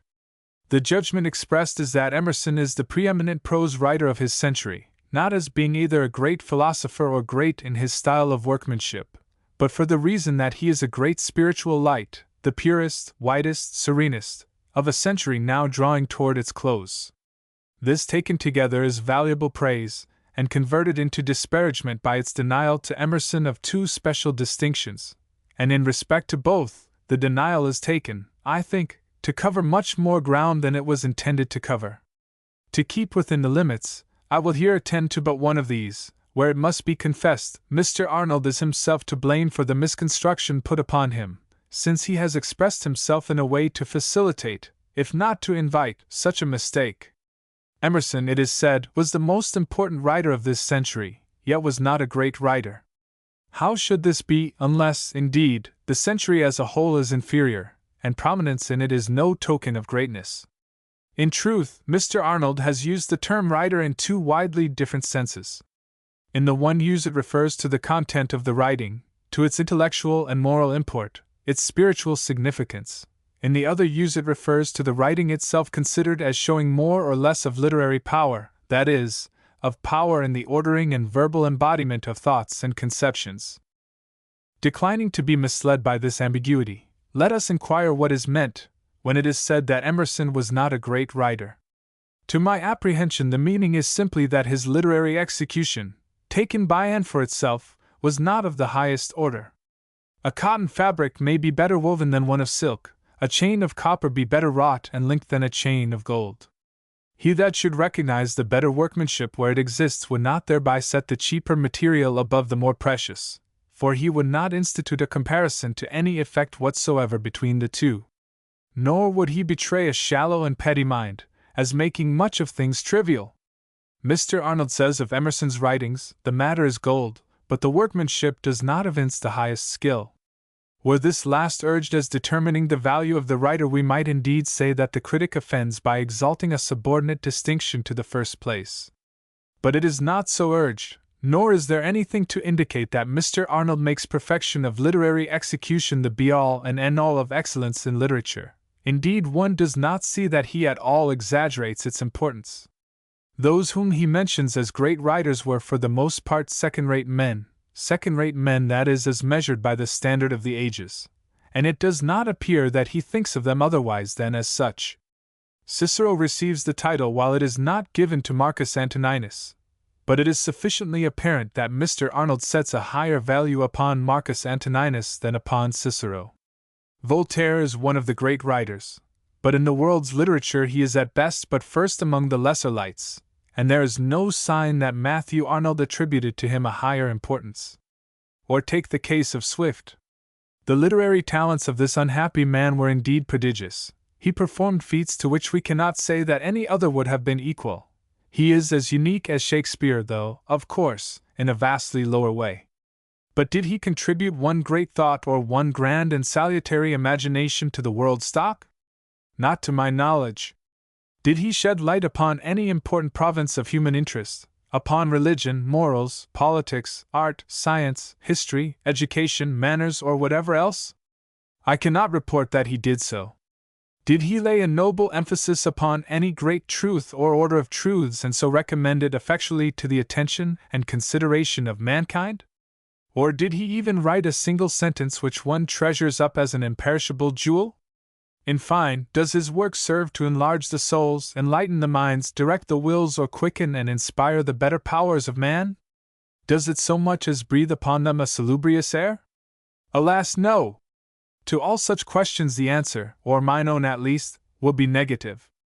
Yet he was indeed a great writer, that is, he had a truly wonderful power of conception and representation.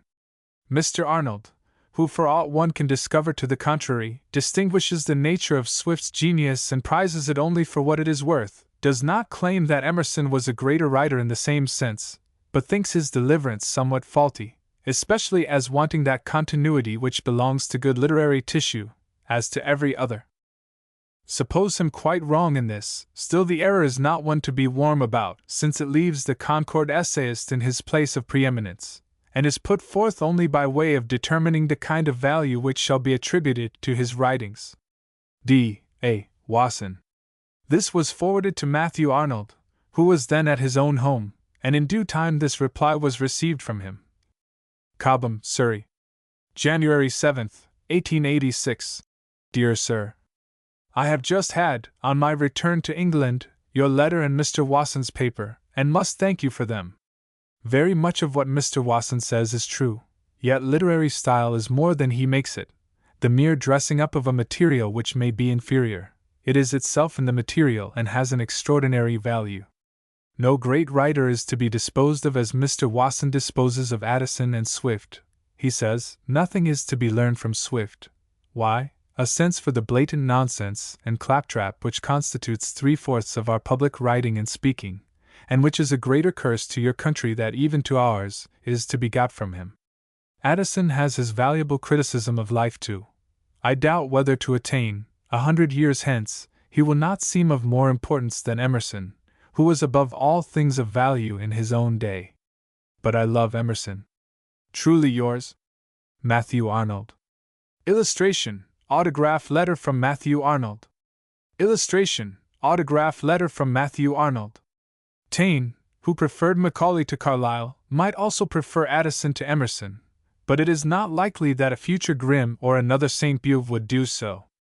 In his Essays in Criticism, Matthew Arnold enters a general complaint against English prose writers for a lack of mental flexibility, and against Addison particularly for the commonplaceness of his ideas. He was a severe and exacting critic. David A. Wasson, Bryant, Longfellow, Emerson, Hawthorne, and Whittier were all nearly of the same age, and formed a literary galaxy such as has been rare enough in any country or period of history. They are distinguished, however, by one peculiarity, a slight sentimentalism which belonged to the time in which they grew up, and is most strongly marked in Longfellow and least so in Hawthorne. 15 or 20 years later there appeared, as usually happens, a number of talented imitators or admirers, and with them 2 men of equal genius who may be looked upon as the corrective and antidote for their predecessors. These were James Russell Lowell and David Atwood Wasson. They were as different as Goldsmith and Dr. Johnson. Lowell was a fine poet, a humorist and man of the world. He wrote easily and lived easily. He was the companion of wealthy and distinguished men. He acquired prosperity, as it were, by natural inclination. Next to the King of Prussia, he was the most fortunate man of his time. He knew something of sorrow, but of hardship and misfortune only by hearsay. He was the child of summer, and reveled in it, but this continual happiness brought with it certain limitations. Though he was a veracious man, he was rarely a serious one. He never became thoroughly in earnest until he was stimulated by partisan feeling. His best poems were inspired by the anti-slavery conflict, and the rendition of Mason and Slidell, and it was just on these occasions that his humor was most brilliant and pleasant-flavored. His productiveness was not great, and his other writings do not make a strong impression. It is said that he often tried to write a book, but was never able to concentrate himself on one subject for a sufficient length of time. He is easily the first of American humorists. The greatest compliment ever paid Thoreau was that such a man as Lowell could not understand him. Wasson must have been born under the constellation of the Little Bear. As the Germans say, his life was always winter. Every possible obstacle was placed in his way, and misfortune came to him at one time or another in almost every shape. The difficulties he encountered in life were too great for him, and prevented the full fruition of his genius. The wonder is that they did not crush him altogether. He never acquired the sufficient public influence, nor received the recognition his merit deserved. He was by nature a thinker, a seeker after truth. There was no problem, social, political, or philosophical, which he was not ready to grapple with. He could plunge into these subjects like a pearl diver who means to touch bottom, and would never come out till his last breath was spent. This mental habit and his continual suffering made him only too serious, too much in earnest. Jests were not in his line, but he sometimes wrote poetry of the very highest order.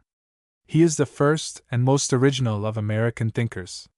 What these two dissimilar men had in common was good Anglo-Saxon manliness, which is after all the foundation of common sense. They wished to live as other men had lived before them, and not in any new, unusual, or eccentric manner. They believed that virtue was to be found in the great world rather than out of it, among human habitations, and in dealing with all kinds of people rather than by an isolated life at Brook Farm or in Walden Woods. They sought not after any rare and utopian excellencies, but contented themselves with a plain, sensible, everyday morality. They were neither vegetarians, teetotalers, non-resistants, nor socialists. They considered it no sin to love a woman or to fight a man. They may be called anti-sentimentalists. Neither were they blind followers of custom and tradition. They wished to be in the vanguard of civilization, and they were conscious that to do this they must not only accept the results of others, but add something of their own. They endeavored to become acquainted with the best that was thought and known in their time, both in literature and in other matters. They thus became excellent critics, as well as versatile and many-sided men. They were among the most cultivated men of the century, and are the most cosmopolitan of American writers. That they should not have possessed greater influence was largely owing to the tendencies of their time. The current of the age was too strong for them, and in their later years they both expressed gloomy forebodings of the future, both for their own country and the rest of the civilized world. Wasson went to Concord in 1859 intending to make it his permanent abode, but the offer of a philanthropic gentleman who wished to take him into his own house for a year and care for him, as Mr. Badams of Manchester entertained Carlyle, induced him to emigrate again. He continued, however, in friendly communication with the literary people there, often visited them, and now lies buried in Sleepy Hollow Cemetery, so that he deserves to be classed among them, rather than with any other group of literary men. He was born in Brooksville, Maine, on the 14th of May, 1823. He was named David for his father, and Atwood from Miss Harriet Atwood, a female preacher and missionary who was at that time his mother's devoted friend, and it has been said that Wasson attributed his unusual mental activity largely to her influence. His mother died while he was still too young to recollect her, but her place was fortunately supplied by a kindly and sensible stepmother, not such a rare phenomenon as some people think. His father belonged to a class of men only to be found on the coast of Maine, who are at once fishermen, farmers, and navigators, a much more intelligent and cultivated class than the agricultural people of the interior. It is a beautiful sail among the islands from Rockland to Mount Desert, and the pleasantest part of it, to me at least, is the sight of the well-kept farms with their handsome cattle and clean-shaven hayfields, which line the coast. Our best shipbuilders have originated among these people. Brooksville is a thinly scattered settlement on the westerly side of a rocky and even mountainous peninsula. A deep and narrow strait separates it from Castine, which has to be crossed in a ferry boat. The house of David Wasson, Sr., is something more than half a mile from the ferry landing, a large, commodious, two-story house, much better than the average of farmhouses, with 2 large barns and numerous outbuildings. Between it and the street is an orchard, and on one side a latticed porch or piazza. West of it there is a trout brook, and beyond that a hemlock grove, and the blue hills of Camden in the distance. On the south side the sea comes up to the edge of the farm, and the road to Sedgwick winds about the ridge on the east. It was a fitting birthplace for a poet or a painter. He has left us a valuable and quite unique sketch of his early boyhood, footnote, essays, religious, social, political. D. A. Wasson. Boston, Lee and Shepherd, in which he confesses to having been a sensitive, excitable, and passionate little fellow such as the more cool-headed and phlegmatic sort could tease and worry at pleasure. Since he was also very high-spirited, this resulted inevitably in a good many fights, and from being naturally peaceable and tender-hearted he became at last the most noted pugilist in that community. It is said that at 17 he could smash a door panel with his fist. That he disliked work on the farm is not surprising. Manual labor is injurious to boys physically and mentally, and they should be saved from it, except perhaps in the haying or harvesting seasons, as much as possible. Otherwise he was modest, orderly, truthful, and the finest scholar that had ever been known about Costini. His father recognized his superior abilities, and made an effort to send him to Bowdoin College. There were many obstacles in the way, however, and he did not enter until 1845. He never told me much about his college life. He was older than his companions and more serious.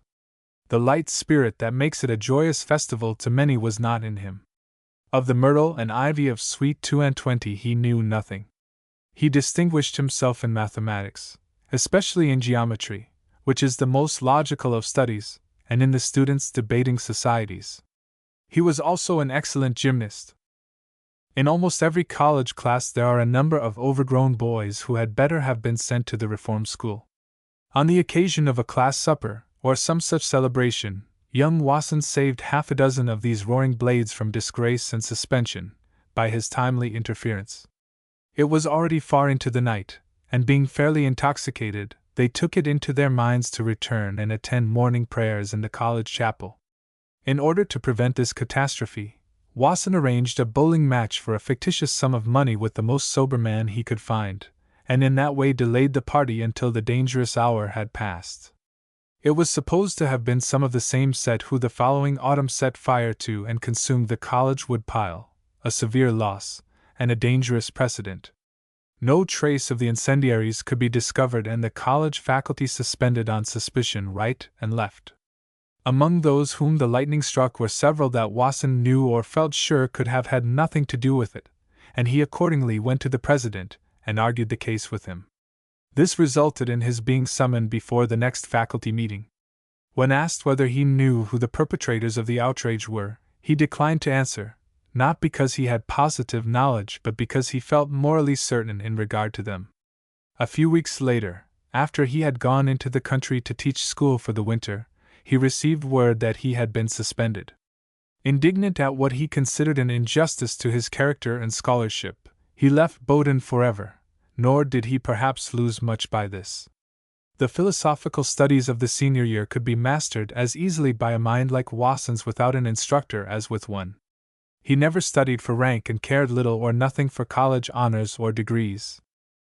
There is no good art without a sense of delicacy, and this mental delicacy is usually matched by some kind of physical sensitiveness. Artists are, according to the vulgar phrase, more thin-skinned than other people.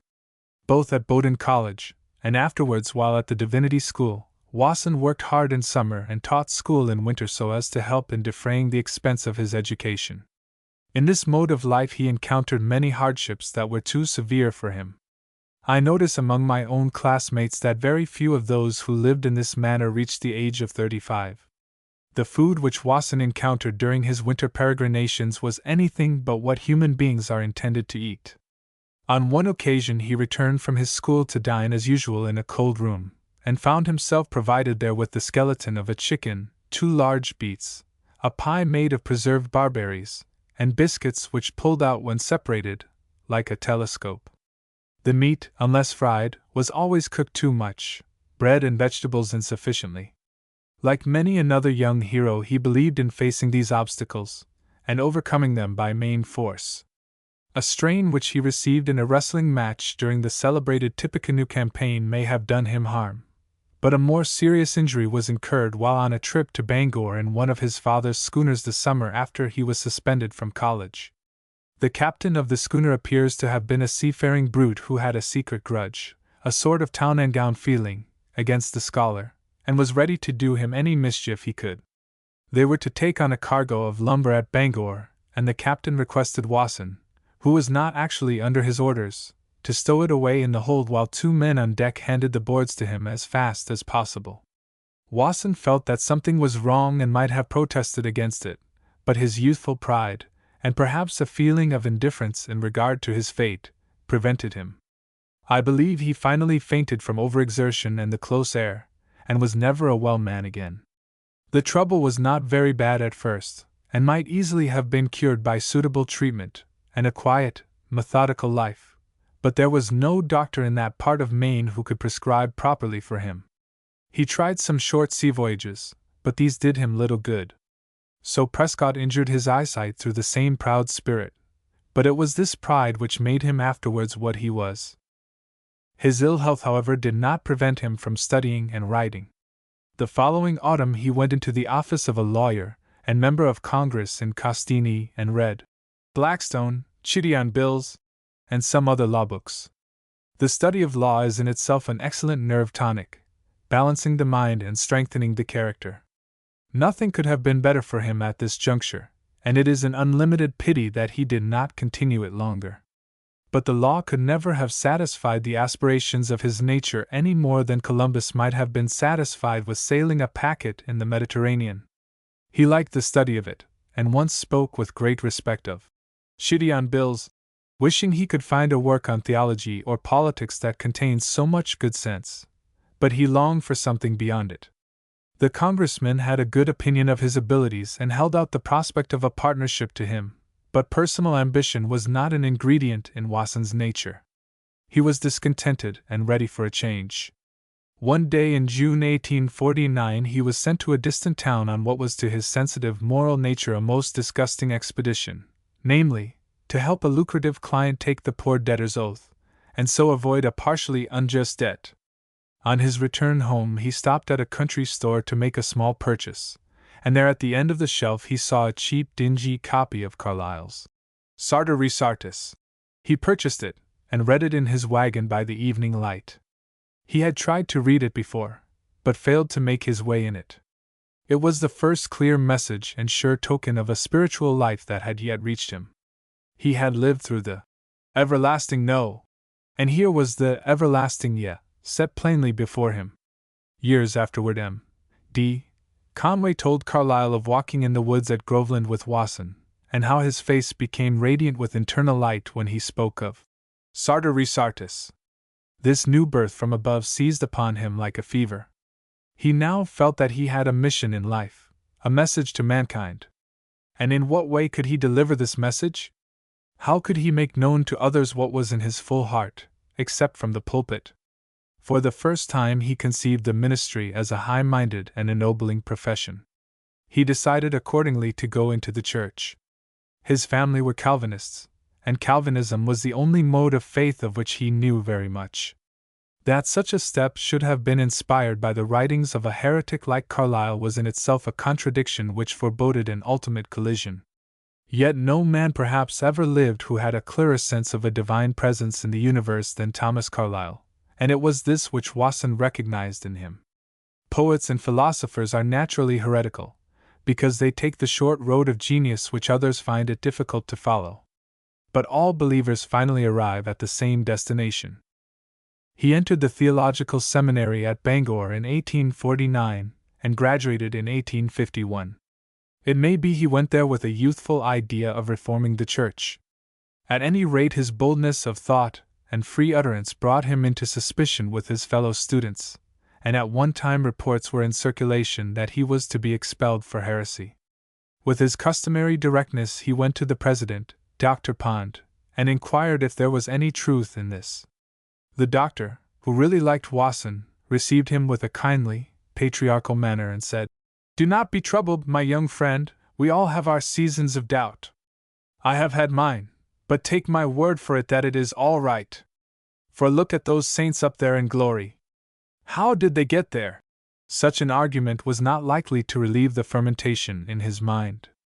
Walking the streets of Bangor at this time was Dr. Frederick Henry Hedge, the man of all others who might have solved Wasson's doubts in a satisfactory manner, and with whom Wasson afterwards found himself in more complete moral and intellectual sympathy than with any other of his friends. Wasson saw him frequently, but had no opportunity of making his acquaintance. So nearly do we either hit it, or miss it, all through life. The only person who sympathized with him in his progressive views of religion was Miss Abby Smith, the daughter of an apothecary in Newburyport, Massachusetts.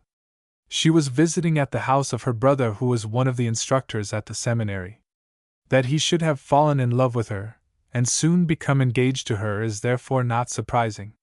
They were married the year after his graduation, and she continued a faithful, industrious, and uncomplaining wife, his mainstay in ill health and misfortune till the end. They were not always happy together, but it is a rare marriage where that is the case. Wasson's struggle with the world was often reflected in his own family, disturbing the harmony and comfort of it. His wife once said quite gravely that there were others from whom her husband would probably have made a selection if he had not offered himself to her. He was always a favorite with the other sex, and equally fond of their society. As he never troubled himself much as to what people said of him, this gave rise to a good deal of talk which his opponents took advantage of to disparage his character.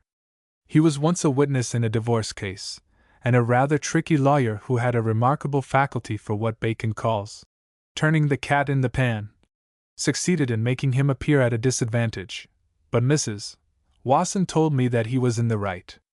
If his wife had no suspicion of him, we need have none. He went directly from Bangor to Groveland, a pleasant village beautifully situated on the Merrimack, which from Haverhill to the sea is one of the finest American rivers. His fiancée had numerous relatives in the place, and it was owing to her influence that he received a call there. At first all the signs were favorable. The young minister was well liked, and his parishioners were only afraid that a man of such rare ability would soon gravitate to a larger congregation. So he might have done, if his ardent, aspiring soul would have permitted him to temporize with his conscience, and to be content with mere popularity, and doing good on a small scale. But the thought that was matured within him could no longer be restrained. The dangerous seed sown by reading, Sartori Sardis, had now become a strong young tree and must have air and light, or it would perish. In October 1852 he preached a sermon that fairly astounded his amiable parishioners. He argued that regeneration and salvation were not to be obtained by blind faith in Jesus, but by intelligent moral culture and spiritual development. This view was, as far as I know, original with Wasson, and should be distinguished from the anti-miraculous standpoint of Parker and the natural supernaturalism of Emerson. Almost at the same hour an English naturalist was applying the same principle to the origin of species, and the evolution of the human race from the lower animals. The Englishman's clear, inductive insight was matched by the philosophical penetration of an American.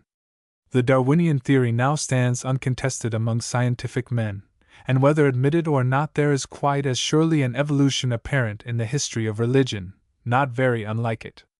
This is the lesson of the 19th century. The following day one of the deacons of the church called upon Wasson to inform him that his sermon had given offense, and that he must retract from his position. "But," replied the minister, "I cannot. I am not going to retract it." 30 years after this Wasson laughed as heartily as a suffering person very well could, while he recollected the expression of astonishment on the worthy deacon's face. That a man should do wrong for the sake of money or some material advantage was conceivable to him. He had known instances of that. But that any man should so stand in his own light both for this world and the next, was a moral incongruity which he could not understand. Wasson would not withdraw from his position, but followed it up the next Sunday by a still more energetic statement. There was nothing left now but deposition. A conference was called and Wasson regularly expelled from the Congregational Brotherhood. Even some Unitarians also shared in the horror. About a third part of his congregation, however, were converted by him and established an independent church, so that after all he achieved a kind of victory. Wasson had now escaped in a twofold sense from the fog banks and shallow waters of his native coast, and henceforward was to sail forth bravely upon the high seas. The conflict he had passed through attracted no little attention from thoughtful and cultivated people, and even those who did not wholly agree with him admired the honest manliness with which he defended his views. Polite society opened its doors to him. Wherever he went now he was received as a distinguished guest. He soon made the acquaintance of eminent scholars and men of letters, of Sumner, Parker, and Emerson. He made friends everywhere. He began to publish essays and poems, at first in the Christian Examiner, and afterwards in the Atlantic Monthly. In those days of plain living and high thinking it was not customary for magazine writers to sign their names, so modest were they, to their contributions, and in this way Wasson just missed the general celebrity which they might have brought him, but their merit was recognized by those of whose good opinion he was chiefly desirous. The effort, however, had been too much for him. The only chance of recovery from a nervous disorder lies in freedom from mental agitation.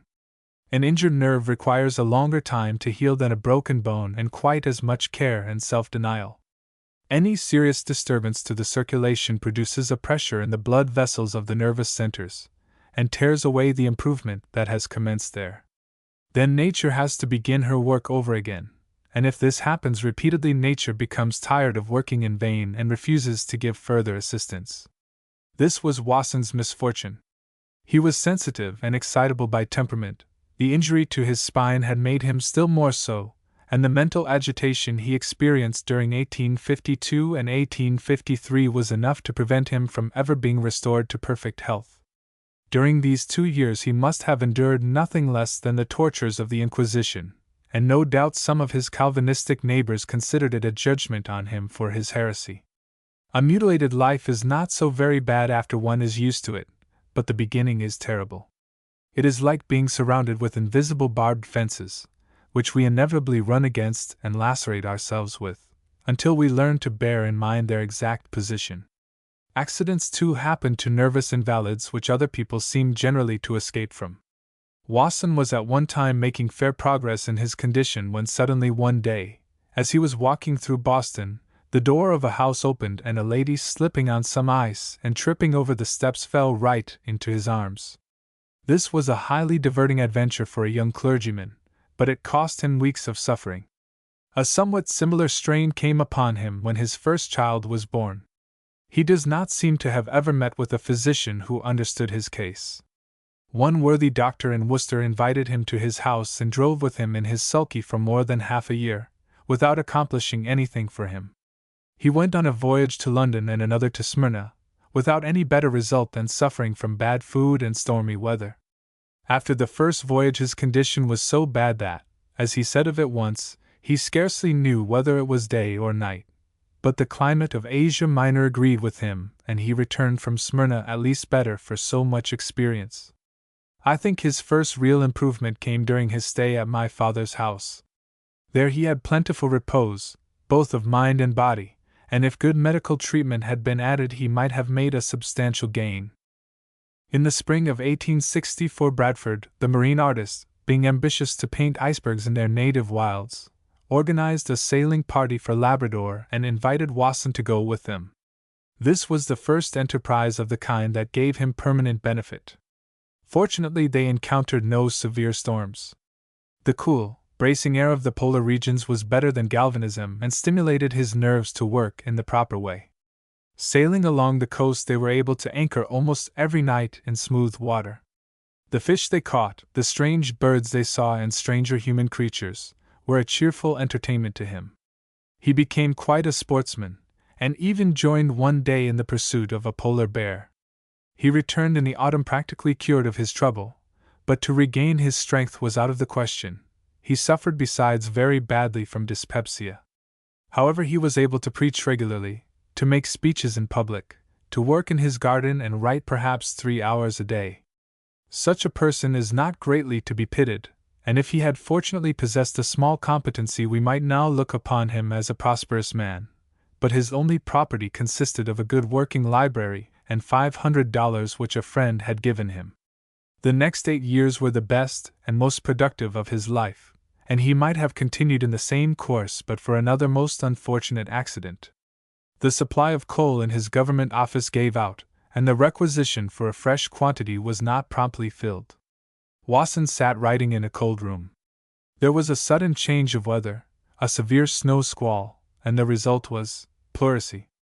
This changed to bronchitis, which worried and weakened him for the following 10 years, and finally carried him off in his 65th year.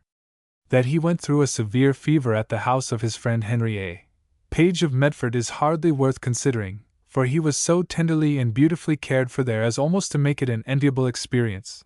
But in 1879 cataracts formed on both eyes, one of which had been injured long before, and when they were operated on, 2 years later, the sight was restored to his injured eye, such as it was previously, but not to the other, so that he was left very nearly blind. He attributed this catastrophe to the quantity of belladonna which had been prescribed for him. Such was his pathological history, and a truly terrible one it is. Who can remember the like of it? Certainly Job's trials were not heavier, nor were they borne with more fortitude and patience. In the midst of his severest troubles he wrote, "All is well," a noble religious poem equal to the hymn of Cleanthes or the 12th Ode of Horace, and in one of his earlier essays he speaks of tragedy as possessing such beauty and grandeur that he is almost ready to believe it is the proper goal and destination of earthly life. In Epic Philosophy he says, "Strife is around man, and strife is within him. The lightning thrusts its blazing scimitar through his roof, the thief creeps in at his door, and remorse at his heart. Who, looking on these things, does not acknowledge that man is indeed fearfully as well as wonderfully made? Who would not sometimes cry, 'Oh, that my eyes were a fountain of tears, that I might weep, not the desolations of Israel alone, but the hate of Israel to Edom and of Edom to Israel, the jar, the horror, the ensanguined passion and ferocity of nature?' But when we would despair, behold, we cannot. Out of the conscious heart of humanity issues forever, more or less clearly, a voice of infinite, pure content.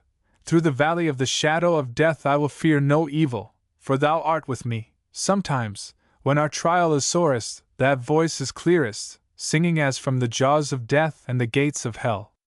And now, though the tears fall, they become jewels as they fall, and the sorrow that begot them wears them in the diadem of its more than regal felicity." This is the echo of his own experience, the spiritual diagnosis of his case. With what fortitude he endured his maladies those who knew him best can bear witness.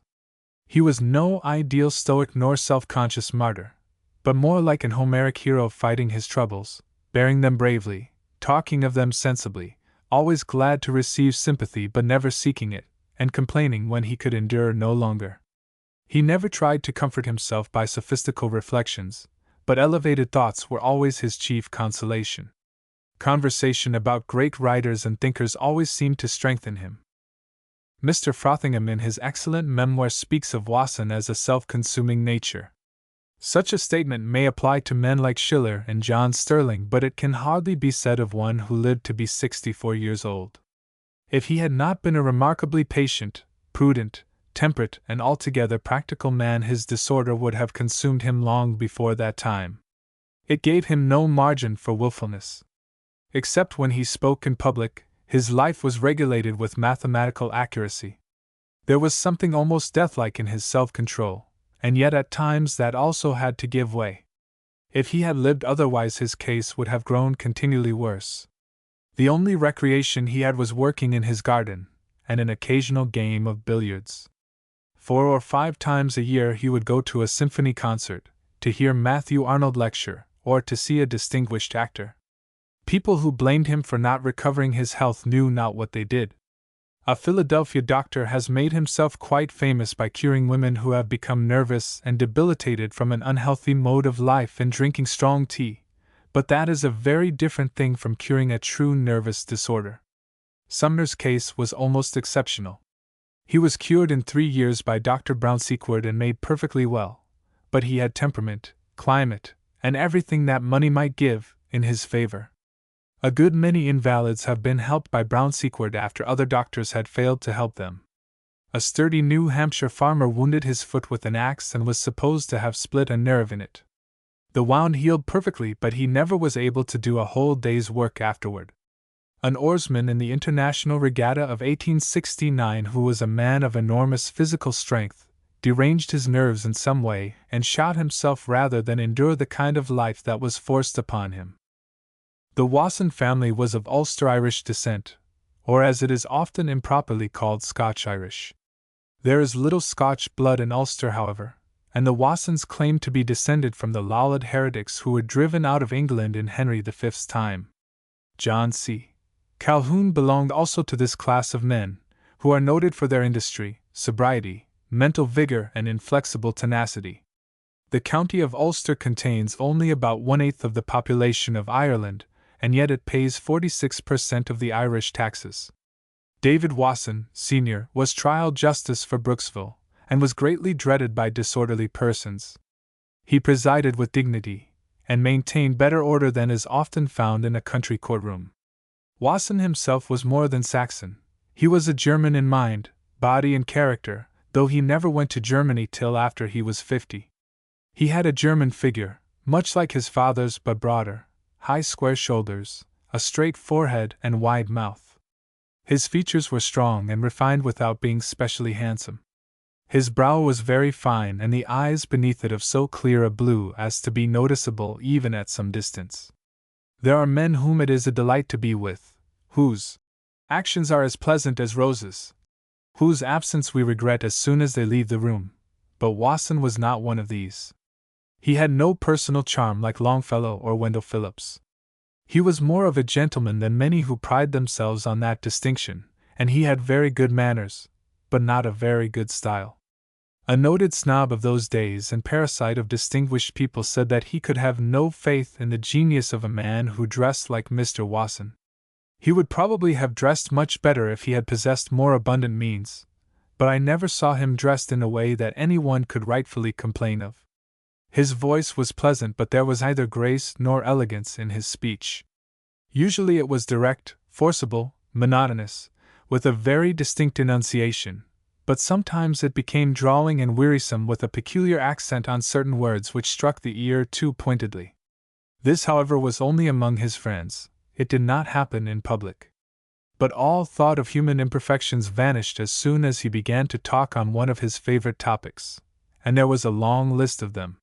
You recognized that you were in the presence of a master mind, an analytical genius, who could take the world to pieces and put it together before your very eyes. His conversation was better than his writing, in form, in freedom, and in warmth of feeling. He must have been the finest talker of his time. Carlyle could match him perhaps in quite a different manner, but I have never heard of any others. Lowell was what would have been called in Shakespeare's time a witty and conceited gentleman, and John Wyse still more so, but neither of them could give the flow of original thought which came from Wasson like a pure mountain stream. Neither were they such complete masters of their subject. Like Carlyle, he required suitable auditors to bring him forth at his best, but while Carlyle was mightiest when his hearers were opposed to him, Wasson always needed a somewhat sympathetic audience. If he saw unfriendly faces around him, his ideas became congealed and his discourse controversial. At other times it was like following the course of a great unknown river, full of grand views and surprising discoveries. Nothing interests like imagination, or is more wholesome than good criticism. Yet he had no desire to be an autocrat of the drawing-room. He welcomed the opinions of others and encouraged free discussion. No man could be more ready to accept amendments to his propositions. Pride of opinion was nowhere to be found in him. He was only too modest and unassuming. If his friends did not agree with him, he would reply with a mildly interrogative, "Yes?" and then proceed as before. The finest rhetoric and even splendid oratory seemed poor compared with the plain statement of this unswerving seeker of the truth. His knowledge was prodigious. He was a good linguist, a fine mathematician, and versed in all the different schools of philosophy. He knew English literature as well as Macaulay, French and German as well as Carlyle. There seemed to be no period of history with which he was unacquainted. He remembered everything.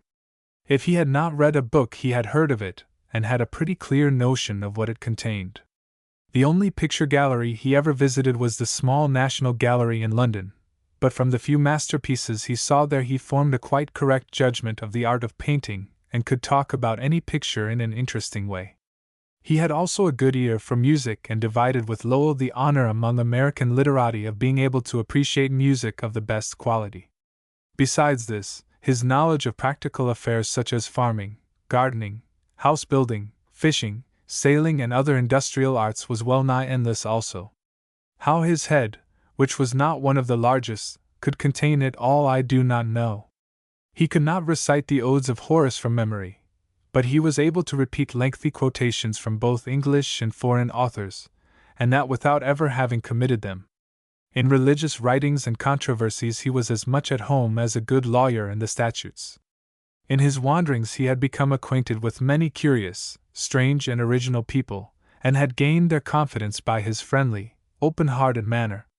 Perhaps he had learned as much from the great book of human nature as from all other books, so that his fund of information was fairly inexhaustible. He may almost be said to have contained the material for another Shakespeare.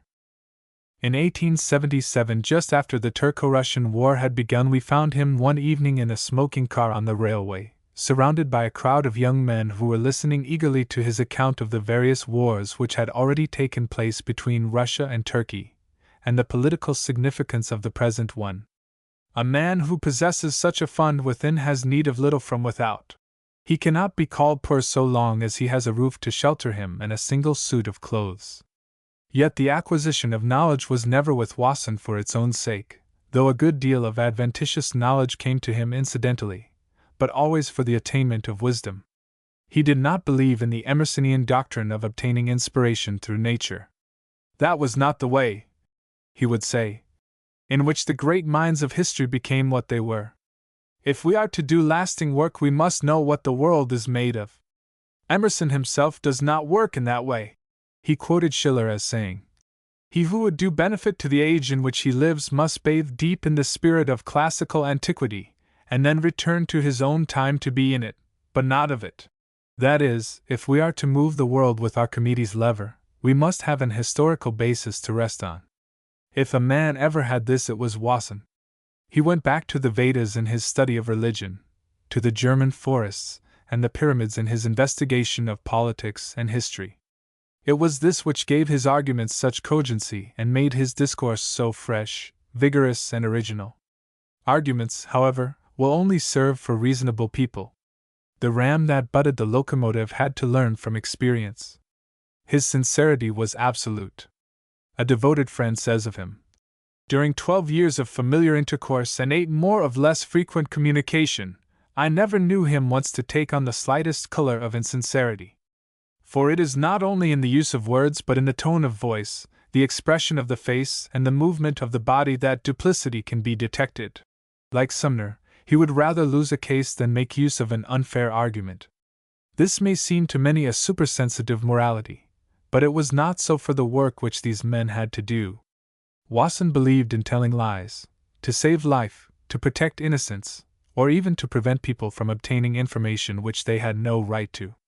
He considered it justifiable not only to deceive insane people, but also those demented creatures who do more mischief than lunatics because they cannot be shut up. The more honor to him, therefore, for his truthfulness. In the case of a strong temperance woman who refused to allow a gentleman to marry her daughter unless he took the pledge, which he did with the deliberate intention of breaking it afterwards, he said, "I do not like to approve of his action, but she might just as well have held a pistol to his head." Neither did his own virtue make him uncharitable towards others. He recognized how impossible it is for servants and many other people to be always veracious, and claimed that the impostures practiced by Frederick in the 7 Years' War might be justified by the strait he was in and the importance of the matter in hand. The main thing was to do honest work. For careless, sleazy, or fraudulent work he had no patience. He was greatly amused at the story of Dr. Francia ordering an army contractor who had cheated the government of Paraguay to be promenade for an hour under the gallows, and he wished that more of them might be treated in that manner. He thought the torrent of mendacity which accompanies our presidential elections must have a bad influence on the morals of the American people. The question of veracity was once discussed at the Chestnut Street Club, and Emerson said that Desdemona's lie seemed to him the best thing in the play of Othello. But there is, as Plato remarks, a more insidious evil than the deception of others, and that is deceiving oneself. To detect an intentional falsehood is not very difficult, but when people tell lies with perfect assurance of their own sincerity, the confusion that results is endless. The wisest of men are sometimes misled in this way. When we try to deceive others, we have before us the danger of public exposure, while in self-deception we have only our own consciences to deal with. Neither do the two always go hand in hand. There are persons who are formally careful in regard to the truth, and yet live in perpetual delusion. Wasson recognized this danger and protected himself against it by a constant and severe self-examination. He knew himself at least better than most, and if he erred anywhere it was in too moderate an opinion of his own value. He had visually a clear consciousness of what he was about, in spite of his lively imagination. He was in fact an American Dr. Johnson, a large-hearted, high-minded, sympathetic and logical man, and it is only a pity that he had not some Boswell of a friend who could have recorded his wise sayings and valuable criticism of men and things. He was more of an idealist than Dr. Johnson, and at the same time like Dr. Johnson in personal solidity, his English aplomb of character. They were both men of sterling quality. He was in all things especially human. His sympathies equaled the breadth of his mind.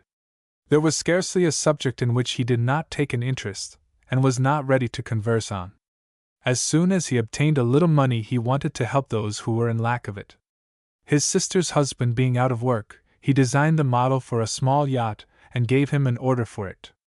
He had known the depths of human misery, and could make his experience of benefit to his friends. Poignant grief for the loss of a relative I think he never knew, and yet he did not neglect his duty to those in affliction, little as such duty might be expected of him. He was not a humorist or wit, and his conversation was only saved from dryness by its elevated tone, but he had a quick appreciation of the wit of others, and would sometimes laugh as heartily as Carlyle's professor in Sartor Resartus. Ridicule and those books which are written to make people laugh were intolerable to him. He had a large stock of anecdotes at command, but he used them wisely and sparingly. He was refined as only a poet can be. The general public, as Balzac says, judges only by results, and those who were themselves only practical in some specialty, or had made fortunes for themselves out of the gratuity of nature, were wont to look upon Wasson as a visionary and unpractical person. To those who acted only from motives of self-interest he was a perpetual puzzle. Neither was he ignorant of this unfavorable opinion, for he could see through people almost as if they were glass, and he endured it with true Emersonian serenity. If they had known what he thought of them they would not have felt so very comfortable. He was sufficiently practical for the profession to which he belonged, though not so diplomatic as some of them are. He could be diplomatic enough on occasion, and knew how to preserve an impenetrable secrecy when necessity required. He was too sensitive, and too dead in earnest to make much of an orator, but he was an effective speaker, and if he had remained in the law he would no doubt have made a success of it, and very likely would have become a member of Congress. His adventure with a drunken sea captain, while crossing from England in a sailing vessel, has become proverbial. He probably saved the ship, and the lives of all on board, for a terrific storm arose immediately afterwards, the worst he had ever known, such as only a sober captain could possibly have weathered. There never was a better seaman when he was himself, so Wasson said. His judgment in regard to the investment of money, buying or selling a house, or in most of the small affairs of life, was excellent, and his advice in more serious matters so good that wise men might well have gone far to obtain it. Wherever he lived his house soon became conspicuous among all others for its refined air and tasteful appearance. In his half-acre of a garden, he raised as fine fruit and vegetables as the most accomplished horticulturist, and even made wine from his own grapes equal to the best Californian. No man ever accomplished more with inadequate means. The interior of his house at West Medford had a pleasant style peculiarly its own. It reminded one of an old Dutch painting. In one of the last summers of his life he hybridized a seedling grape of large size and excellent flavor. He hoped to make a valuable property of this, but his strength failed him too rapidly. The house in West Medford was the only one he ever owned, and he gave a number of good reasons for purchasing it. It was cheap, and large enough for 3 people. There was a small garden with 2 fine apple trees attached to it, and the salt water came almost to the foot of the garden. He had noticed also that the streets became dry after a rain more quickly in that portion of the town than elsewhere, and judged from that it must be a healthy locality. He very quickly remodeled the place, giving it the stamp of his own style and character. He showed good judgment also in the education of his son George, now a marine painter of well-recognized merit. The boy inherited his father's sincerity and artistic feeling, but not his intellectual tastes. In many respects he was more like his mother. He did not take to his studies, nor was he fond of games, but liked bathing and sailing. When he was 13 his father remarked that he did not know what he should be able to do with him. Well-intending friends said, "You should get him a place in a store so that he may be earning something to help his parents," but Wasson replied, "No! I care too much for my boy to make a drudge of him for life. if it is possible for him to do better. Soon after this, George began to draw ships and naval engagements on the blackboards at school, and one of these was so good that the teacher gave an order to have it remain until his father could be called in to look at it. Wasson took notice of this talent in the boy and encouraged it, watching its development as time went on. There were no schools of art in Boston then, and one reason for his going to Germany in 1872 was to obtain systematic instruction for him in drawing and painting. Wasson's friends were now greatly discouraged. "What hope is there for him?" they said. "In such a profession? It is not likely the boy is a genius, and who is going to purchase his pictures?" Yet his father persevered bravely in spite of many outs and temporary failures, and finally lived to see the merit of his son admitted by those who were at first most skeptical of it. The son is now a fairly successful artist, especially noted for his skill in representing the motion of water and the attitude of floating vessels. He was never prone to think evil, but he considered it a mischievous habit to try to think better of people than they were, an injustice to character and virtue. "Treat people better than they deserve," he would say, "but see them as they are." His kindness of heart now and then led him into difficulties which those who care more for their reputation than anything else would have avoided. During his Arctic expedition, Bradford took a number of stereopticon views from icebergs and other indigenous scenery with the intention of exhibiting them in public on his return. This he finally did, more as a private celebration than with a hope of making money from it, and requested Wasson to assist him by giving an oral explanation of the pictures. Wasson wanted to say, "That is not my business," but he felt under great obligation to Mr. Bradford for the partial recovery of his strength, and did not like to refuse. He had no conception, however, of what was in store for him. He sent to Bradford for a list of the different views and prepared an address suitable for the occasion. But when the performance took place, Bradford either forgot this or lost his presence of mind, for he exhibited the pictures without order or regularity, so that Wasson soon became confused and was able to give but a very poor account of them.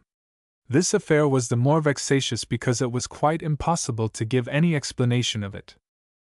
Matthew Arnold distinguishes between Plato as a great writer and thinker and Aristotle, who is only a great thinker. In this respect, Wasson was more like Aristotle, though he resembled Plato again in being always an idealist.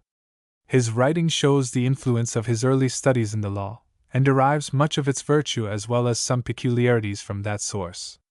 It usually takes the form of an argument, and is clear, logical, and accurate, but also in style rather hard and dry.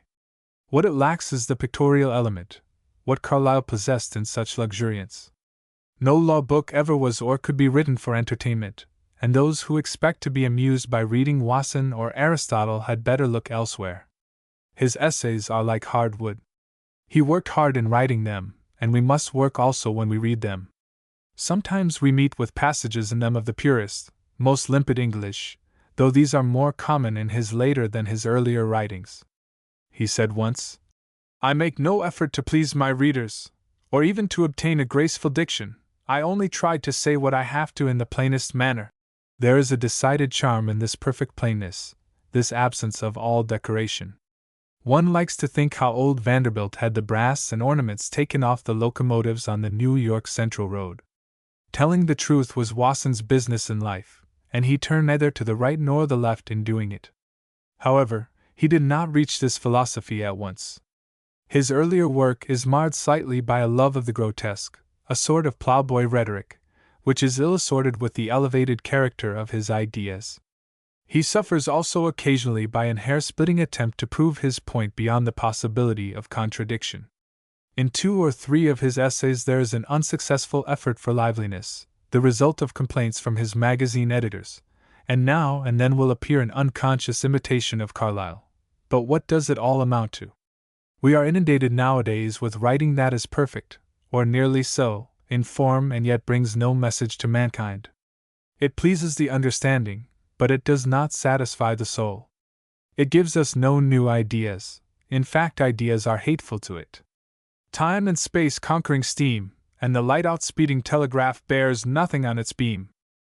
Wasson's writing compared with this is as an old-time stagecoach journey in which an interesting conversation, moral or political, is carried on by men like Fisher Ames and Rev. David Osgood, compared with the empty elegance and dispatch of a modern railway train. It is fresh because it is genuine, vigorous because it is manly, and original because it is true. He is more original than Carlyle, and so profound that it seems as if only a pearl diver could follow him to such a depth. Yet his natural element is so pure, calm, and tranquil, that we easily accomplish what seems at first an impossible descent.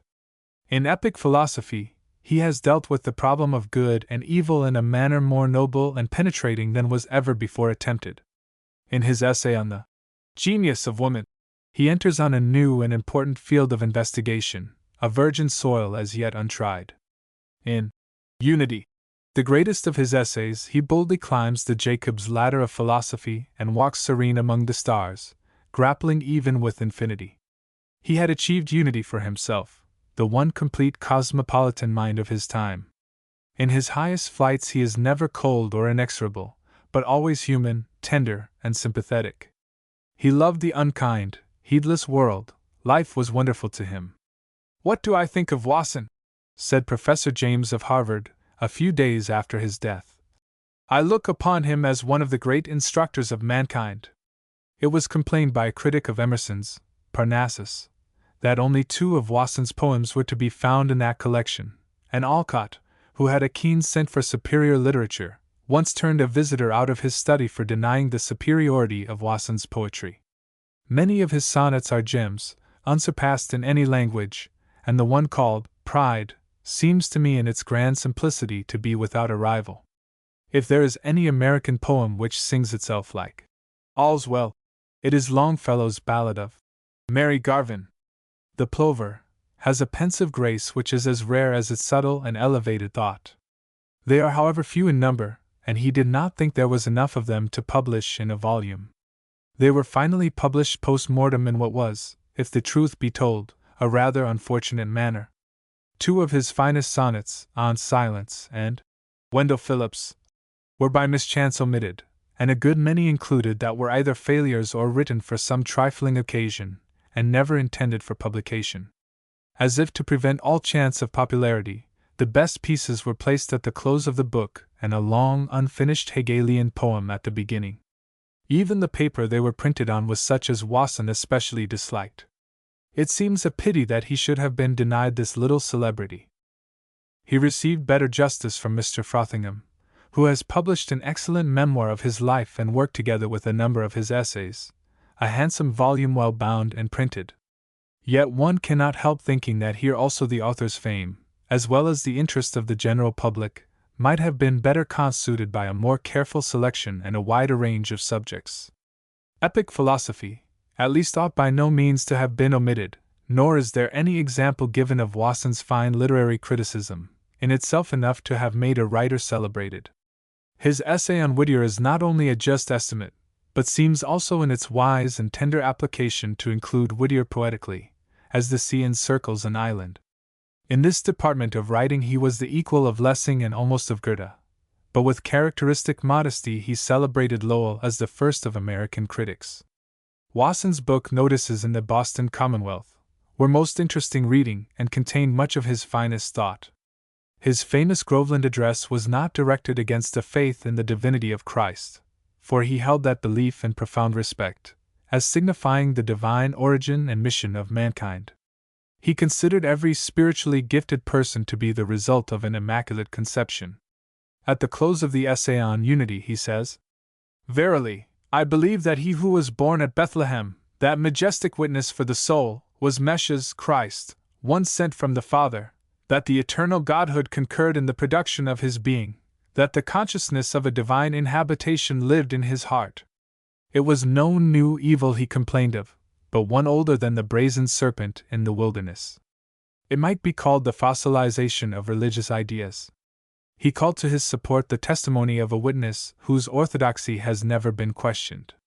This was the poet Milton, who says, "A man may be a heretic in the truth, and if he believe things only because his pastor says so, or the assembly so determine, without other reason, though his belief be true, yet the very truth he holds becomes his heresy." Then Wasson adds, And it is no more than a different application of this aphorism to say that one may be an idolater in the reverence of that which is truly venerable.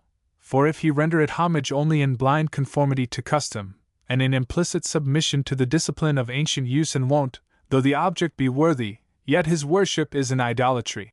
It is indeed a type of idolatry which becomes continually more subtle and dangerous with the progress of civilization. In politics, Wasson was a Republican without being a Democrat. He hailed the advent of the Republican Party in 1856 as indicating an improvement in our political consciousness. Democracy, he said, led to political selfishness and disintegration. He pointed out many years before Vaughan Holst that the secession of the Southern states was the legitimate fruit of democratic principles. He thought that suffrage ought not to be a right, but a privilege, the privilege of good citizenship. He was also the first to argue in favor of civil service reform, and a selection of officials by competitive examination. He might have found sufficient arguments from experience, but he was not content with that. He went back to the first principles of political science, as indicated in the social organization of mankind.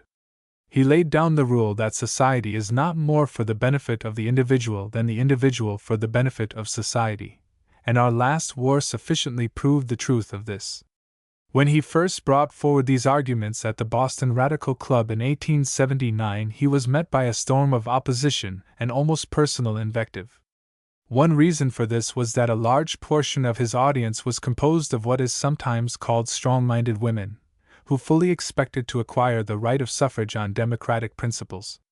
His hearers had been accustomed to think of a republic and a democracy as one and the same thing, and they could not understand Wasson at all. They concluded that he must be a monarchist, an emissary of Bismarck. They had no arguments to oppose him with, for it was a subject they had never reflected upon, so they complained that he was illiberal, reactionary, and lacked faith in human nature. Since they were in a numerical majority, they thought they had the best of the discussion, but the most impartial of his listeners did not find it so.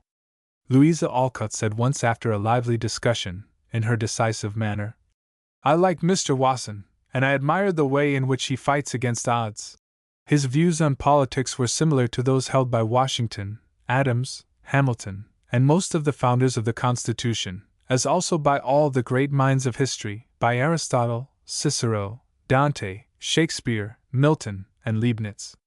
Wasson, however, did not look to the past, but wished to improve in a rational manner on what we already have. He considered women's suffrage as a political monstrosity, and considered it even more dangerous in its tendencies than socialism. The true reward of a man of genius lies not in his fame but in his influence. His celebrity is of more value to those who receive the rich gifts of his intellect than to himself. Wasson's direct influence during his life was limited to a very small circle, but who can tell how far it extended indirectly beyond this? To those who knew him, the thought of this patient, indomitable truth-seeking hero was like an elixir of moral and spiritual vitality. So the orders of a field marshal are carried to the generals of division, and from these pass onward till every private soldier feels the impulse of a single will. Perhaps the time will come when he will be better appreciated. The future historian of our literature cannot well neglect so independent and original a thinker, and perhaps Americans of the next century may find him more congenial to their modes of thought than do those of the present era. If he lives at all, it is likely he will outlive every other writer of his time. One may read Plato or Bacon or Goethe, and then return to Wasson and still find something new and instructive in his essays, something we did not know before. Wendell Phillips.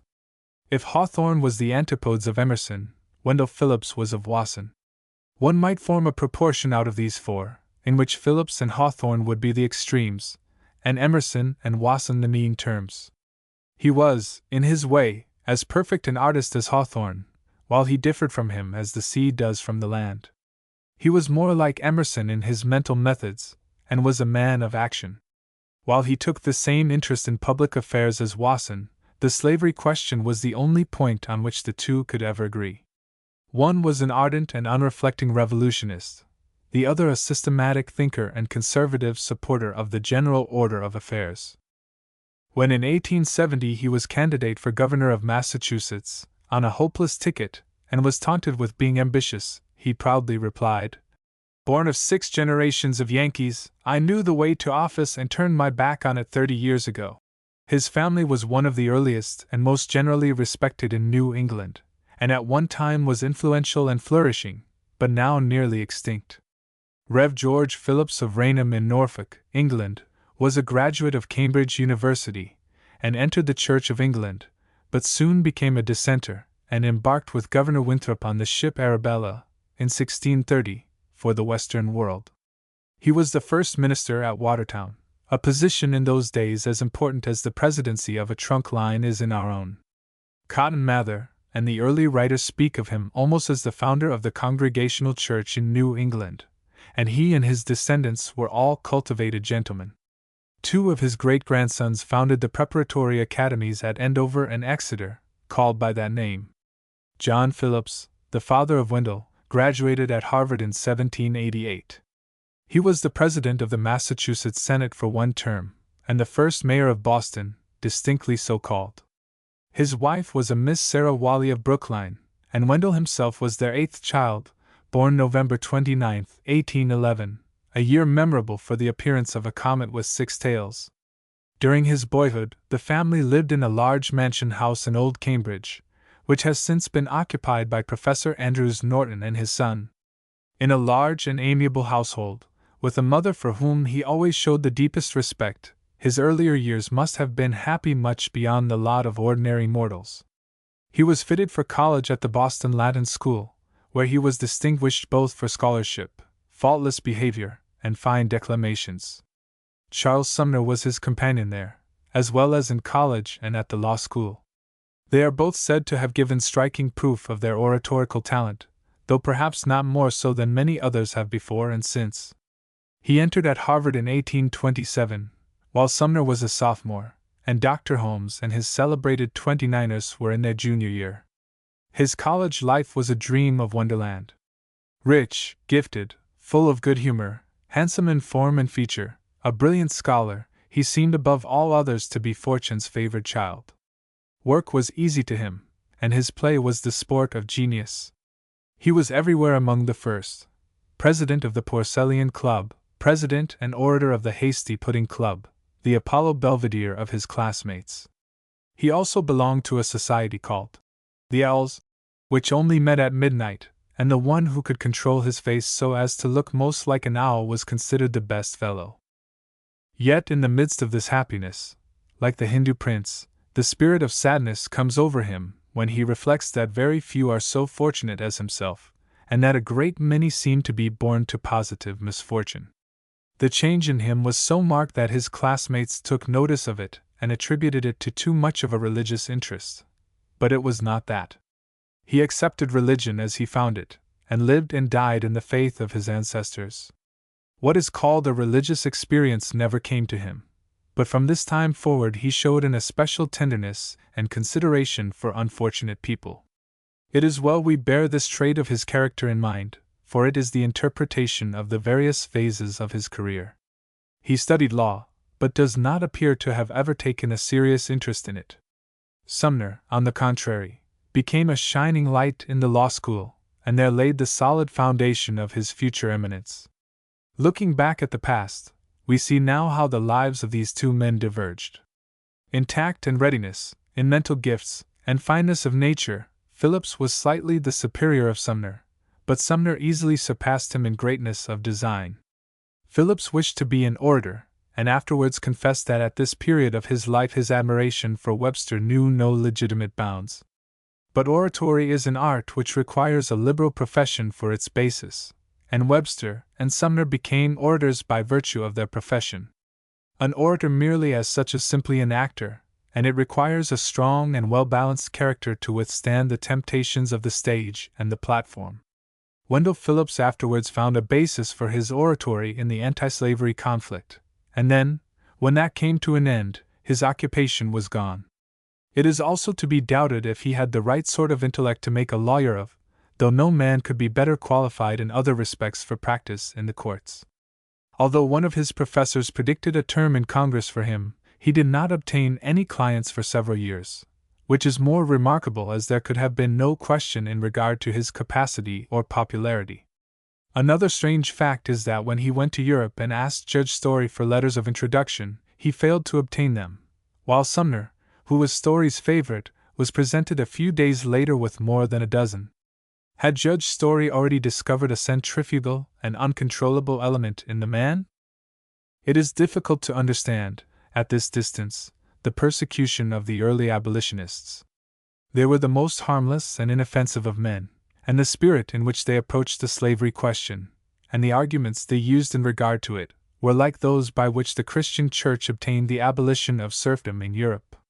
They were the most purely Christian people of their time, certainly much better Christians than those ministers of the gospel who denounced them as disturbers of a hollow peace.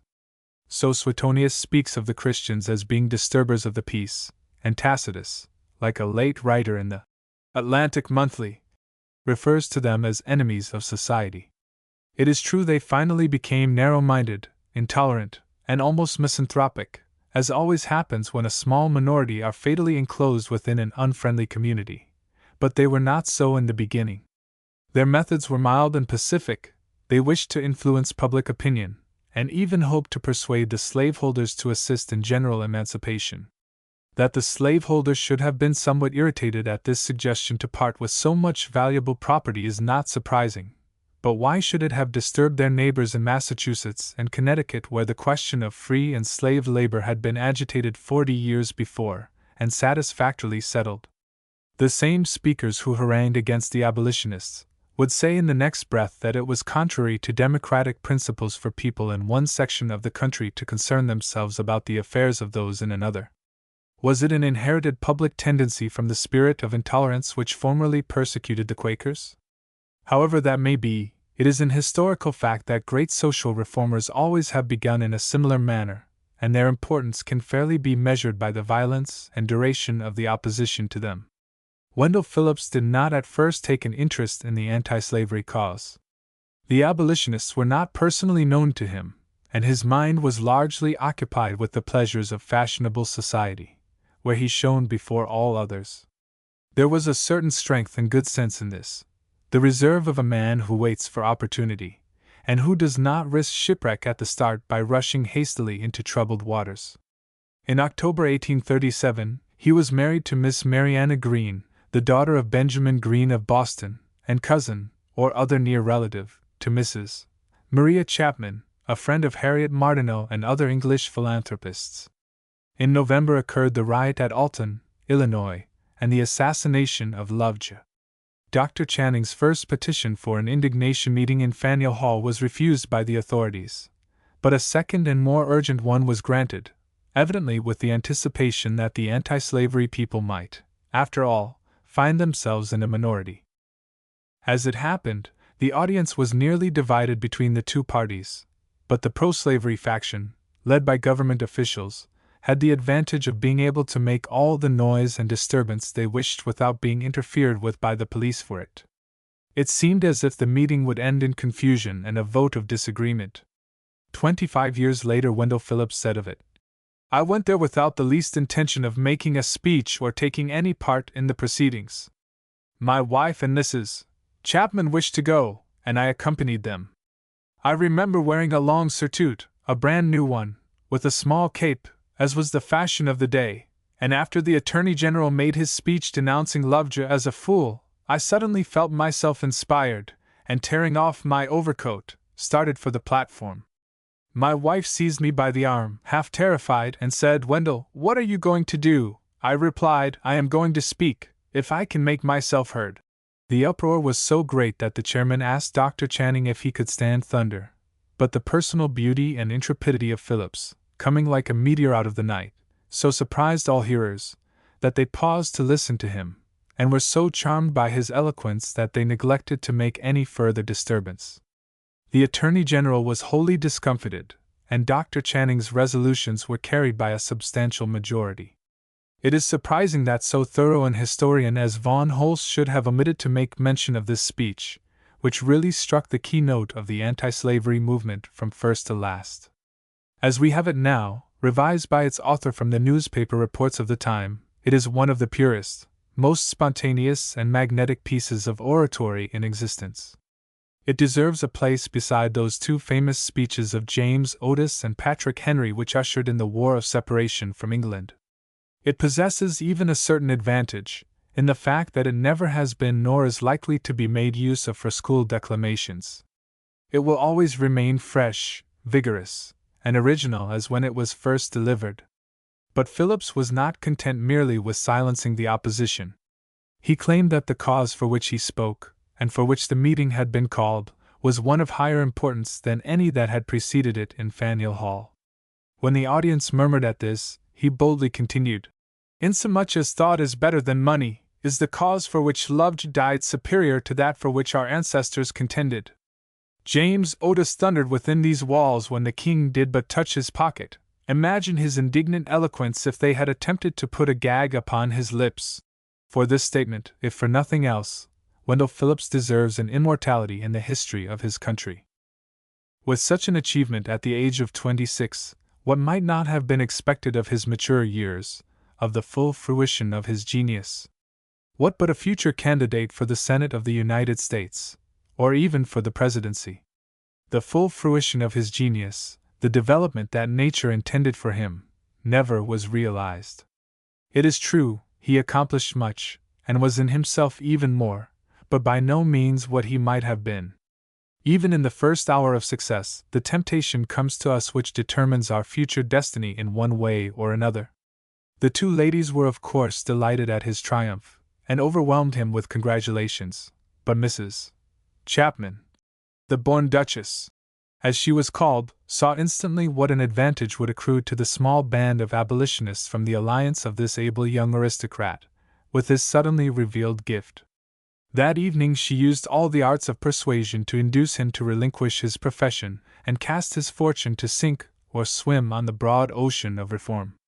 She argued that Webster and Everett had the field, that years must elapse before he could win equality with those veterans, while as an anti-slavery orator, a fresh field would be open to his genius, in which he would meet with no competitor.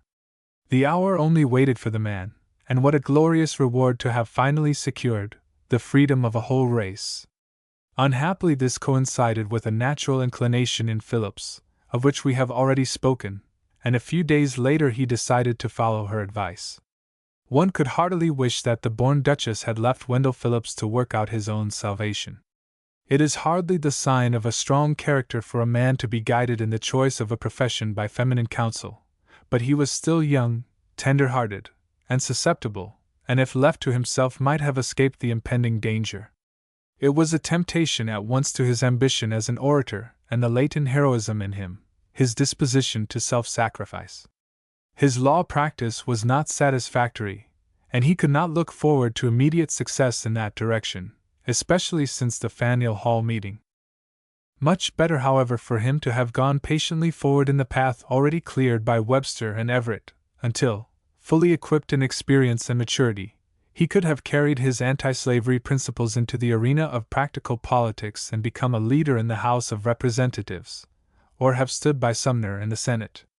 A woman can hardly be expected to understand the long-drawn persistent struggle by which a man rises to the top of his profession, but it seems as if Mrs. Chapman might have been more considerate of the fortune and prospects of this young Apollo, himself of more value than many Negroes. He did not properly belong with the abolitionists. They always felt so. They were excellent people, stainless in thought and in action, but limited in education and ability. Men of the highest mental endowments naturally form a class by themselves, though not an exclusive one. If Phillips had consulted John Quincy Adams on the subject, he would have been answered with a "no," such as might have been heard across Court Street. His life was now as much changed as if spring had suddenly been succeeded by winter. It was like a penitential pilgrimage.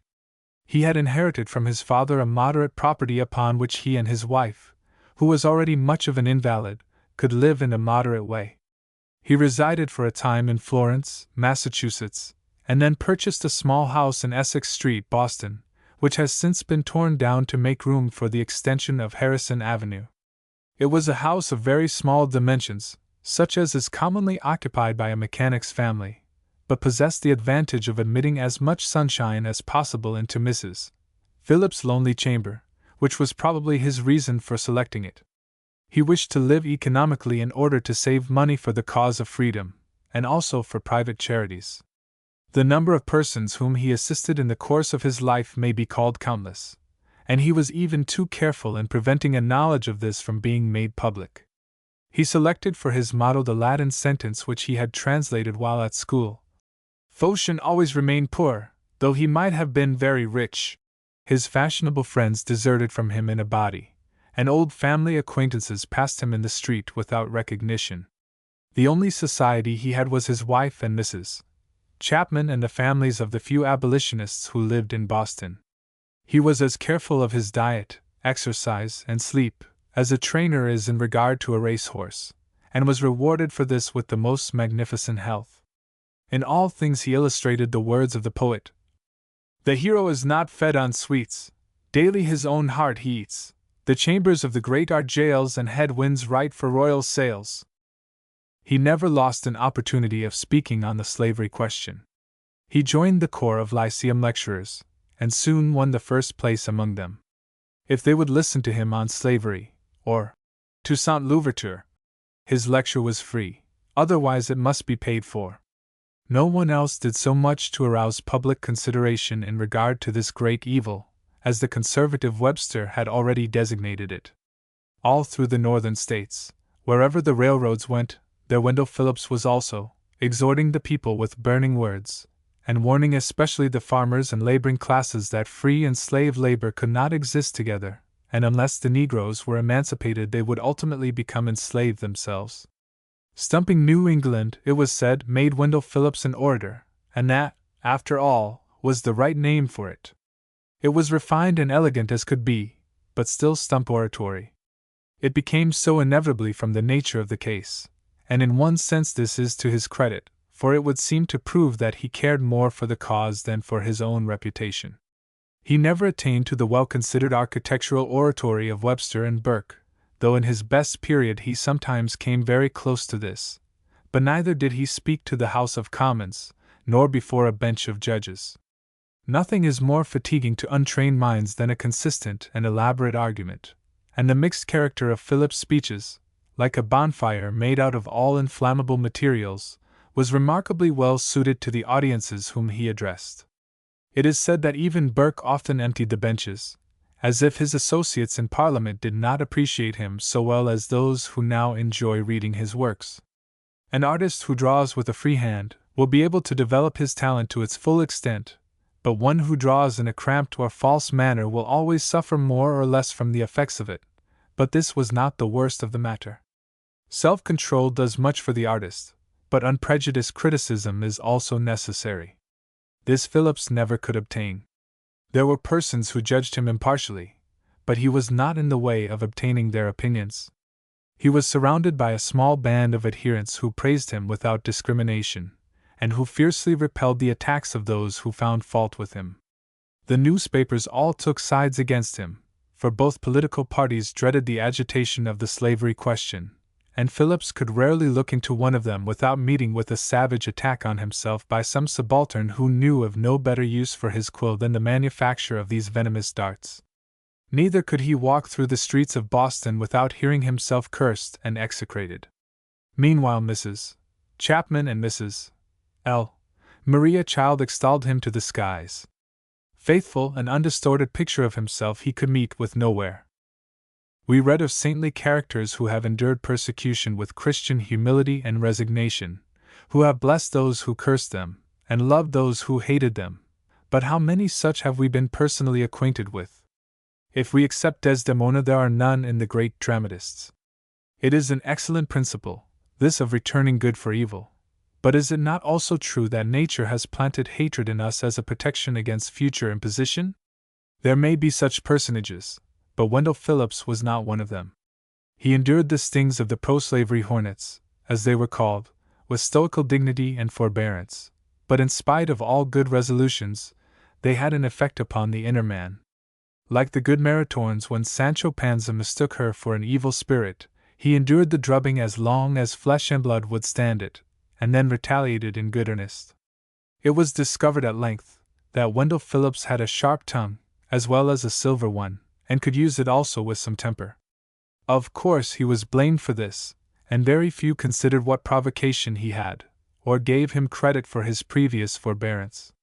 The habit increased rather than abated in him with age, and finally acquired the nature of a familiar demon that would appear unexpectedly in the midst of a brilliant discourse and sadly mar the effect of it.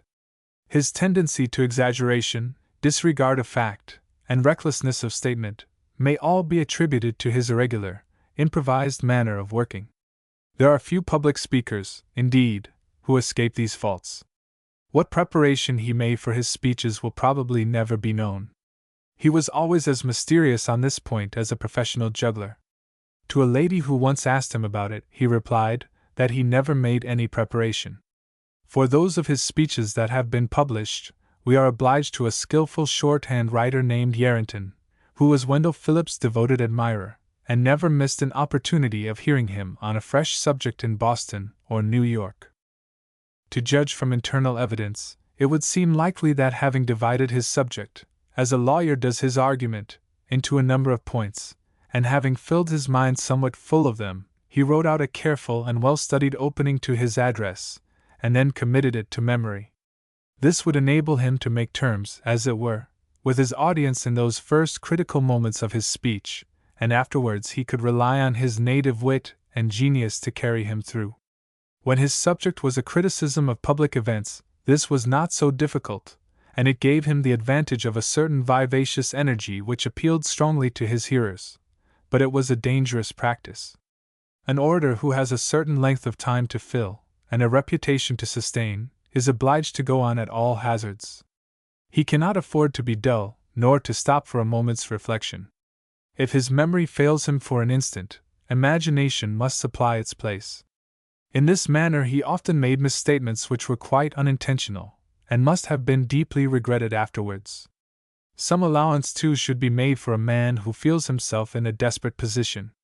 His historical lectures on The Law Starts, Daniel O'Connell, and Toussaint, must sooner or later have been committed to memory, and were repeated again and again in a nearly identical form.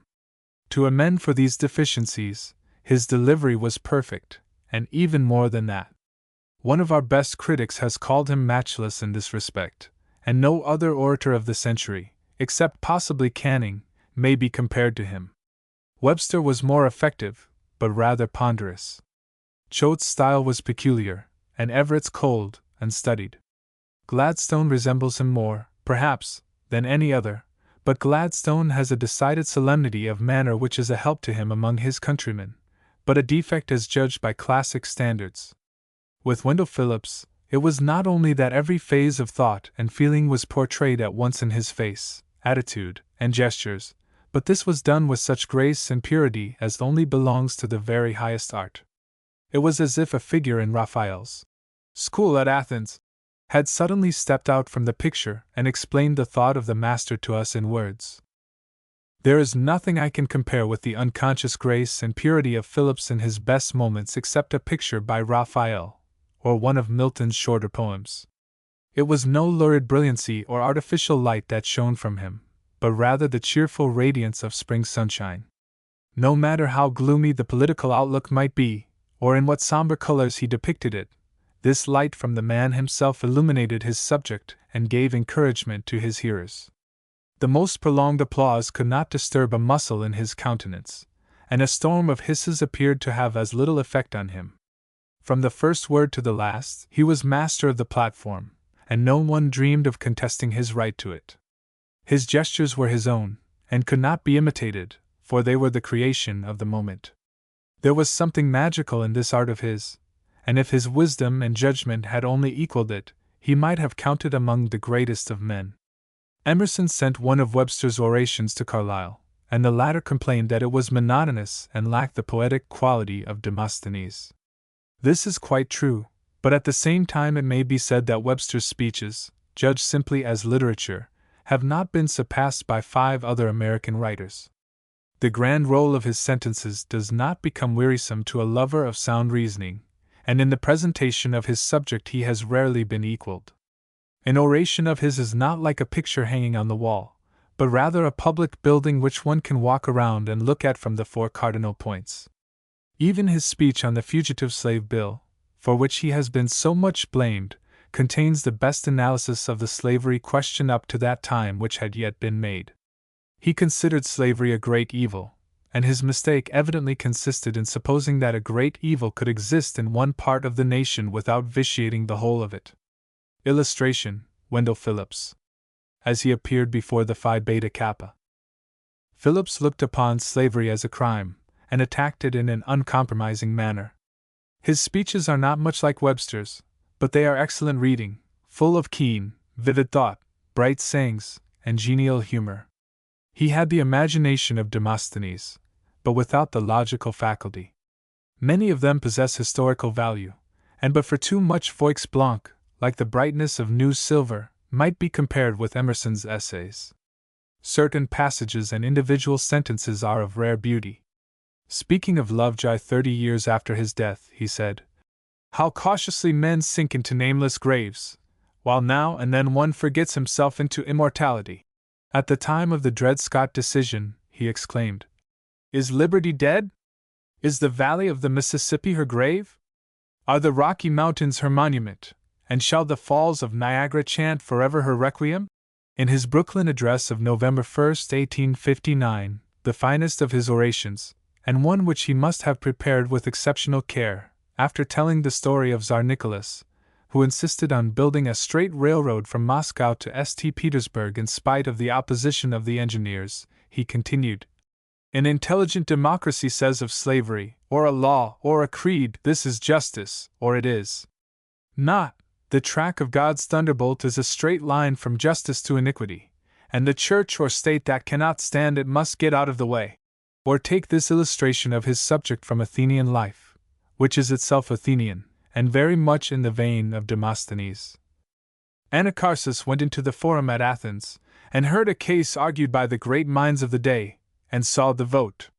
He walked out into the streets, and somebody said to him, "What think you of Athenian liberty?"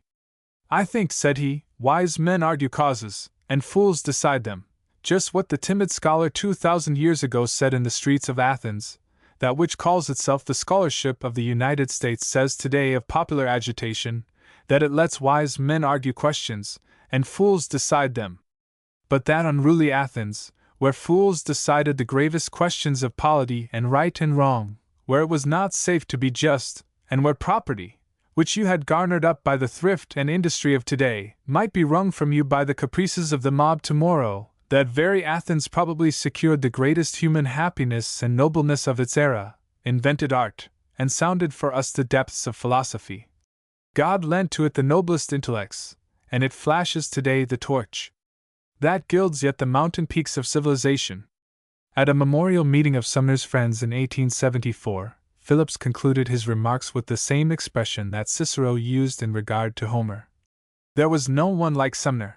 He was not a mellow-toned orator of peace and conciliation, but soul-stirring, and one could detect the distant flash of a sword-blade in his periods. In private life, he was the most delightful of men. Good orators always have the finest manners, for it is from them that we learn the art of behavior. But Wendell Phillips never brought the great man of the world to the drawing-room or dining-table, but was so perfectly a gentleman that he seemed almost like a prince who had abdicated his hereditary possessions. He did not seem to have been bred to good manners, but born to them, so natural and unconstrained was everything he said and did. Never self-conscious and never self-forgetful. Where consideration was needed he was sure to be at hand. He was at once dignified and deferential, even to children and servants, whom he was sure to remember in the homes where he visited, and usually had a kind word for them at the right moment. I do not think he could have treated even the meanest of women with disrespect. He never talked too long or too brilliantly, but seemed to be on the watch to give everyone present a fair chance. His presence in a room was stimulating, and made people brighter than their ordinary wont. Of small conversation, conversational pleasantries, and what is called table talk, he happily knew nothing. He had no sharp wit or repartee, but plenty of genial humor, and could of course tell a story to perfection. His imitations of other orators were highly amusing, especially what he called Webster's Rochester speech. "The public debt, it must be paid, and it shall be paid. How much is it?" He would go through the performance, and then resume his seat at the table, laughing like a child. When Emerson and Phillips dined together, they would look at one another, as it seemed, with a kind of awe, as if they were more wonderful to each other than to ordinary mortals. It was after such an occasion that Emerson said, "This man is such a perfect artist that he ought to be walking all the galleries of Europe, and yet here he is fighting these hard questions." He did not appear to care much for society, however, and always declined an invitation where he was in danger of being leonized, or otherwise made use of. A characteristic anecdote is told of him during the expedition of the abolitionists to England in 1853. They were entertained there by their British allies, and also by members of the nobility. A certain duchess, or countess perhaps, invited them to a lawn party, and while they were engaged in drinking coffee on her lawn, an uncomfortable drizzling mist came down on the company. The gentlemen all carried their hats in their hands out of respect for the duchess, who wore a sort of lace tiara, but in this emergency Phillips, who had a speech to make at Birmingham next evening, placed his on his head and continued to wear it. The consequence was that when the Duchess gave them a second entertainment, Phillips was not invited. He was as independent as this on all occasions. The anti-slavery movement carried along with it a variety of other social and political movements such as spiritualism, total abstinence, and the prevention of capital punishment, which prevented many sympathetic friends of the cause from joining it, and gave it a quaint, and sometimes even a comical aspect. These utopian and impracticable notions were accepted by the abolitionists partly on the log-rolling principle, and partly from a tendency of those people to separate themselves from what is real and tangible. It seems strange that a man of Wendell Phillips' culture and mental endowments should not have been able to distinguish between a necessary and possible reform, and those vague theories of human happiness and perfection which are not based on the logic of experience, but indicate rather a wayward mental condition in the devotees. If a little knowledge is a dangerous thing, what should be said of unripe and superficial thinking? We wonder what were Wendell Phillips' reflections concerning the women in bloomer costume, and the paradoxical persons who frequented the anti-slavery fairs, and created disturbances at the anti-slavery conventions. If questioned about them, he would probably have said, with a laugh, "Oh, those are our barnacles." But they were only extreme cases of the general tendency. It was not the right element for a man of his caliber. He did not become a spiritualist, nor was he so intolerant as to object to the use of brandy for cooking purposes. But he published an injudicious and even intemperate letter to the Chief Justice of Massachusetts and the President of Harvard College, arraigning them for drinking wine at a public banquet. He exerted himself strenuously to obtain the repeal of capital punishment, and when that failed, and also an attempt to obtain a pardon for a miserable murderer, whom it was merely a kindness to hang, he attacked the governor of the state in a sermon before the Theodore Parker Society, which was little better than a tirade of invectives. He never appeared as an advocate of woman's suffrage before the public, but he is said to have approved of it. Neither would he go to the polls to vote, at first because the national constitution supported slavery, and afterwards because the government maintained an army and encouraged war. He missed a fine opportunity to escape from this narrow routine and enter the arena of practical politics when the Free Soil Party was formed to prevent the extension of slavery. However, he either did not think of it, or preferred to hold fast to his former friends, though he little knew how little they cared for him, and he continued for 10 years longer to lecture on Toussaint and talk moral suasion, riding hard on the Garrisonian formula. It seems like small business when we recollect the work that Seward and Sumner and Chase were doing meanwhile. It was the attack on Harper's Ferry that broke the spell at last, and awoke Wendell Phillips to a higher and more useful life. It is difficult to realize now the courage that was required to appear before the public in defense of what was generally considered the outrage of a madman. It is easier for men to understand the differential calculus than that rebellion against government is either the greatest of crimes or the highest of virtues. When government becomes so bad that honesty and virtue cannot endure it, revolution is imminent. Phillips, Emerson and Thoreau, John A. Andrew and Rev. J. M. Manning, pastor of the Old South Church, were the ones who asserted this. Andrew and his friends called a meeting, nominally to obtain funds for the wife and daughters of John Brown. The hall was crowded with a remarkably intelligent-looking class of people. Andrew presided, and claimed that whatever might be thought of his Virginia raid, John Brown himself, considered from his own standpoint, was in the right. Rev. Mr. Manning said, if John Brown had consulted him in regard to inciting a slave insurrection, he should certainly have advised him not to do it, but he was far from regretting that the attempt had been made. Phillips was the last speaker, and treated his subject in the boldest revolutionary manner, and before he had finished the applause was deafening. A judge of the Superior Court sat on the front bench clapping his hands with a noise like pistol shots.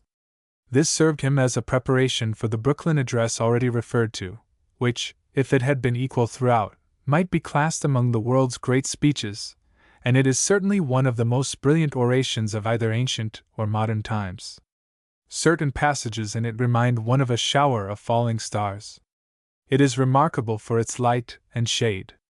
He began with a gay and graceful compliment to Thomas Corwin, an old statesman of the Henry Clay School, who was seated on the platform. But he soon became intensely serious. The lesson of the hour is insurrection. And why is it? Because we are all recreant Americans, recreant to the principles of our ancestors. After a while he changed to a sort of rippling humor, which was peculiar to him, and delighted his audience immensely, describing the subterfuges which had come into fashion to escape using the word slavery.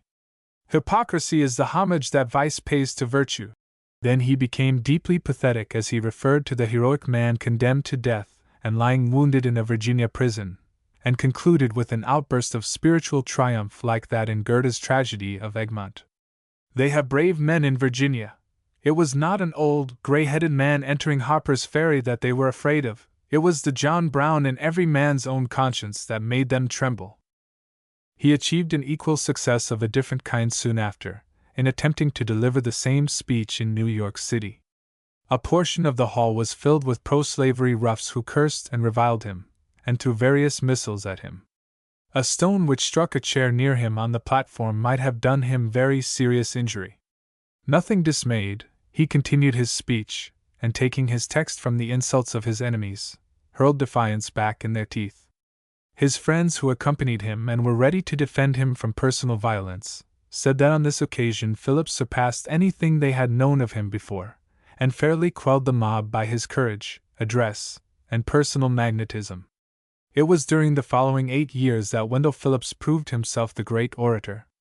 Wasson, who never quite approved of him, said that Webster might have excelled him, but that Choate or Everett could not be compared with him. The largest halls could not contain the people who wished to hear him. He was several times mobbed, and his life was in continual danger. A bodyguard of devoted young friends escorted him to and from his house. He never ceased calling for the emancipation of the Negroes, and when that was accomplished, for their enlistment as volunteers and a more vigorous prosecution of the war. His criticism of public affairs was not always judicious, but it warmed the hearts of the people and strengthened the hands of the anti-slavery party in Washington. The real difficulty at that time was best known to Lincoln and his cabinet, the difficulty of organizing such large armies with so small a number of trained and experienced officers. Good judges have given an opinion that the practice of appointing noted politicians to important commands lengthened the war at least 2 years, and one after another, all these men had to be removed. But what else could the government do? The officers of the regular army nearly all belonged to the Democratic Party, and President Lincoln hardly knew whom he could trust. Phillips knew as little of military affairs as Grant did of oratory. Just 1 year after the Brooklyn address, he was called upon to celebrate the election of Abraham Lincoln in Boston Music Hall. For once Phillips and his audience were in perfect harmony, and also in the best of spirits. Men little dreamed at that time of the awful chasm that was to open beneath them. His speech was full of the most delicious humor, rather a biting humor at times, as we read it now, but it did not seem so in the way he spoke it. It was like a wedding feast. Laughter and applause were so frequent that the wonder is that the speaker was able to keep the thread of his discourse. Among a dozen witty passages he said, "Now I would like to have a law that 1/3 of our able men should not be eligible for the presidency. Then every third man could be depended on to tell the truth. Listen to Mr. Seward on the prairies. What magnificent speeches he has made there since Mr. Lincoln's nomination. When he ceased to be a candidate for the presidency, he became a man again. In the winter of 1863 he went to Washington for the first time, and lectured on the lesson of the hour. Old Abe went to hear him and expressed himself as being greatly pleased with the exhibition, as he called it. Next day a committee of influential citizens called on him to inquire if he could deliver his oration on Toussaint that evening for the benefit of his admirers, and then that was not enough, but they must have his lecture on the lost arts the evening afterward. This was a fine triumph for him after 25 years of social ostracism, but his anxiety in regard to the condition of the country prevented him from enjoying it as he might have. Meanwhile a storm was preparing for him in the quarter he least expected it. The old abolitionists, whom nobody had thought of since the repeal of the Missouri Compromise and who were beginning to feel a good deal neglected, looked upon Phillips now as a deserter from their standard of non-resistance and moral suasion, and perhaps also eyed his brilliant course with some little jealousy. In the spring of 1865 Garrison returned from hoisting the flag at Fort Sumter, fully satisfied that the Negroes could be safely trusted in future to the patriarchal care of the central government. Phillips thought otherwise. He argued that the black man still suffered from the effects of slavery, that they were very much at the mercy of their former masters, who would naturally bear them no goodwill, that their future political position would depend on the action of Congress and not on the administration, and that it was still advisable for Northern friends to keep watch over their interests. From this private difference of opinion an obstinate controversy soon developed itself, in which a large portion of the public took part on one side or the other. Senator Sumner and his friends supported Phillips, while Governor Andrew, who disliked him for no very good reason, and Senator Wilson for a much better one, supported Garrison. Both parties being thus strongly reinforced, the dispute rose to a high pitch. Phillips finally carried the day, and was fully justified afterwards for doing so, but the Garrison party took mortal offense at him for this, and would never afterwards recognize him except by a cold and distant courtesy. George Thompson, an English friend of Garrison who came over providentially at that time, quoted Phillips' earlier speeches against him, an inconsistency which was rather to his credit, and exclaimed, "I appeal from Phillips drunk to Phillips sober." Nor was this the worst of it. Footnote: a year after this he said to two Rhode Island ladies, who were among the few friends that remained faithful to him all through life, "It seems hard that of the men whom I worked with for 30 years only 3 or 4 are willing to speak to me now." But Phillips endured the storm like a man. He argued his case with all the ardor and energy of his nature, but there escaped from him not one opprobrious or resentful sentence towards his former associates. Emerson said, to quote him again, and we hope for the last time, "How handsomely Mr. Phillips has behaved in his controversy with Mr. Garrison." In fact, Phillips was the same we have always known him, but the wound went deep into him, and 7 years later, when he said at the Radical Club, "I have known cases in which it only took one to make a quarrel," we all recognized what he was thinking of. This was the acme of his career, and alas, how soon he fell away from it. About a year before this time, his friends began to notice certain expressions in his speeches which puzzled them not a little. At length a severe and unjust attack on Senator Wilson as a frequenter of drinking saloons explained the new departure to them. Phillips was evidently taking a hand in practical politics, and as Wilson's term was nearly expiring, wished to make General Butler his successor. So strangely are good and evil united in us, that this happened about the same period as the Garrison controversy. The less said about General Butler perhaps the better. At the same time Wendell Phillips' support of him would seem to be no worse than Judge Hoar's continued support of Blaine for the presidency, and it is also true that General Butler's reputation was better at this time than it afterwards became. He was well received at the political clubs, and even considered in the light of a presidential candidate by prominent Republicans. Phillips' subsequent explanation of the matter was that the Negro was his client, and General Butler was the only person who had the will and ability to manage his case. He was not inconsistent in this, for he afterwards supported General Grant in the machine governments at the South for the same reason. Another bond of mutual interest between them was socialism. When or where Phillips became a socialist is uncertain. He was conservative in religion, and there is no more necessary connection between the abolition of slavery and socialism than between socialism and free trade. On the contrary, the votes of the Irish laborers, who now divided his interest with the Negroes, had always been the chief bulwark and mainstay of the slave power in the northern states. It must, however, have been a question of principle with him, a theory of abstract right, for the course and conduct of his whole life is a true witness against any meaner motive. But General Butler's socialism was doubtless a matter of personal ambition, a bait to catch the popular vote. Nobody except Phillips, not even the laborers themselves, imagined anything else in his case. Footnote: in the autumn of 1884 my brother asked a plumber then working for him if he intended to vote for General Butler, who was presidential candidate that year for the Labor Party. "No," replied the fellow. "Butler is a bad man.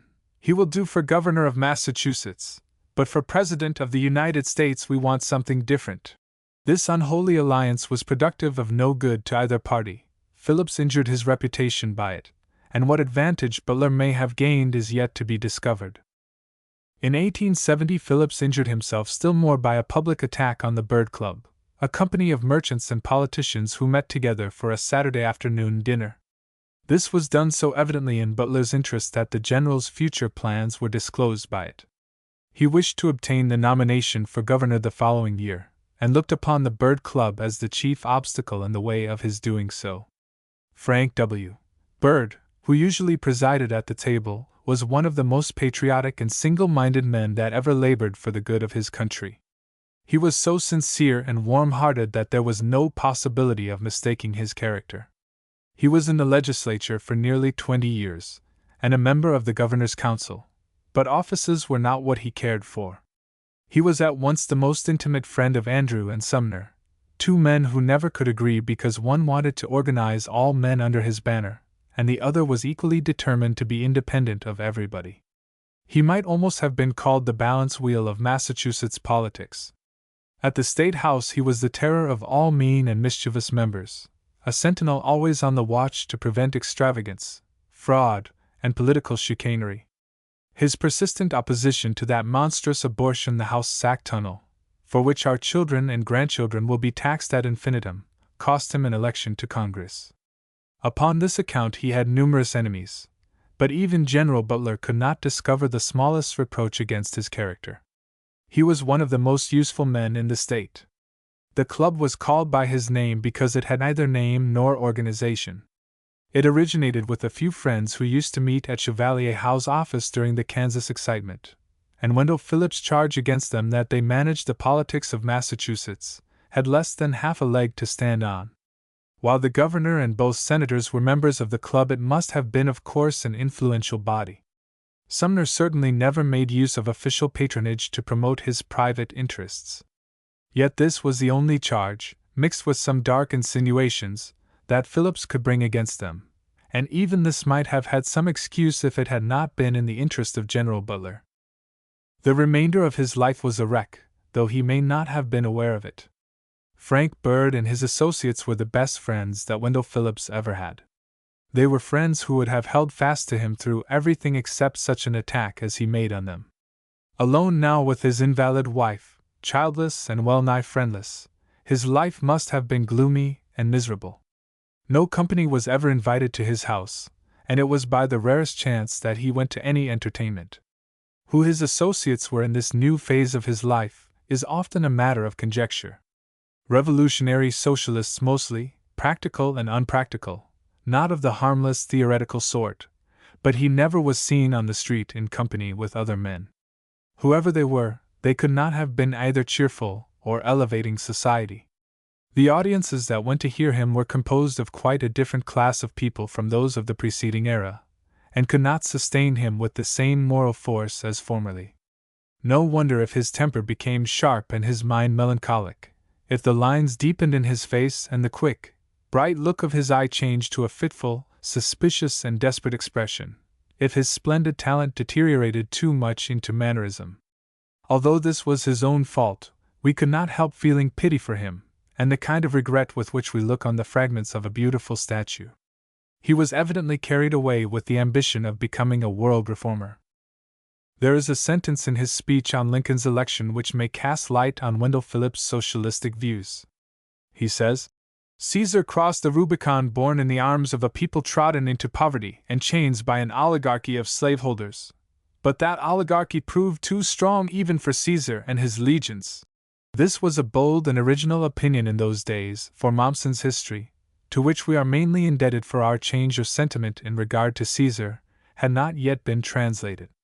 There is at the present time an oligarchy of landowners and capitalists in England of whom Froude has predicted that they will come to the same catastrophe as the Roman oligarchy did finally, and as that of Bohemia in the 16th century, and of France in the 18th, unless the present course of events shall be arrested by judicious legislation and magnanimous sacrifices.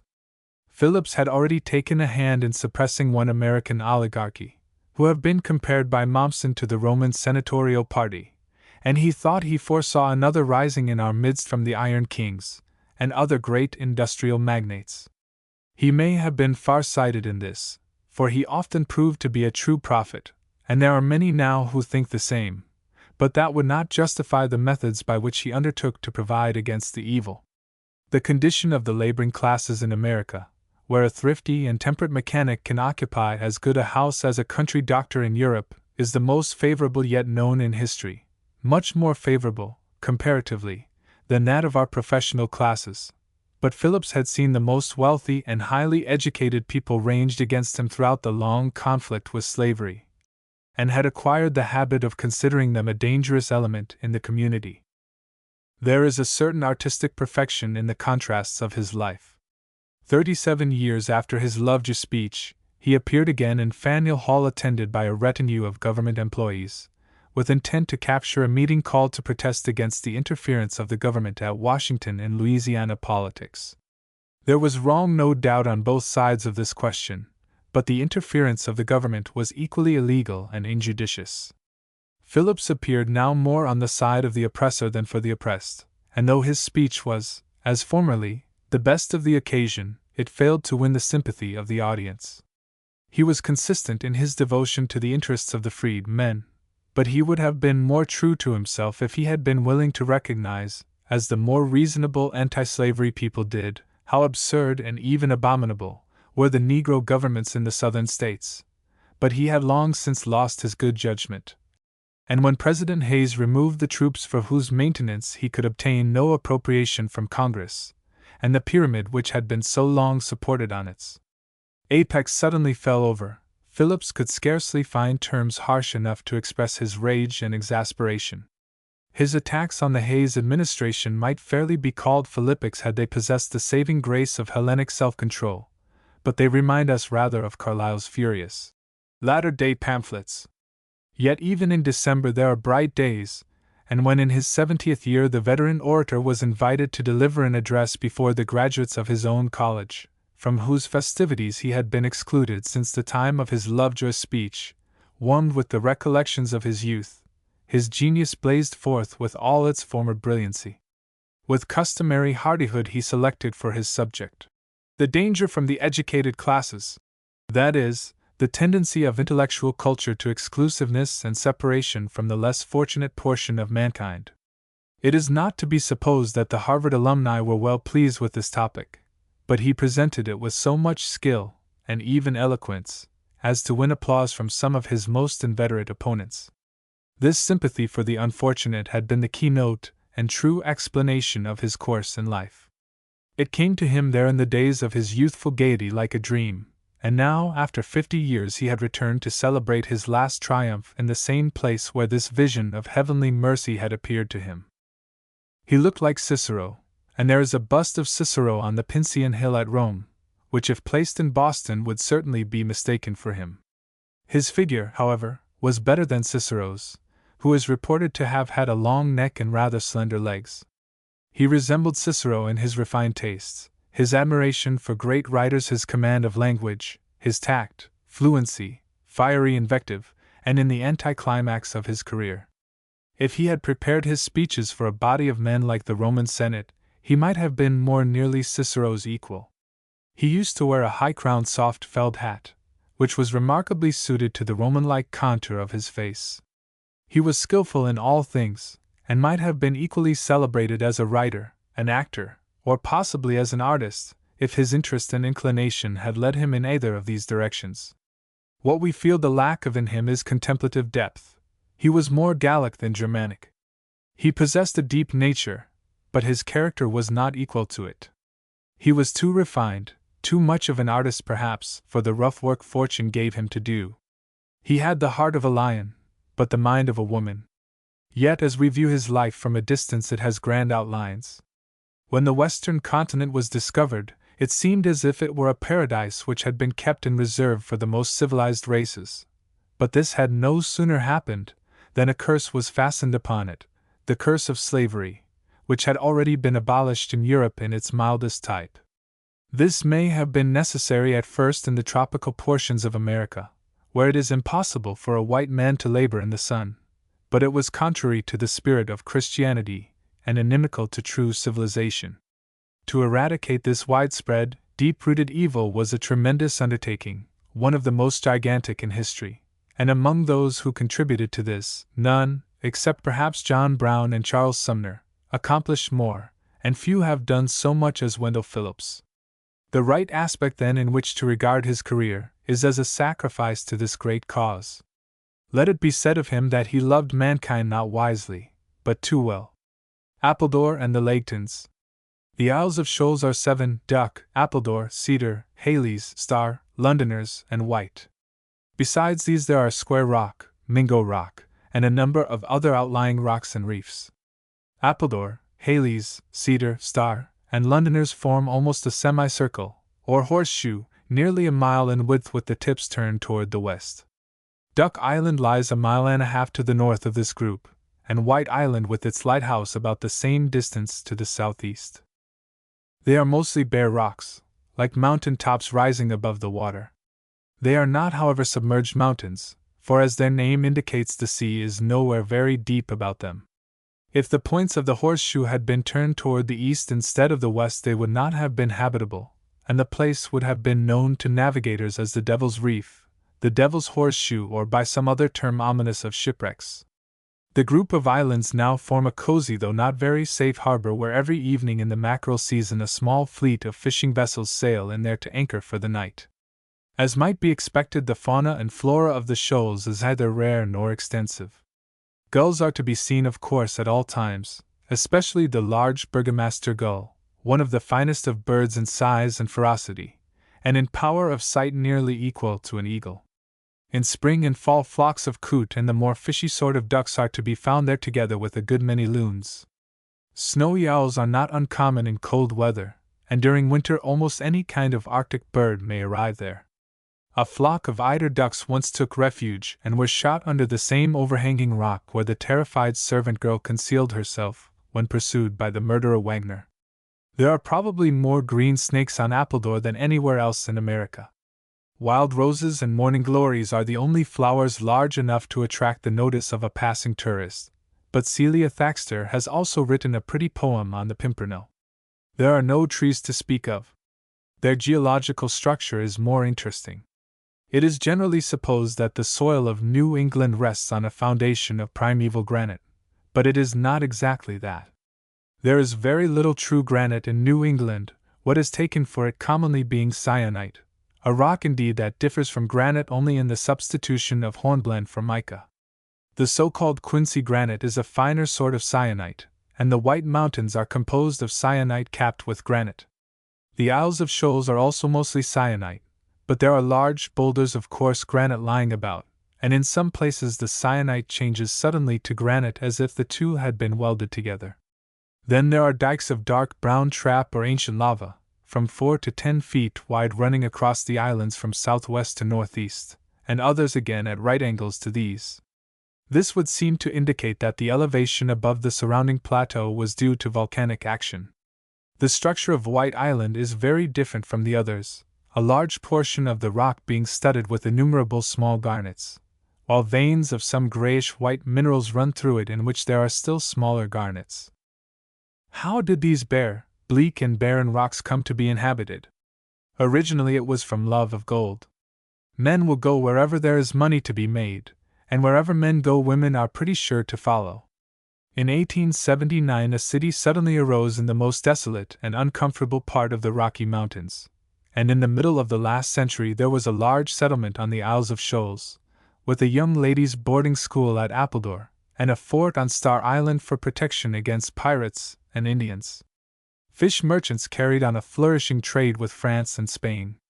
In course of time, however, cod and haddock became largely fished out, and the settlement on Appledore disappeared with them, boarding school and all. So it is predicted that some day Leadville will again become a silent wilderness. In 1850 the population of the Shoals had dwindled to about a dozen families of poor fishermen when a fresh impulse was given to the activity of the place from a direction that nobody could ever have imagined. The Leightons were residents of Portsmouth. The father of Thomas B. Leighton was a sparmaker and did a considerable business when shipbuilding was thriving in those times. Thomas B. in his youth was afflicted with a fever which confined him to his room for many months and from the effects of which he never recovered. He married Miss Eliza Remus, a woman of remarkable good sense and strong physique. He preferred journalism to sparmaking, and his connection with the New Hampshire Gazette soon led him into politics. He was an ardent supporter of Old Hickory, and rewarded for it finally with the position of postmaster for his native city. Whether he surrendered this position for the forlorn and less lucrative one of White Island Lighthouse on account of ill health or from a different motive, is uncertain. There was formerly a story in circulation that he was defeated as a candidate for some political office and retired in disgust from the haunts and ways of men. This, however, is not likely.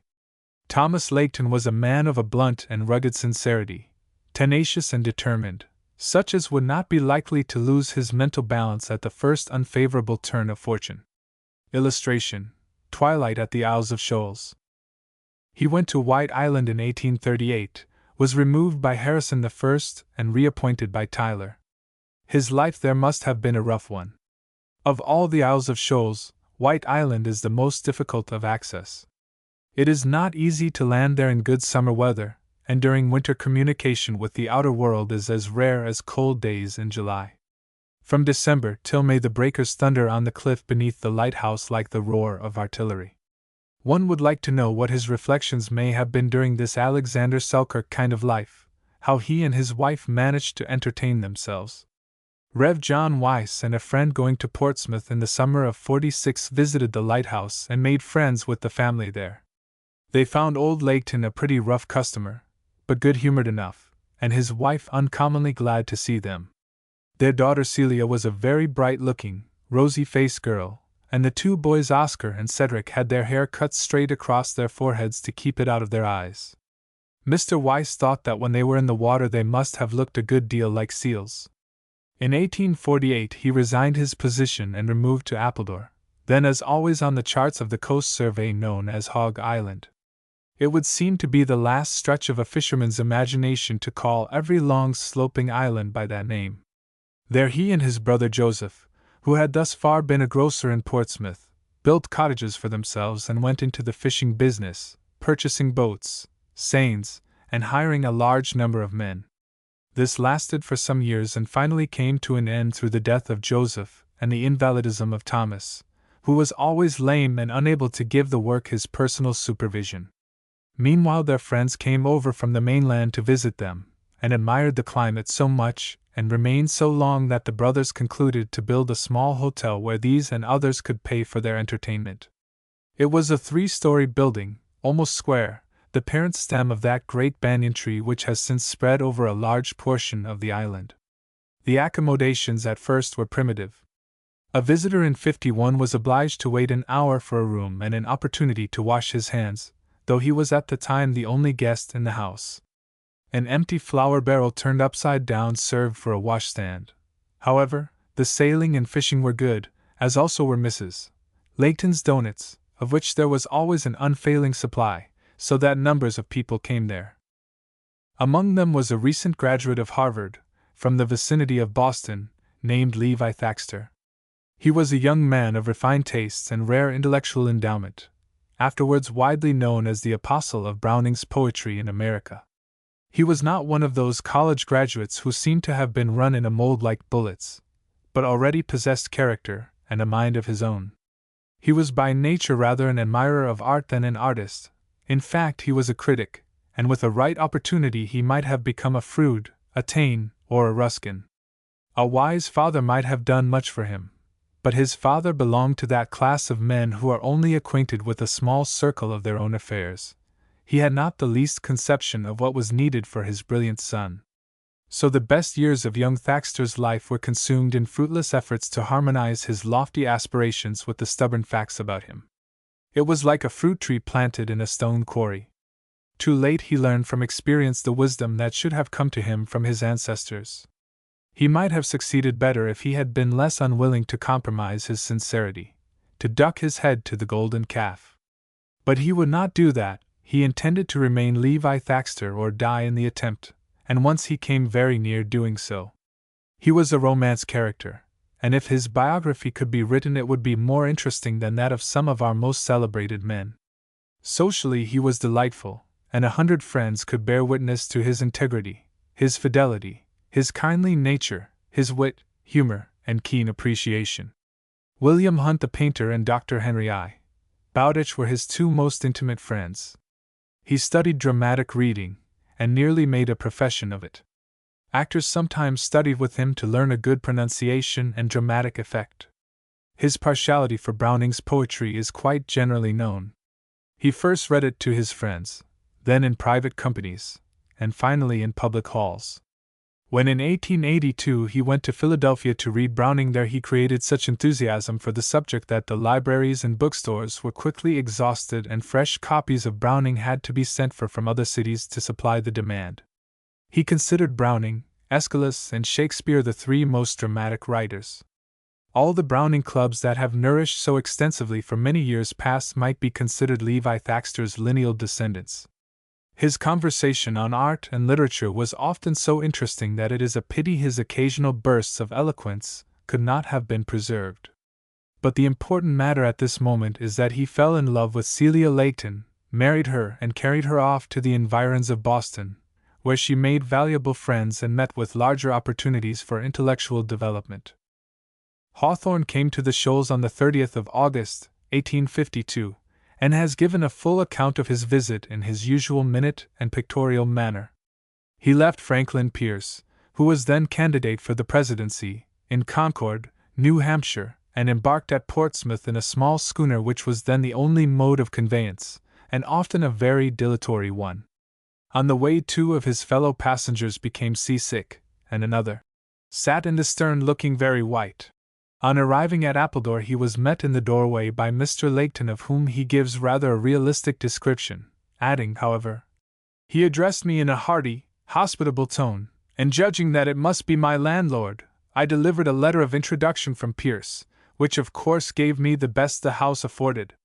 It seems strange that Hawthorne, who understood human nature better than any other American writer, should have so rarely penetrated into the character of the people whom he mentions in his notebooks. Old Layton was a solid rock of sense and grit, and the chief impression he made upon strangers was of a man whom it was best to keep on the right side of. The detonations of his frankness sometimes cleared the air in a truly remarkable manner, and would scatter all light spirits to a prudent distance. He reminded one of Longfellow's description of Simon Dan's. Restless at times with heavy strides he paces his parlor to and fro. He is like a ship that at anchor rides, and swings with the rising and falling tides, and tugs at her anchor toe. Hawthorne seems to have found a kindred spirit in Mr. Thaxter, who invited him to their cottage to meet the ladies and drink applejack. There he also found John Weiss, a man of wit and genius little inferior to his own. Neither did Celia Thaxter impress him, except in a rather external way. He says, "We found Mrs. Thaxter sitting in a neat little parlor, very simply furnished, but in good taste. She is not now, I believe, more than 18 years old, very pretty, and with the manners of a lady, not prim and precise, but with enough of freedom and ease." The ideality in her face, which probably attracted her husband and is visible in her earliest pictures, was not observed by the idealist himself. He spent the next 2 weeks in company with Mr. Thaxter, roaming about on the water, visiting different islands, and conversing with the inhabitants.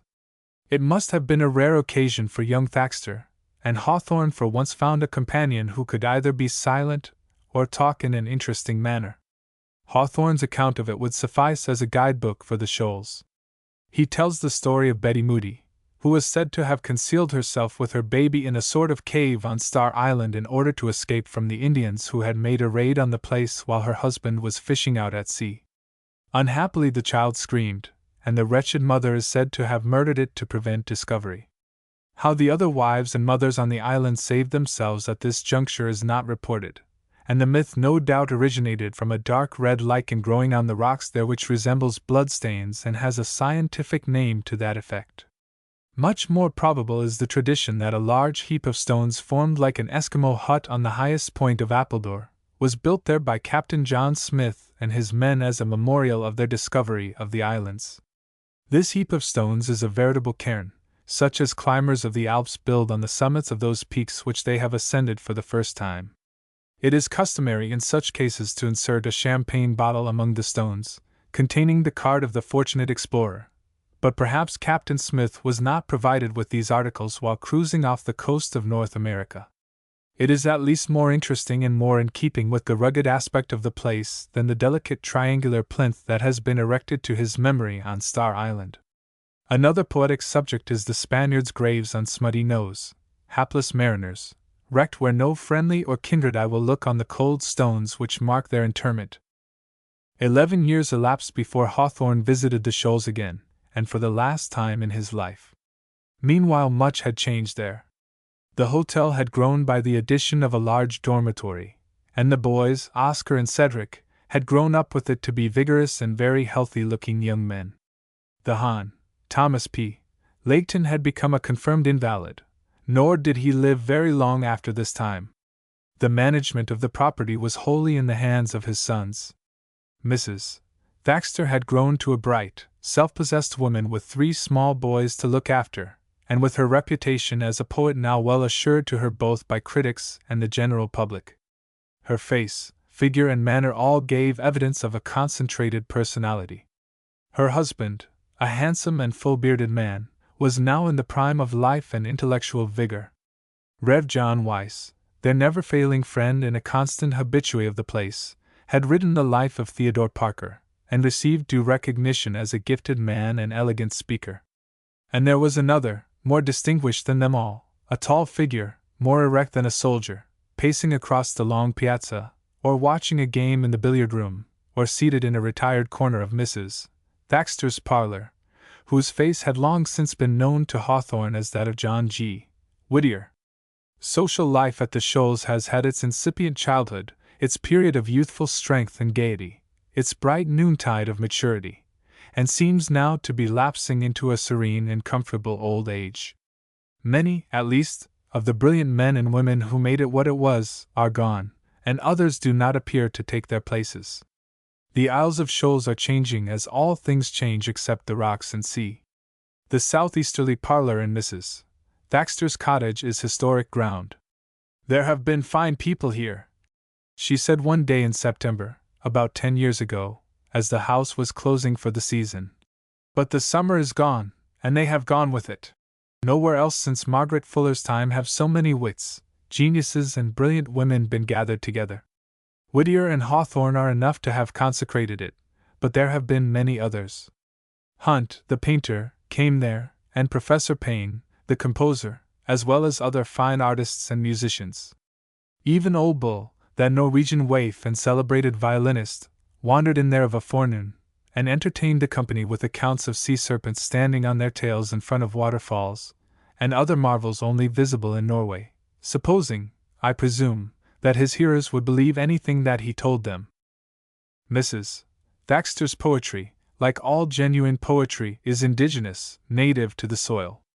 She has taken her subjects from the life and incidents about her, the little sandpiper, the Burgomaster gull, the Pimpernel, and the wreck on White Island, where a vessel was once wrecked in a dense fog right under the lighthouse. Footnote: in the winter of 1876, centennial year, a schooner laden with salt somehow ran on to the southerly reef of White Island and lost its rudder. The vessel consequently became unmanageable, and was finally thrown up on Londoners, where the island is so low that at high tide the sea nearly divides it in two. The crew tried to escape by jumping on to the rocks. Only 3 succeeded in doing this: the captain, the cabin boy, and 1 sailor. A tremendous wave washed over them, and when it had subsided the sailor found himself alone. Fortunately he knew where he was, and by clinging flat to the rocks, like a starfish, and watching his chances, he succeeded after a time in reaching a point of safety. But no sooner was he fairly out of the water than his clothes became a mass of ice. There is a rude, unplastered house on Londoners. The door was fastened, but he broke through it with a blow of his foot. Then, wiping his hands as well as he could on the rough boards, he felt along the first transverse beam joist until, to his great delight, he came upon some matches. These saved his life, for there can be no doubt that otherwise he would have been frozen to death before morning. There was a stove in the house, and even a few sticks of wood. For kindling wood he tore off splinters from the edges of the boards. He could see nothing within the house, and it is said that after his fire was lighted, he had only 1 match left. Next morning people on Halley's Island saw the wreck and the smoke from his fire, and went to his rescue. Mrs. Remus is authority for the statement that White Island was not called so from its color, but from a family of whites who lived on it before the lighthouse was built, and that the miser White who was murdered by Crowninshield in Salem was born on that island. Illustration: Celia Thaxter. From a photograph taken in 1890. Illustration: David A. Wasson. From a portrait by his son George, taken in 1878. She made the best use of her material, which after all is much the same as Emerson's, with the difference between a barren island and a well-wooded country town taken into account. Another difference is that she looks at her subject objectively, and then treats it subjectively, whereas Emerson does exactly the reverse. It is like the difference between Schiller and Goethe, or Longfellow and Browning, and is the manner in which a poet always must write in order to be popular. Her verses are graceful, refined, and, as they should be, feminine. Yet there is a good deal of strength in it also, or if the phrase is permissible, a good deal of backbone. Her style reminds one of Whittier, but is sufficiently original. Sometimes she escapes from concrete things into abstract subjects, and her short poem on heroism seems to me the best she ever wrote. There was formerly a strong prejudice against this kind of poetry, but it seems to be disappearing. Those of her poems which Whittier included in his collection of English and American poetry are also fine, and may be said to deserve their place. Her criticism was better than is usually the case with poets, and her conversation about authors and literature always interesting. It was not didactic at all, but frank, spontaneous, and open to correction. She liked the most diverse writers, Tennyson, and Dickens, and Browning. In early years I remember her speaking of Hawthorne in a tone of veneration, but later in life she preferred Emerson, even to Whittier. There was formerly a portrait of Goethe in her parlor with Emerson's lines about him underneath it, copied in her own picturesque handwriting. It seems strange that she never tried her hand at a novel, for of all resorts on the coast the Isles of Shoals is the best ground to study human nature on. People lose their artificial ways in that atmosphere and their peculiarities are brought out distinctly, as oil brings out the veins in black walnut. The epic gift, however, is very different from the lyric and the two are not often united in the same person. Mrs. Thaxter's prose writings are almost as rare as Whittier's. She published a detailed account of a murder that was committed on Halley's Island about 20 years ago, what would seem to be a peculiar subject for a cultivated person to fasten on, and yet she succeeded in giving it a good deal of dignity. One consequence of this has been that hundreds of people cross over every summer to Smutty Nose to stare at the miserable old shanty where the event took place, though there is absolutely nothing to be seen there. It was a choice occasion in the old Shoals days when Mrs. Thaxter consented to read Browning or Tennyson to her friends. I think it was the finest reading I ever heard, simply because it was neither dramatic, rhetorical, nor elocutionary. It was plain, distinct reading with just enough of the dramatic element to give fullness to the meaning, and with such a voice. Why is it that some people who have unpleasant voices are yet able to sing sweetly, and others who cannot sing are able to read or converse, so it is music to hear them. I was formerly acquainted with an old man, much beyond the period of life when singers retire from the stage, whose voice was nevertheless, as one heard it at some distance, as musical as a Stradivarius. With all her frankness and fearlessness, she was as sensitive to personal influences as poets usually are, and persons who called on her, who lacked delicacy of feeling, not only wearied her, but sometimes caused her positive suffering. In such cases she fortified herself with what she called a strong dose of conversation, would talk with great volubility on all possible subjects, as if in this manner to keep the unpleasant influence at a distance. "I wish all good people," she said, "were pleasant, and all the bad people disagreeable, for then life would be a more simple affair than it is now. The world is such a mixture that I never quite know how to take it." At times she was a merciless critic. An admiring Quaker in Philadelphia wrote some verses in honor of Whittier, which were presented to Mrs. Thaxter for her approval. When she was asked how she liked them, she replied, "I do not like it all, it goes humpity, lumpity, dumpity, bump," and immediately changed the subject of conversation. On another occasion she took up a volume of poetry which had been printed for private circulation, and said, "There are 2 really fine poems in this, which is more than can be usually said of such collections." Then she read them to us with such expressive grace as might almost make poetry out of Latin grammar. One was called The Whip of the Sky, and the other was a sonnet about Pompeii. She early discovered in herself the mesmeric power of a spiritist, and Wasson was present at a séance which she gave at the house of a friend in Newburyport, reporting messages from another world to various persons in the room. She thus naturally became a believer in Spiritism, and finally a Theosophist. But she found that such supernatural performances were physically injurious and mentally demoralizing, so that in later years she rarely indulged in them. One cold, foggy evening in August 1868, we were gathered in the parlor of the Thaxter cottage, when someone proposed that we should make an experiment with planchette. So the little triangular board was produced, with a long pencil in the apex, and a large sheet of brown paper. Mrs. Thaxter placed her left hand on it, and Mrs.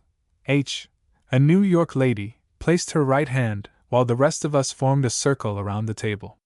In 5 or 10 minutes, planchette began to move, and wrote out, "John Laketon," in plain, bold letters. "He was my great-uncle," said Mrs. Thaxter, "and there used to be a proverb in Portsmouth, as honest as John Laketon." Then she wrote on the paper, "Where is my father?" A few minutes afterward Mrs. H.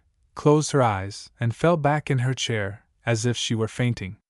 Suddenly coming to herself, she seized the pencil from planchette and wrote rapidly on the paper, while Mrs. Thaxter held her other hand. She was at the left of Mrs. Thaxter, but I cannot remember now whether Mrs. H. wrote with her right or left hand. Mrs. Thaxter was greatly excited and looked all the time in Mrs. H.'s face in the most earnest and impressive manner. Mrs. H. behaved like a person under the influence of strong emotion, and continued to write intermittently until the sheet of paper was nearly covered. Mrs. Thaxter read the sentences eagerly, but without saying a word. Several times Mr. H. entreated his wife to desist, but she paid no attention to him. The whole performance lasted nearly half an hour, and when it was over, Mrs. Thaxter said, "They are all answers to questions which I asked of my father," and remained very grave and quiet during the rest of the evening. The next forenoon we examined the paper and found the writing on it was intelligible, but at the same time conveyed no real information. They were such answers as a woman might herself suggest to a person who was slow in making a reply. One of them was, "You will know everything perfectly when the right time comes," Mr. H. said. "My wife never could have imagined all this. There must have been some occult communication between her and Mrs. Thaxter. Neither do I think she ever heard before of John Laketon."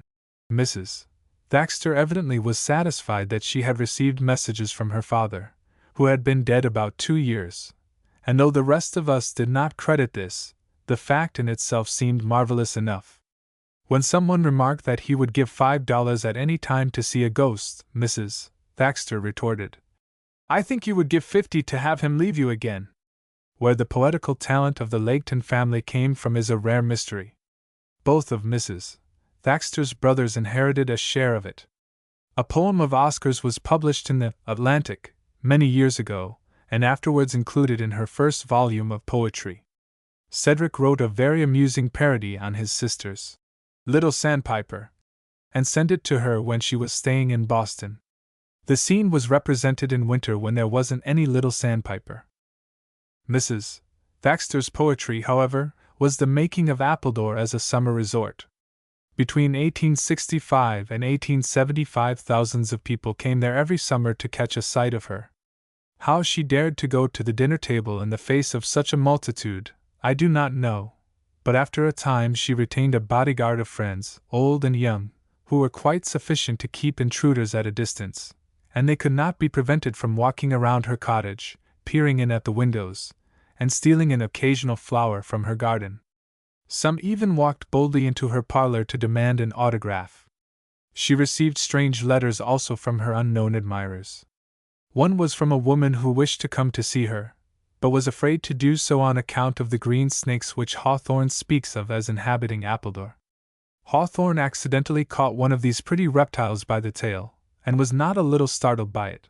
Another was from a naval officer who had been forcibly retired to a plantation in Maryland.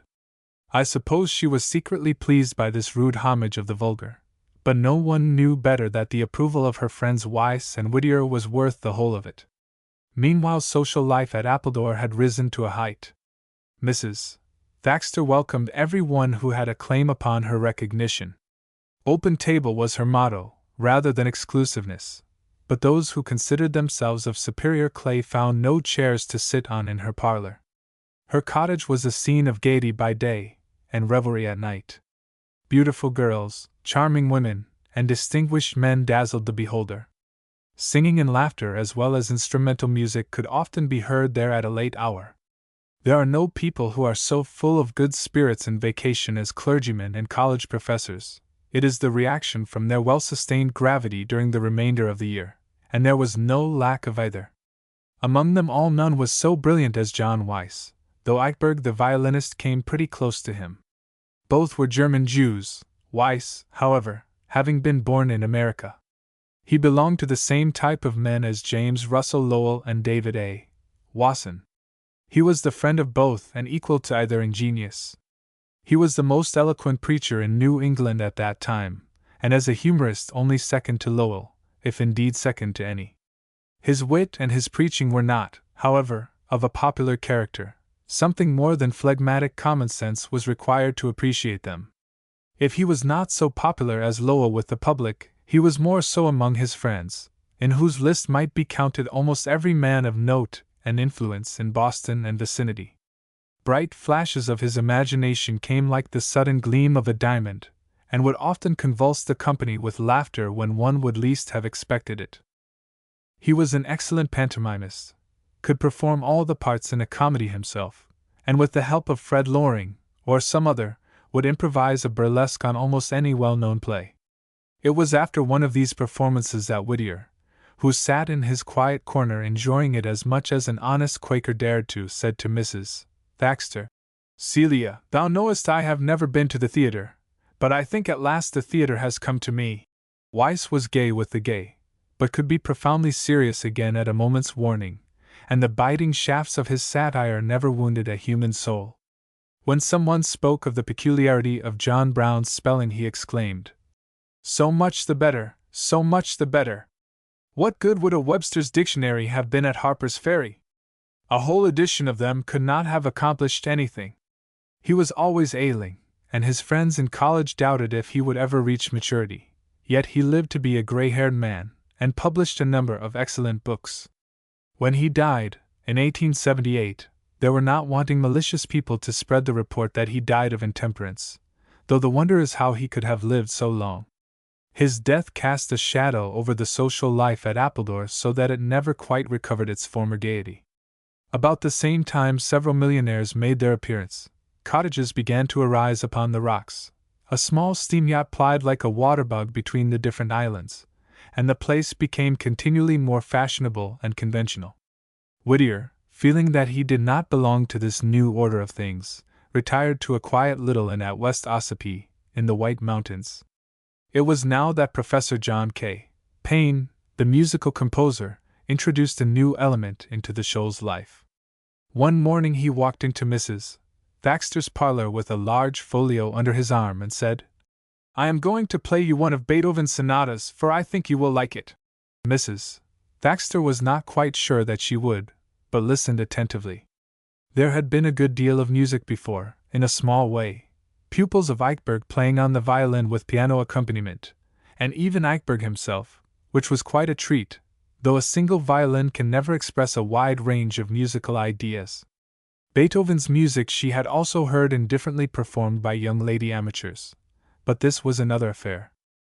Professor Payne is rather an organist than a pianist, and does not pretend to rare technical skill, but what is much better, he understands the music as only players like Rubinstein and von Bülow can understand it, and he brought out the meaning with such joyous fullness as even the master himself might have been pleased to hear.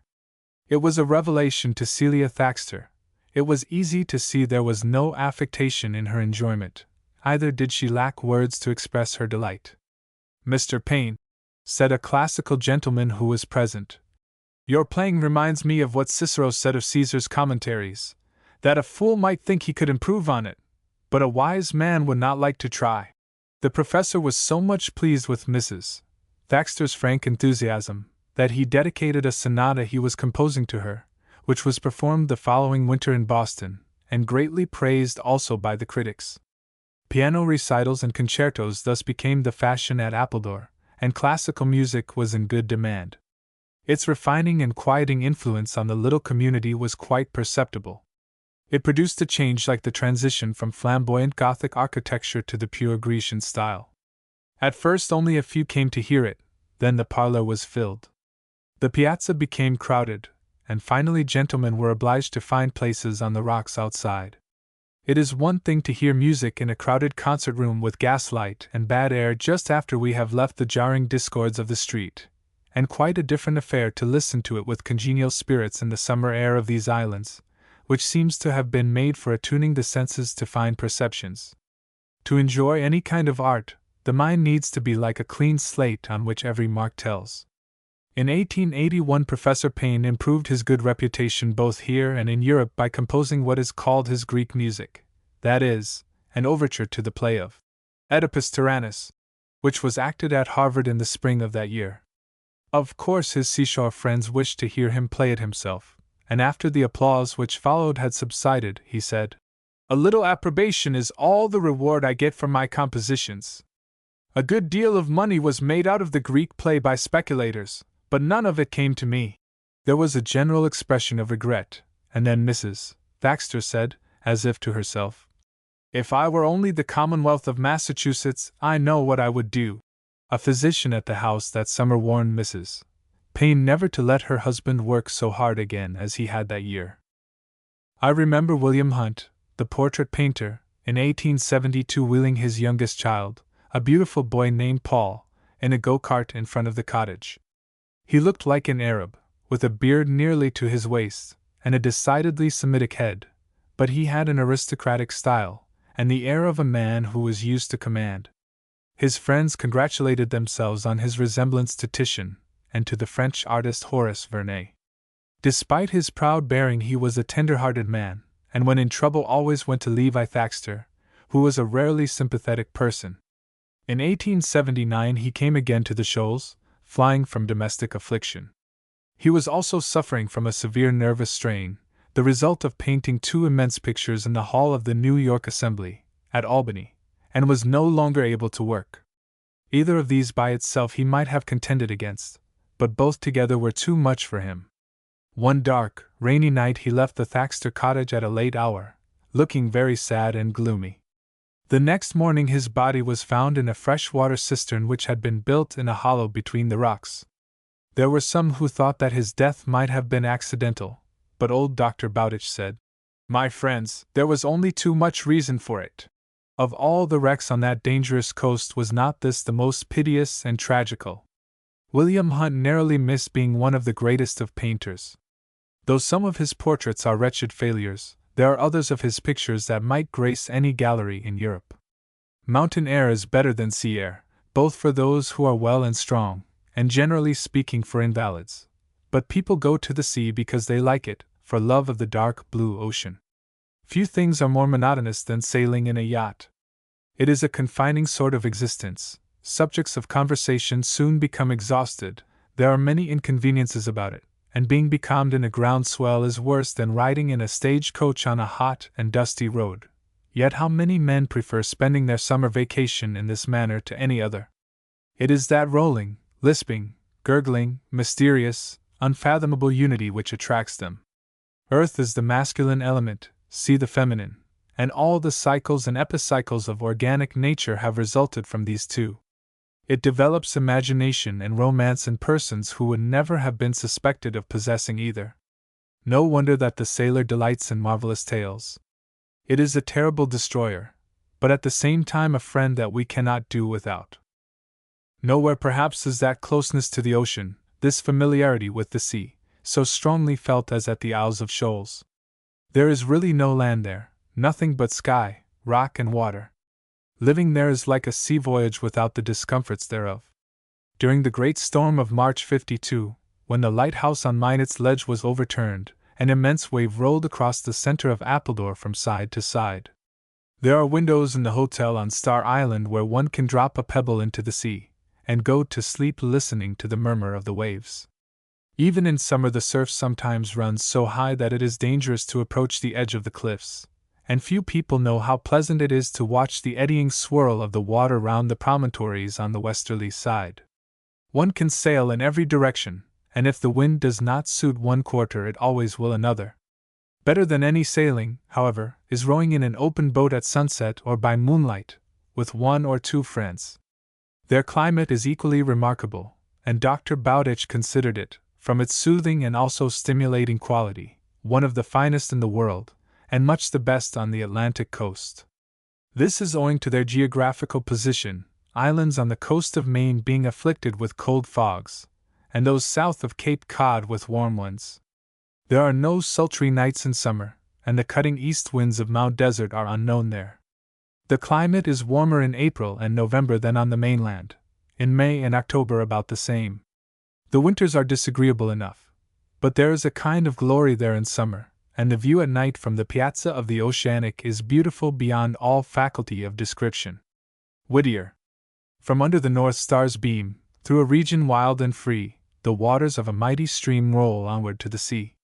In the deep clefts of the mountain lie never-melting snows, and there from an icy fountain a clear cold torrent flows. When we go to see the Falls of Niagara, we expect to be astonished, and are not disappointed, though the expectation takes away somewhat from our sensation. The grand phenomenon makes a strong and permanent impression on us, and yet there is no feeling of affection mingled with this. We have seen it once and do not care to visit the place again. Many pictures have been painted of it, but they are not genuine pictures, for the human element is wanting in them.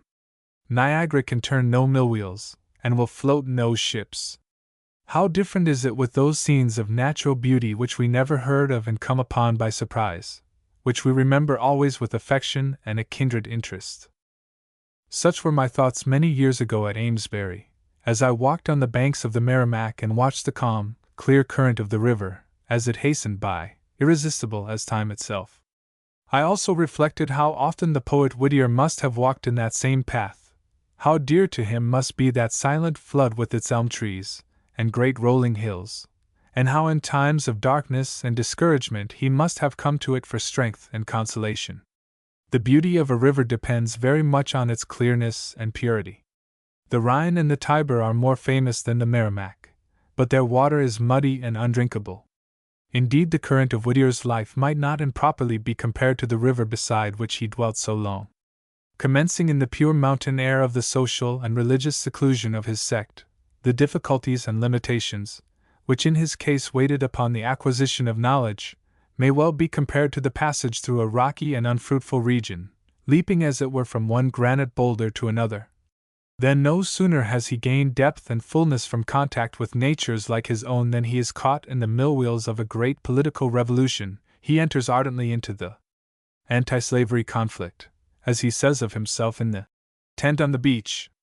And one there was a dreamer born, who with a mission to fulfill had left the muses' haunts to turn the crank of an opinion mill.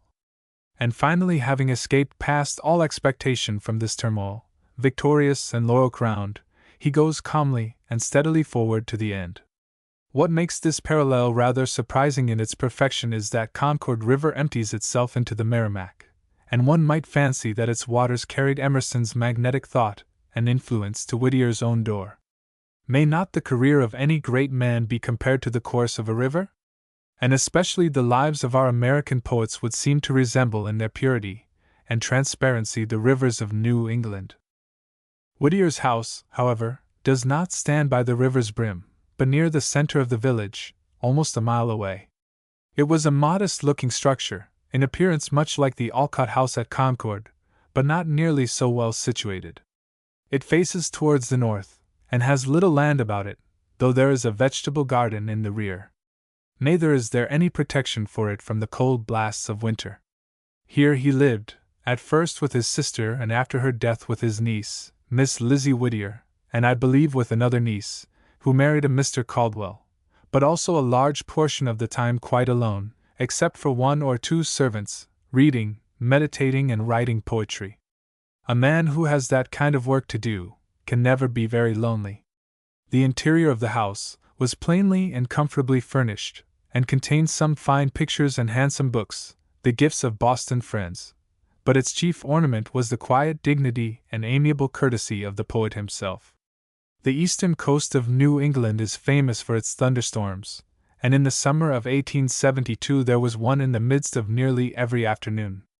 A number of persons were killed by the lightning that season, and Whittier also met with a narrow escape.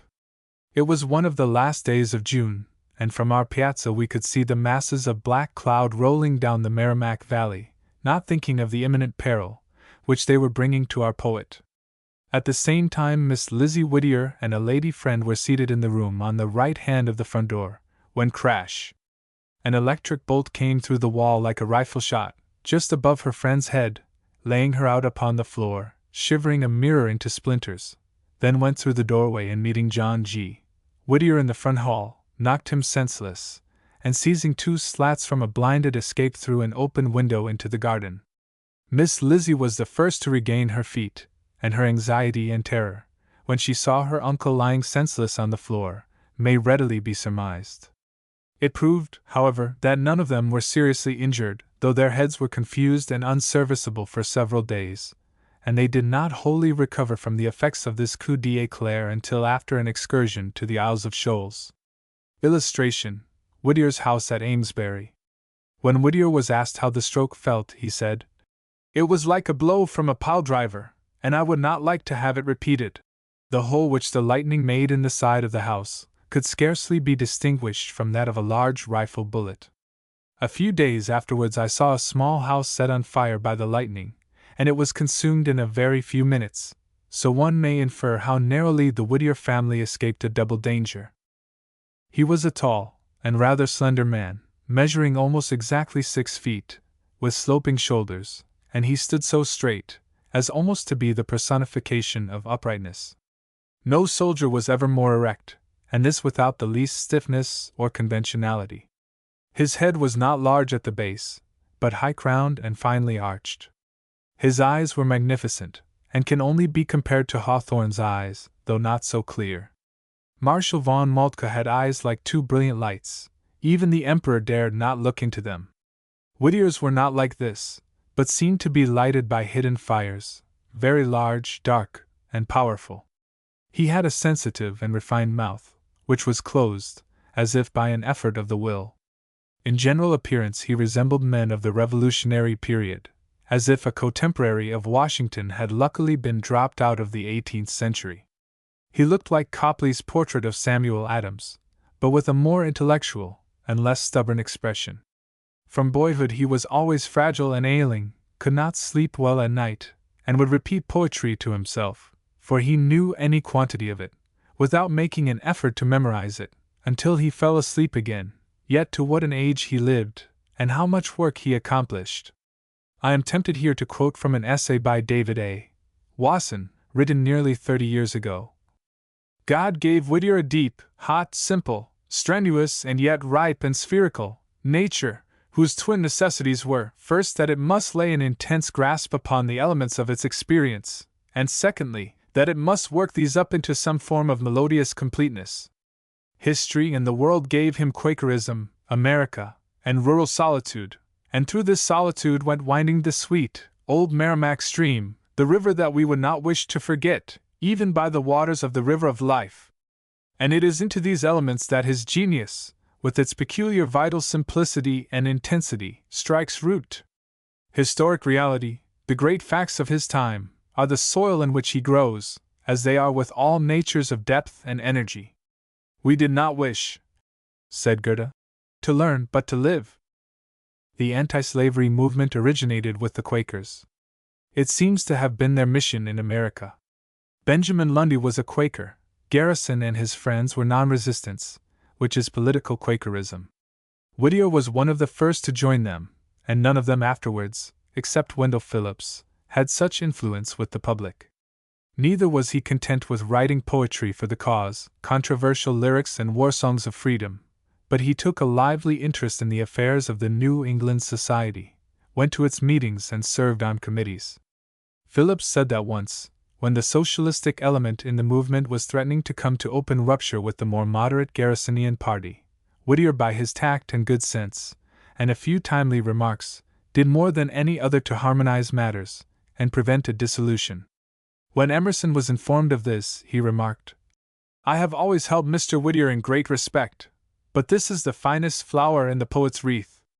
It is astonishing enough now to reflect what the early abolitionists attempted to do, and the manner in which they expected to do it. The empire of Christianity, and of true civilization, was to be established here in America for the first time, and finally, the slaves were to be emancipated, intemperance prevented, and all warfare ended. This was to happen in a world where the Malthusian theory of population is a dominant reality, where millions are fighting every day for the bread of life, and thousands are dying from the lack of proper food, raiment, and shelter. One of their number, whose name will not appear in history, published a book entitled True Civilization and Immediate Necessity. Surely enough, true civilization is and always has been an immediate necessity, a necessity like the feast of Tantalus. But how is it to be realized? The purest saints and noblest statesmen have struggled and died in despair in the attempt to elevate humanity a single inch above the condition in which they found it. Of course, such a chimera as that of the abolitionists could only be entertained by young, inexperienced, and slightly educated men. Their effort was a noble one, a blunder in the right direction, but they had no conception of the explosive material which was contained in the doctrine of non-resistance. Instead of moral persuasion and an era of peace, there followed a desolating war, in itself worse than 50 years of African slavery. The abolitionists were blamed for that calamity very much as the Protestants have been blamed for the massacre of St. Bartholomew, and yet without doubt they were responsible for a portion of it. Gunpowder cannot be made of sulfur and carbon alone, but saltpetre also must be added. Those who remain in this immature condition of fixed ideas throughout life purchase their experience at too high a rate. Whittier's poetic art saved him from this and separated him finally from his Garrisonian allies. With Garrison himself he always remained the best of friends, but after the Kansas troubles began he did not continue to look upon him as a leader, and in 1872 they were in political antagonism, Whittier endorsing Sumner, and Garrison supporting Grant. Perhaps the writing of Ichabod and Webster's subsequent death gave an indication to Whittier of deeper life currents than he had known before, for about that time, it seems to have dawned on him that didactic poetry was not after all the best kind of poetry, and a work of art, to be pure and holy, must exist for its own sake, and be justified by its own excellence. He refers to this intellectual change, not only in the lines already quoted, but in a sort of confession, written at an earlier period. He says, "Art's perfect forms no moral need, and beauty is its own excuse," and regrets that the highest reward of merit will never come to him on this account. He realizes now that he belongs to a party and has been looking at the world from the standpoint of party interest. In devoting himself more closely to his vocation as a poet, he acquired that moral repose and better mental balance with which alone it is possible to see things as they are. From this time forward, the quality of his verses shows a steady improvement. The man possessed a deep nature and true breadth of character in spite of the limitations of his environment, yet there were certain prejudices and antipathies that adhered to him still.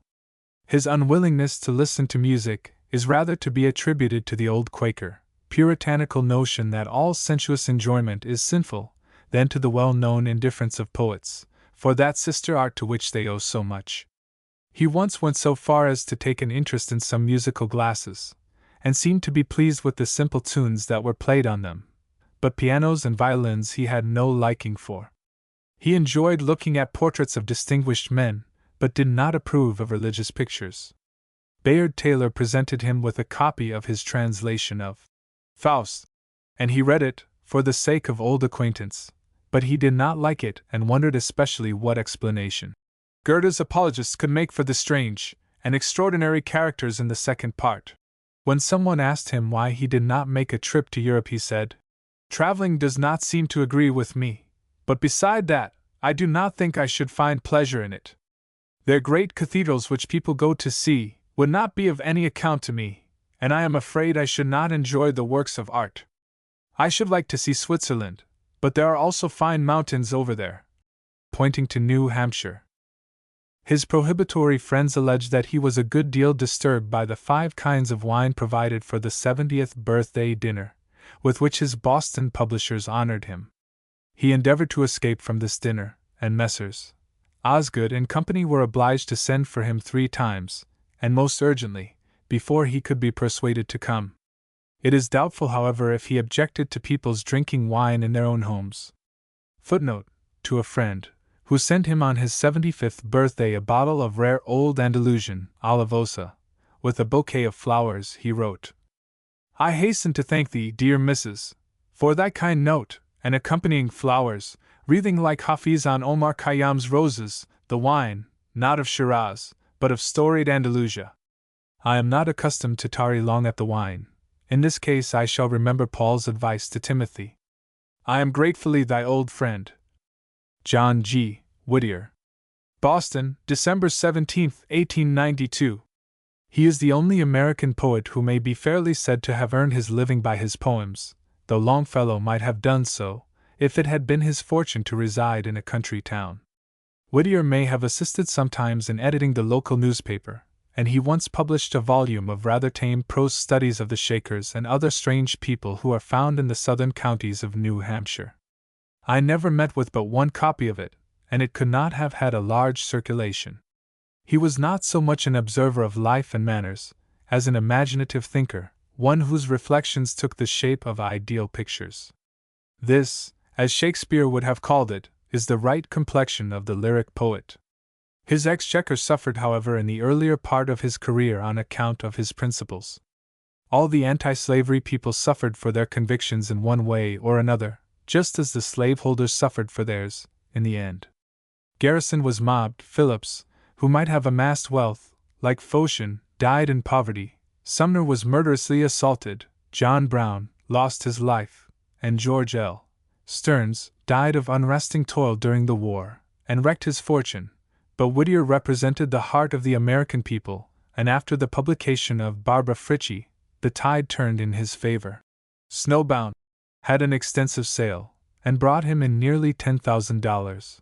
The Tent on the Beach paid almost as well, and his collection of English and American poetry was a fortunate hit on the part of his publishers, which Whittier's modest nature would not otherwise have thought of, so that he was well provided for, in old age, and could even have made a journey around the world like General Grant, if he had been so disposed. Illustration: Whittier in his 72nd year. From a photograph by Thompson. His popularity soon attracted the attention of politicians who hoped to make use of it for the good of the country. He was too influential a member of the community to be overlooked.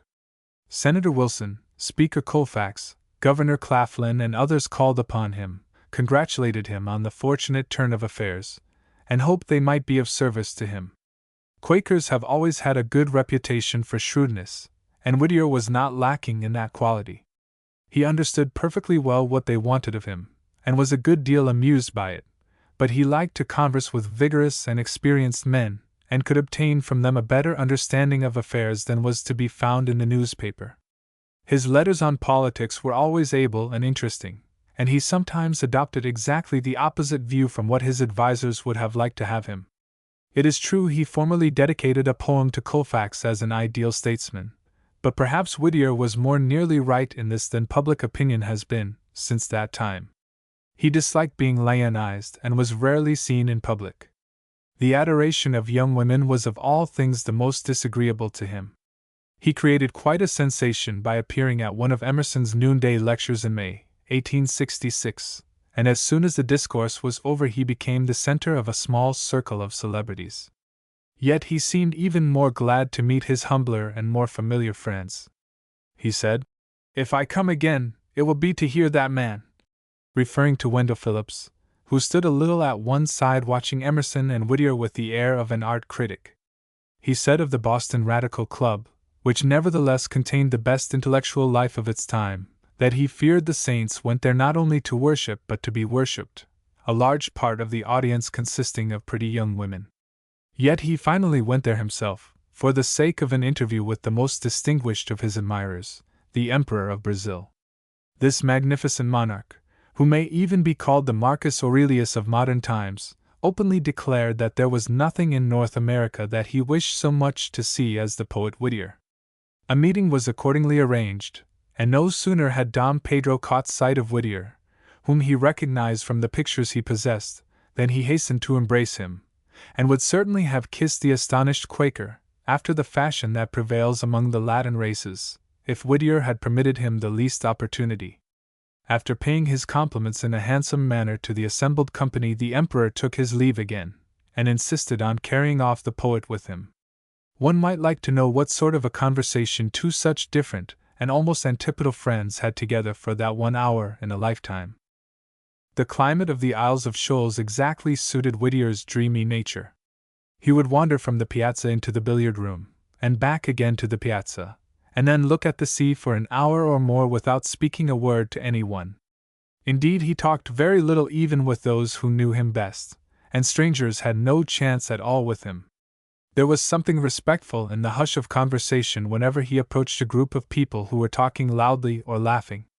I never met him walking over the rocks, or knew of his going out on the water either for sailing or fishing.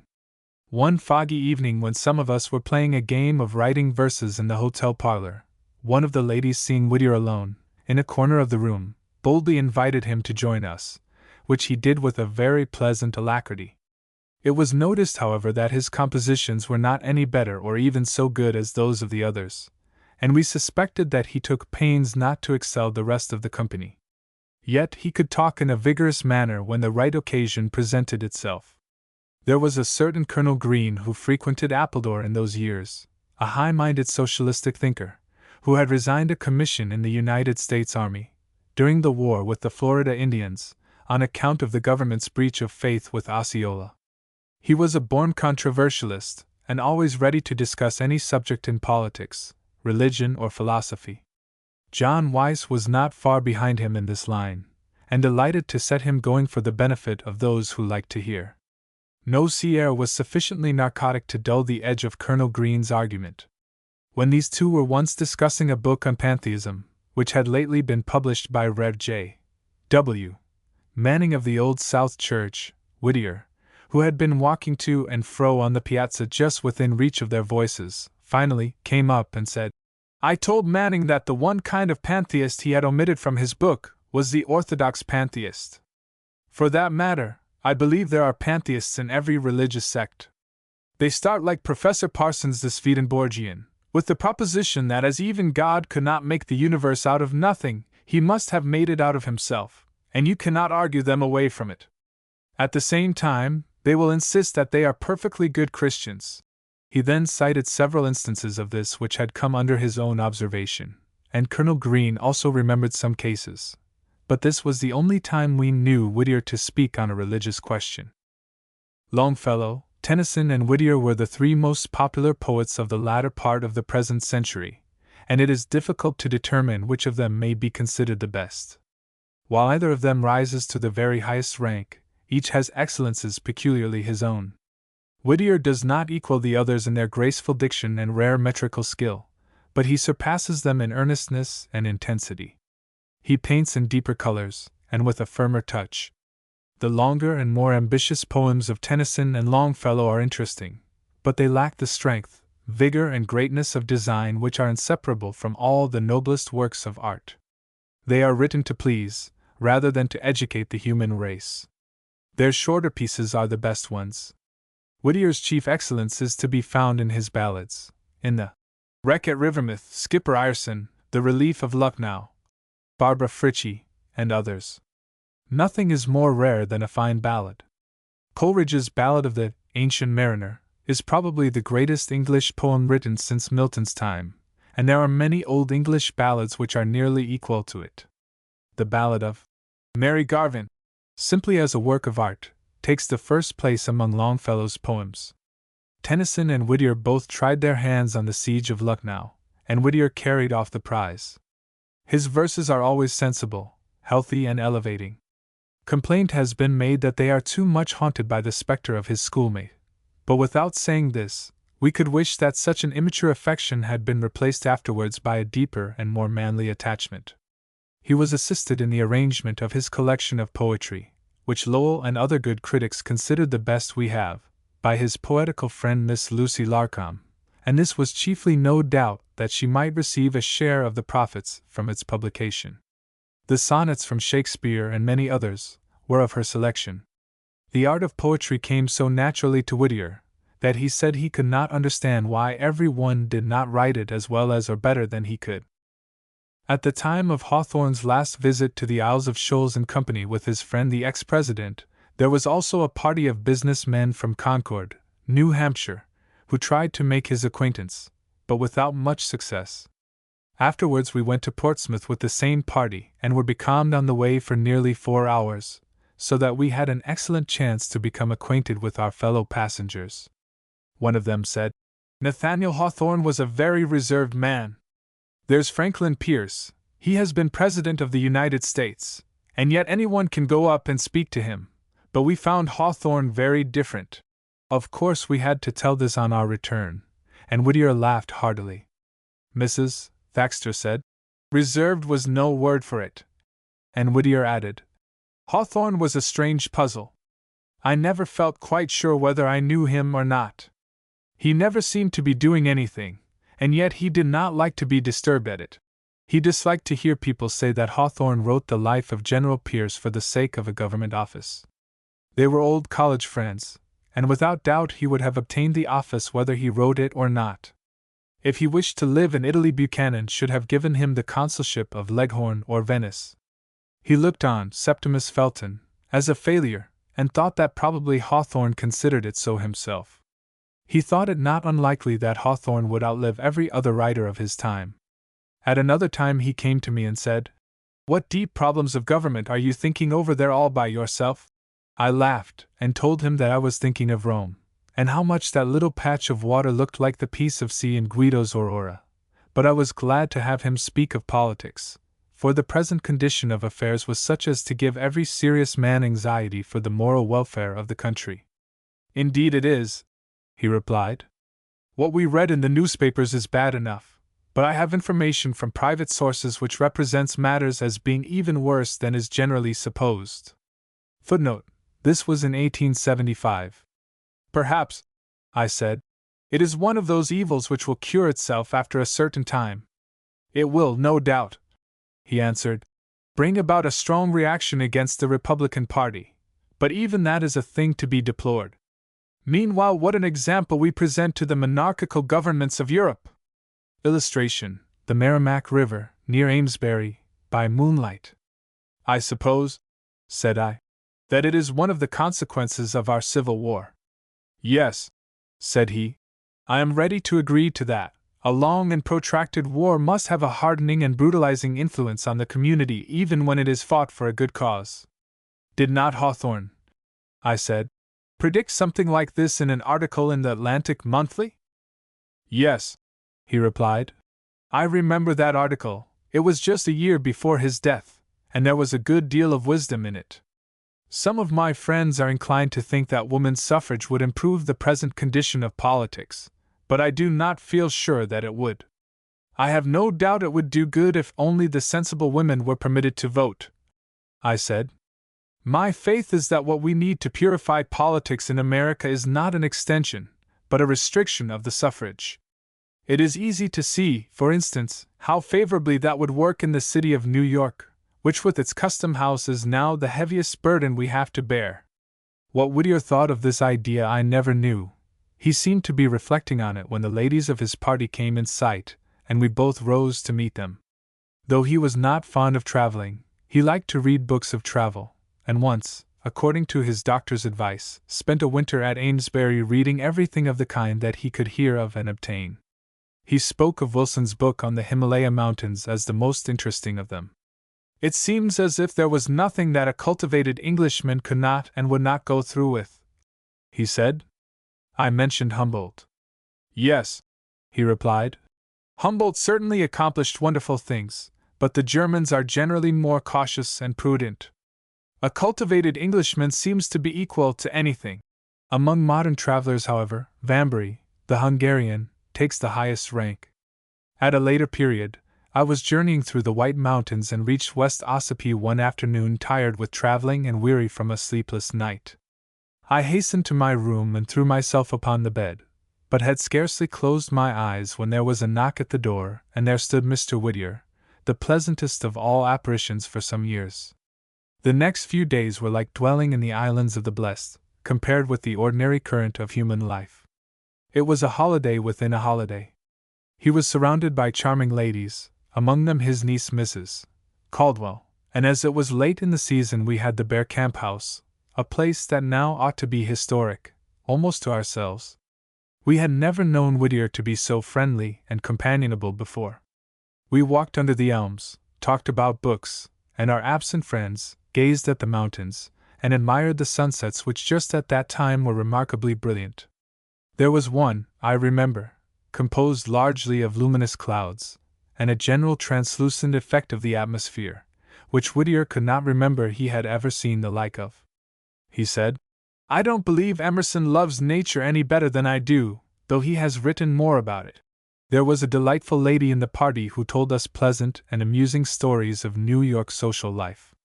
She could go on in this way for a very good length of time, and Whittier would listen to her without saying a word, exactly as if she were reading to him. The magnates of West Ossipee had named a mountain near Chocorua for Whittier and challenged him to climb to the top of it and christen it properly with a bottle of champagne, but he said no, that his days for climbing were over, that he thought mountains belonged to the whole country and he had no desire to appropriate any of them. He liked such names as Chocorua, Katahdin, and Wachusett much better for mountains than Washington and Adams. The Bear Camp House is a rare sort of a tasteful country inn, and its proprietor was of course very proud of his distinguished guest, but at the same time sufficiently dignified to prevent this from being too apparent. It was there Whittier spent the last summers of his life, as long as he was able to leave his own home. In his old age he enjoyed the celebrity of his more vigorous years as if it had been the fame of a constant friend, but I think he enjoyed still more the consciousness of having succeeded in living through life as he intended to do in the beginning.